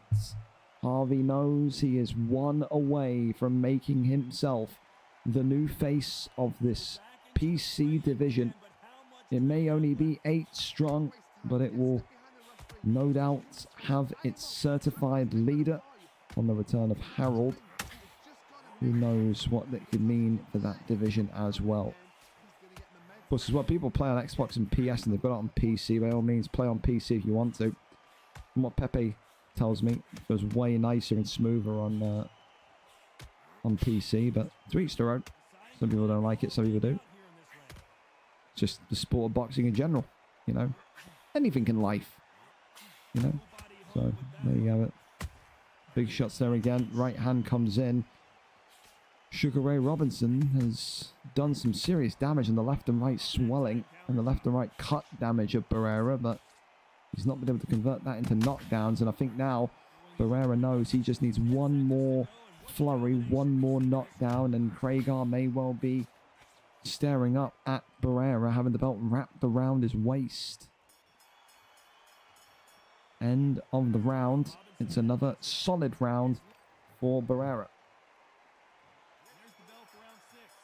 Round 6 of a potential 12. And for the first time in 65 long years, I think I'm going to put my hat in the ring and say that we're not going to see a decision in this fight. Now I've said it, now it's going to happen. Right hand that comes in. Continues just to work towards the midsection. Swing and a miss on that right hand, though. Barrera goes to that right, but not able to confirm the kill just yet. Goes down low. Swings upstairs with that right hand. Works the body. Right hand. Oh, that looked nasty. Like you get him in the moment. But look at this from Sugar Ray Robinson. Craig R. Welcome back to life in this fight. Well. Harvey here not kind of having it one-sided. He is being tested and he has been dropped there. About damn time people backing Craig R will say. And look at this, it's a quick fire double. Craig R, can he get 2 knockdowns in quick succession? Oh my god, it's a big stun. And this is huge now. Oh my goodness me, right back. These two are just letting... Oh my good god, this is boxing. This is it. CTE, turn his brain into mashed potato. Do it. There you go. Couple of uppercuts for good measure. And this one, we'll see another multi-knockdown round. Craig Arlo says, I will get back to my feet. You hit like a girl. Wow. End of round 6 into round 7. As the winner of this fight yet to be decided. 58-52, Harvey Price through Barrera looks almost certain to get it done, but again, if there's a will, there's a way for Craig Art. That is his motto, and that's what he will continue to live by. For Barrera, it must feel like the next knockdown for you could be the penultimate one, especially if it's a head knockdown, since he's had to get up from a couple of those already. Right hand there comes in flush.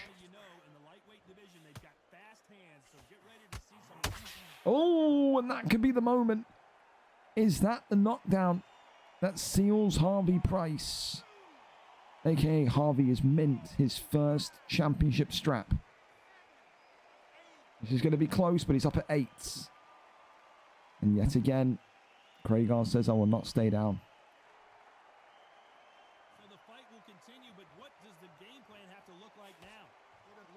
Well, a minute and 30 seconds before we cross into round 8. And again, the way that Barrera continues to just sit right in front of Robinson and let his hands go is a testament to exactly what we want to see. Big shots again.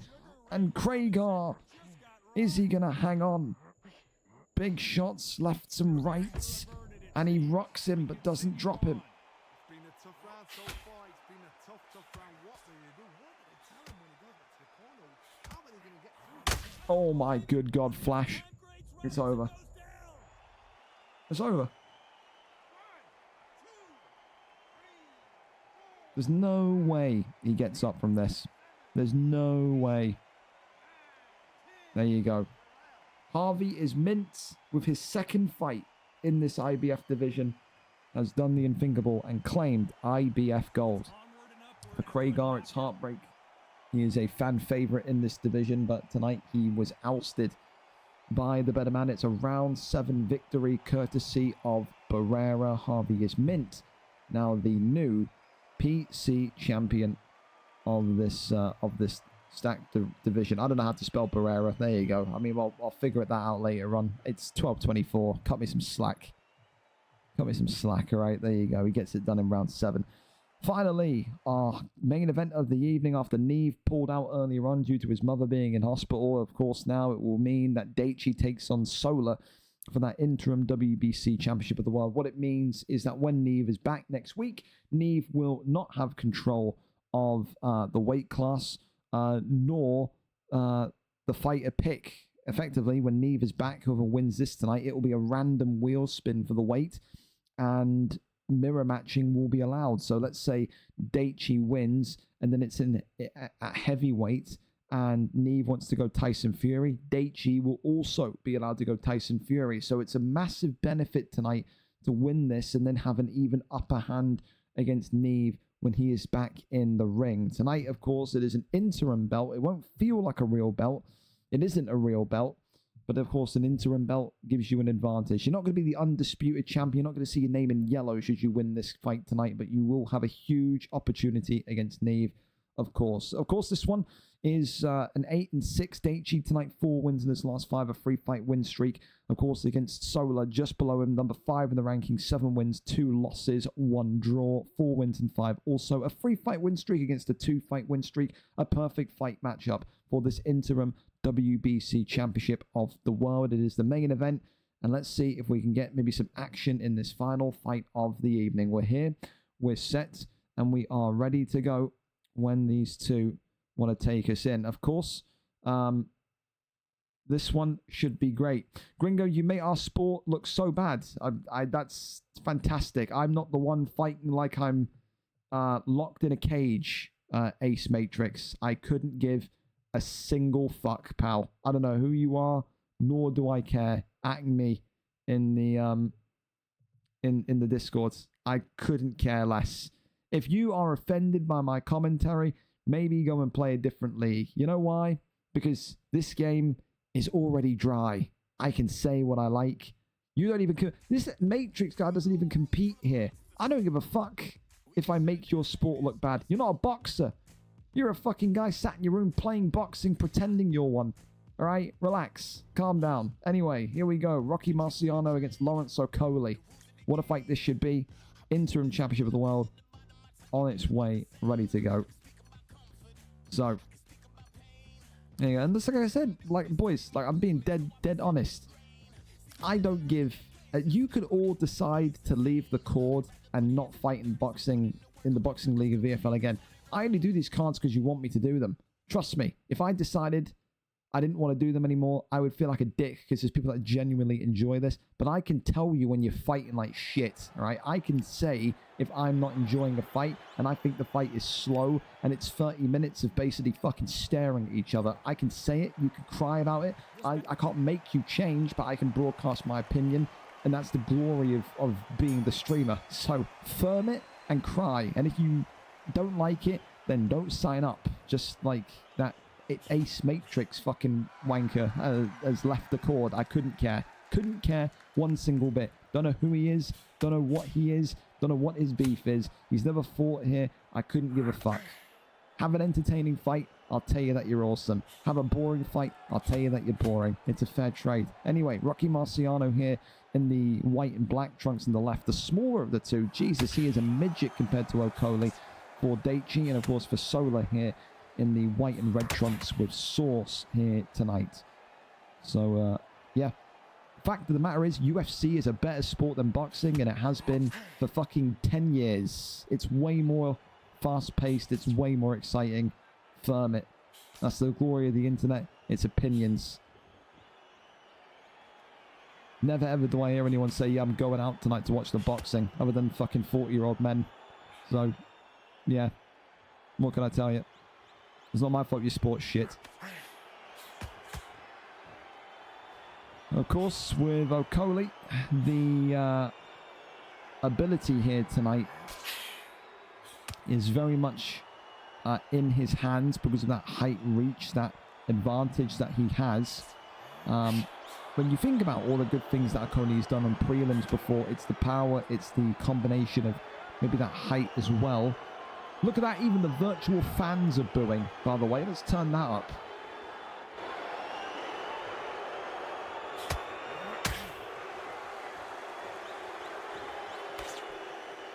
I could just sit here and let the virtual fans boo. It's alright, though. I'm the one that makes your sport look bad. Absolutely. Anyway, what was I saying? Yeah, you've got to combine that height with that reach. You've got to do all of the above. You know, you have to be able to kind of add that in. Right now, again, same thing. First round, these two are staring at each other in a menacing manner. And for Sxlar, he's going to fight this way just because he's a troll. Everyone knows that. But for Daichi, it's a way of trying to find a way to break on through that. And I guess we'll see. Left some right hands there as he goes back down to the rib cage as the taunts there now coming from Daichi. Maybe he's telling him, come on, engage. What do you want to do? That left hand there to the belt line goes in. Body shot comes forward as Rocky Marciano here swing and a miss as O'Coley gets that counter shot in.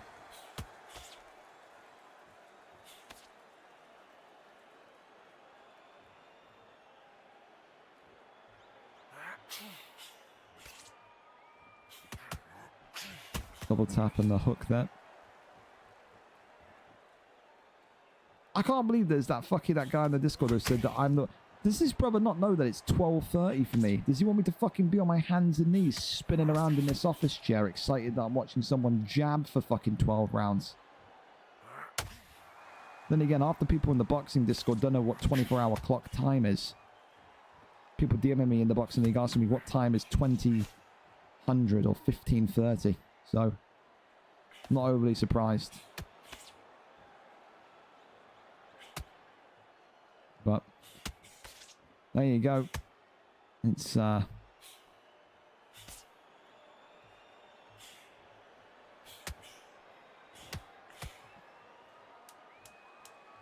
do you want me to say? What do you want me to say about this? Boys, what do you want me to say? Am I supposed to hype this up? What am I supposed to say? Like... What? It's like, what the fuck do you want me to say about this? God, Jesus Christ. Well, Sxlar ain't here to fight. He's here to jab his way to a points decision. And vDaichi, he doesn't know how to counteract that.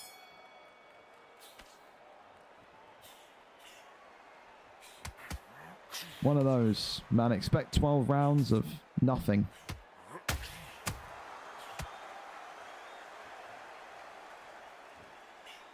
Goes back round to the body shots as the jab there comes off, and there you go. More shots coming in.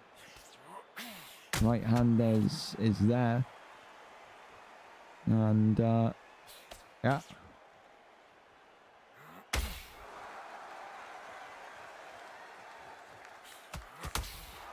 Big one comes in from Marciano.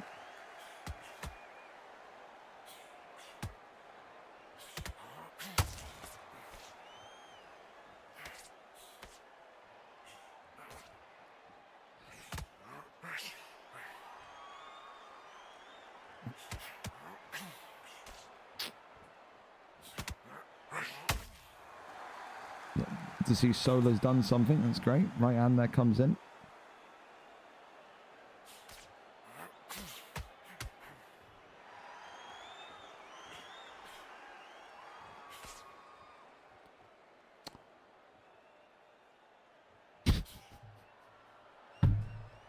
What do you want me to say, bro? What do you want me to actually say about this dog shit sport? What do you, like this? Like, what do you want me... It is 12:30 in the morning and I'm having to watch this.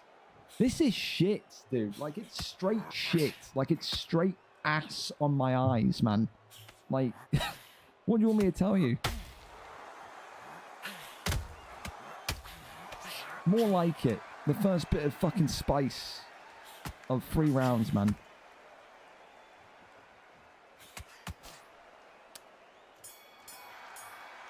Like, holy fuck. Holy fuck.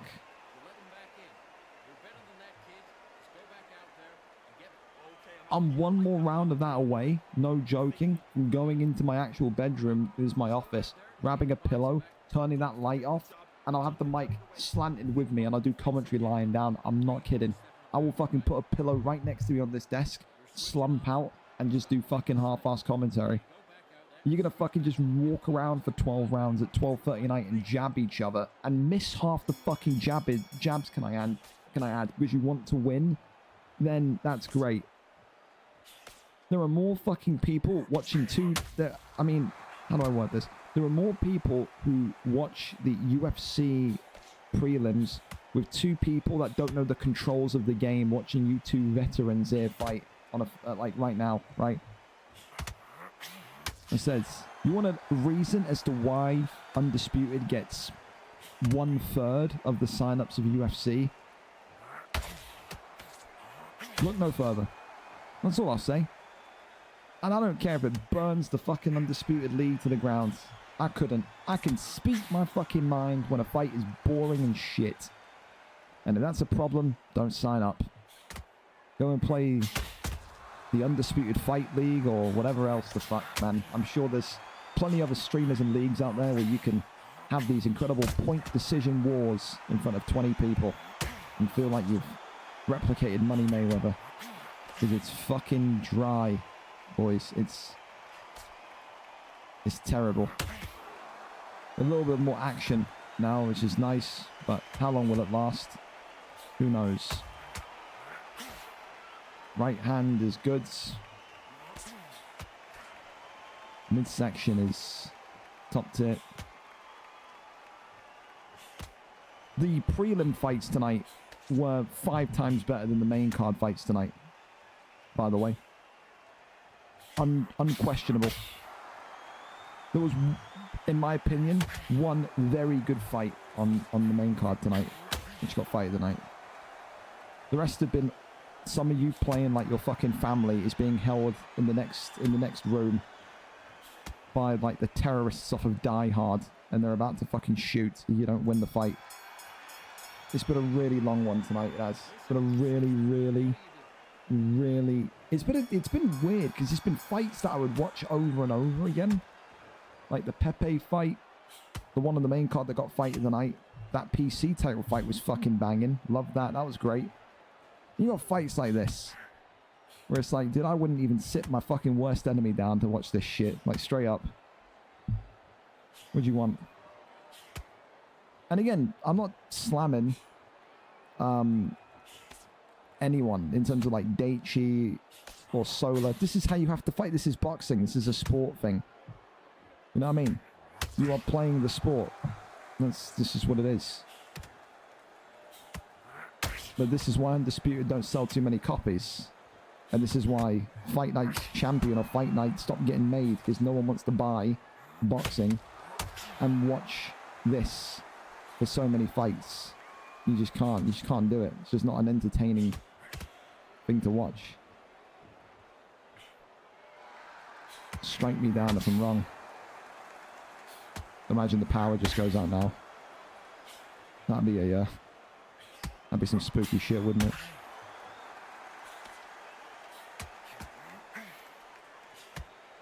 Well, round 6 on its way. No sign of life in this one, as of yet. Getting into those later rounds, maybe, just maybe, those body shots will open up. So, there you go.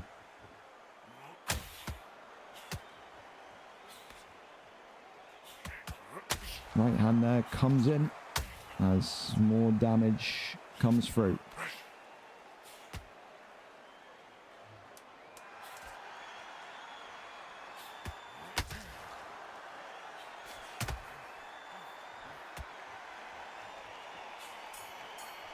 Round 6 on its way. See what you lot are saying in the chat. I think the way to stop this running nonsense is to up the stamina, same as the prelims onto the blue screen. Yeah. Glad I ain't got cruiserweight. I'm just reading the chat at this point. Going to bed, I don't even give a fuck about this fight. There you go. Got to risk it for the biscuit. Oh, we missed the stun. Hallelujah. Swinging upstairs. Body shots.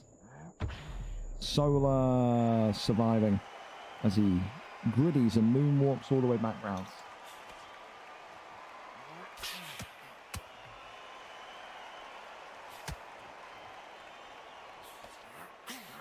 Swings upstairs, a big right hand comes forward.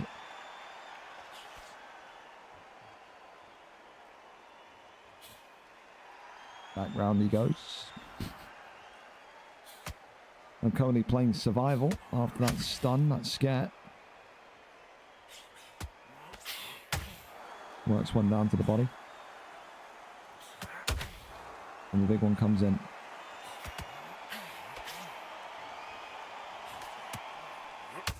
Right hand there is followed through.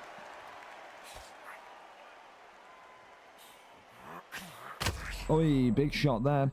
About time. Took us 6 rounds, but fuck me, the actions began. It's like watching one of those big, long, 3-hour films at the cinema. You got like an hour of story building and then 2 hours of action. That's what we've got. Oh, yeah. 2 stunts in 1 round. It's Christmas. Oh, God. Ryan comes in.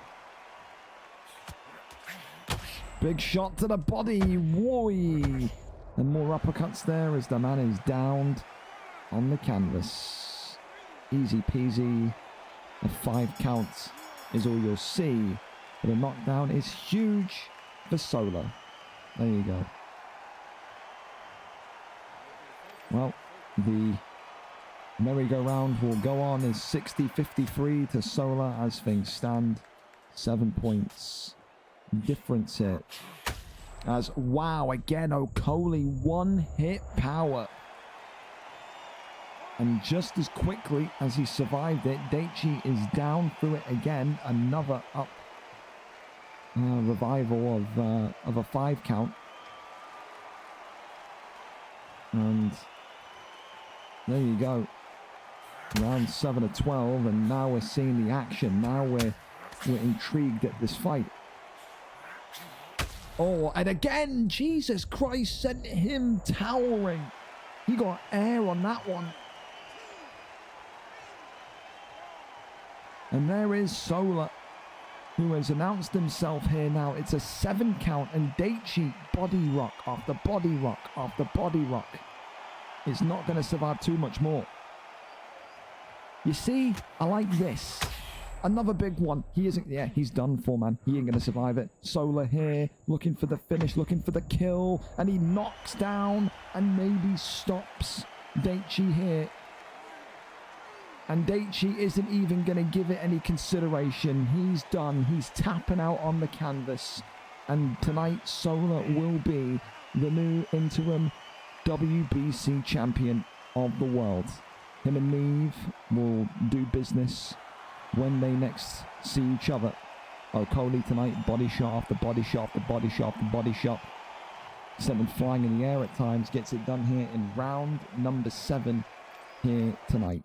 Sxlar gets it done through Lawrence Okolie. Congratulations. There you go. A recap here then quickly into our title fights tonight. And new IBF champion of the world Harvey is mint, and new WBA champion of the world Dan F2618, and new interim WBC champion of the world Sxlar. Performance bonuses, of course, Pepe, fight of the night, and Marvelous One, performance of the night. And fellas, I'm just going to echo this again really clearly. Whether you're watching this on replay, whether you're watching this here in front of me, I will tell you this now. I can say whatever the fuck I want to say on my stream about your fights. And if it offends you, and if I'm not pro boxing enough for you, don't sign up. Because it is 12:43 for me. It ain't 7 o'clock in the evening for some of you living in America. If I'm being made to watch 2 people have an intense staring contest, walk around and jab for fucking 25 minutes, I can voice my discontent just like you can voice your discontent at my commentary. It is a free thing. You don't like my commentary? Don't watch it. You don't like my fucking views on boxing? Don't play it, all right? I've been very clear from the off. I do the league because people here ask me to do it. But if you fight like your fucking parents are in the next room being held at gunpoint, and you fight in such a fucking shit, boring, uninteresting way, I'm gonna tell you, all right? I'm gonna tell you. And you don't have to like it, but I don't give a single fuck. Because if you tell me I don't like it and you don't show up, then guess what? Either someone else shows up and takes your position on the card that's more entertaining, or the league dies and I go back to having my Tuesday nights free, all right? There's a reason why UFC, although it's made by EA Sports, and EA Sports is the devil and XYZ, there's a reason why the UFC league gets 130, 140 signups a week. There's a reason why Undisputed does well to get 35 signups a week. When you fight like some of the fights tonight, you are not encouraging people to get involved. You're making people that watch this, and I know because I've got friends that I speak to that watch this, and they come to me and they say, why would I want to get involved in that? That shit looks so boring. It looks so long. What do you want? Is that you promoting the fucking wonderful sport of boxing. Why don't you fight a bit more entertaining? Remember, you're not in an actual boxing ring. You're actually on a video game, on a stream, trying to have a good fight, trying to, you know, generate some sort of interest. Because isn't that what we're doing as streamers for Undisputed? Isn't the whole point of what we're doing for Undisputed to try and get it more attention, more eyes on it? You think we're going to get people at the fucking company? You think you're going to get big players looking at fights going, wow, he threw 100 out of 400 jabs in 12 rounds and won, and make people go, yeah, that's the game I want to play? Be entertaining. Be entertainers. If you don't want to, and you want to just play boxing and walk around and jab and just effectively fucking stare at each other, I'm sure there's other leagues. I'm sure there's other streamers. Do whatever. But it's my stream. I can say what I want to say in regards to how good or bad the fights are. No one can sit there tonight and say that I've slammed every fight. Let's go through it here quickly. This fight was shit for 5 rounds, and then it got good. This fight was fucking terrible, categorically. Craig and Harvey was an excellent fight. Love that fight. Hayward and Alman, again, probably 5 out of 10, pretty ass, but I can understand it, because again, both of these two are treating the title shot like life or death, so whatever. Sage and King Kong was decent. I liked that one, even though I went to a decision. Kobe and Mickey J was very fucking good. Was very good. Double Champ Boars and King E, didn't see it because Boars set the time up wrong. Stoosh and Marvelous One, excellent fight. Ash and Joe Nardino, excellent fight. Baller and Slick Aim, decision, excellent fight. Stoic Soldier and Mr. Oni J, excellent fight. Pepe and Mikey, brilliant fight. Fight of the night. And Chrissy and Nanny, entertaining fight. The prelims were better than the main cards. Maybe that's because these guys are not in a high stakes situation where they need to win for a title shot. But these fights were all good. Like 60% of these fights were shit. What do you want me to say other than the truth? So work on it. Either have a good fight or fight boring. If you fight in an entertaining way, you're going to get more engagement out of me. You're going to get more love out of me. I'm going to tell you that the fight was cool. I'm going to, tell you that you're an entertaining fighter. If you want to fight like this is life or death, like a title fight in a video game that you're never going to get the physical belt of is the be all end all, then do it. You can fight however you want to fight. You can fight in whatever way you want to fight, but don't sit there and expect me to fucking thumbs up and go, wow, what a fucking great performance when it wasn't. All right, that's fair. We've all got free thought. We've all got free will. We can all do what we want to do. If that's a problem, don't sign up. What do you want me to say? Fellas, for now, hope you had a good time watching this. And listen, appreciate all of you. If I offended you, good, cry. If I didn't and there was some home truths there, then have a discussion amongst yourselves. But this only goes on for as long as the sign-ups keep coming. If the sign-ups next week die and we get 5 people sign up, hallelujah, I've got a Tuesday off, all right? Either bring the entertainment or bring the tears. Either or, it's a win-win for me. Have a wonderful rest of your evening. I'll leave you with that to digress on. Sign-ups will be up. Sign up, don't sign up. It is completely your choice. We'll be back next Tuesday, or maybe we won't. It's up to you. Of course, if you want to see an actual card where the fights consistently are not complete shit, and actually have some sort of element of entertainment to them, Thursday night, VFL 176 Inside the Cage, UFC 5. You'll see some fucking fantastic fights. And then you'll see the difference between numbers and sign-ups and why I've said what I've said. Have a wonderful rest of your evening. I'm out. You need me on Discord. That is an advert about a rescue dog on YouTube. Whatever. But if you need anything on Discord, DM me, hit me up. I'll see you when I see you. If not, whatever. I'll see you around the road, I guess. Take it easy. I'm out. When the fuck is my ending screen? Oh, there it is.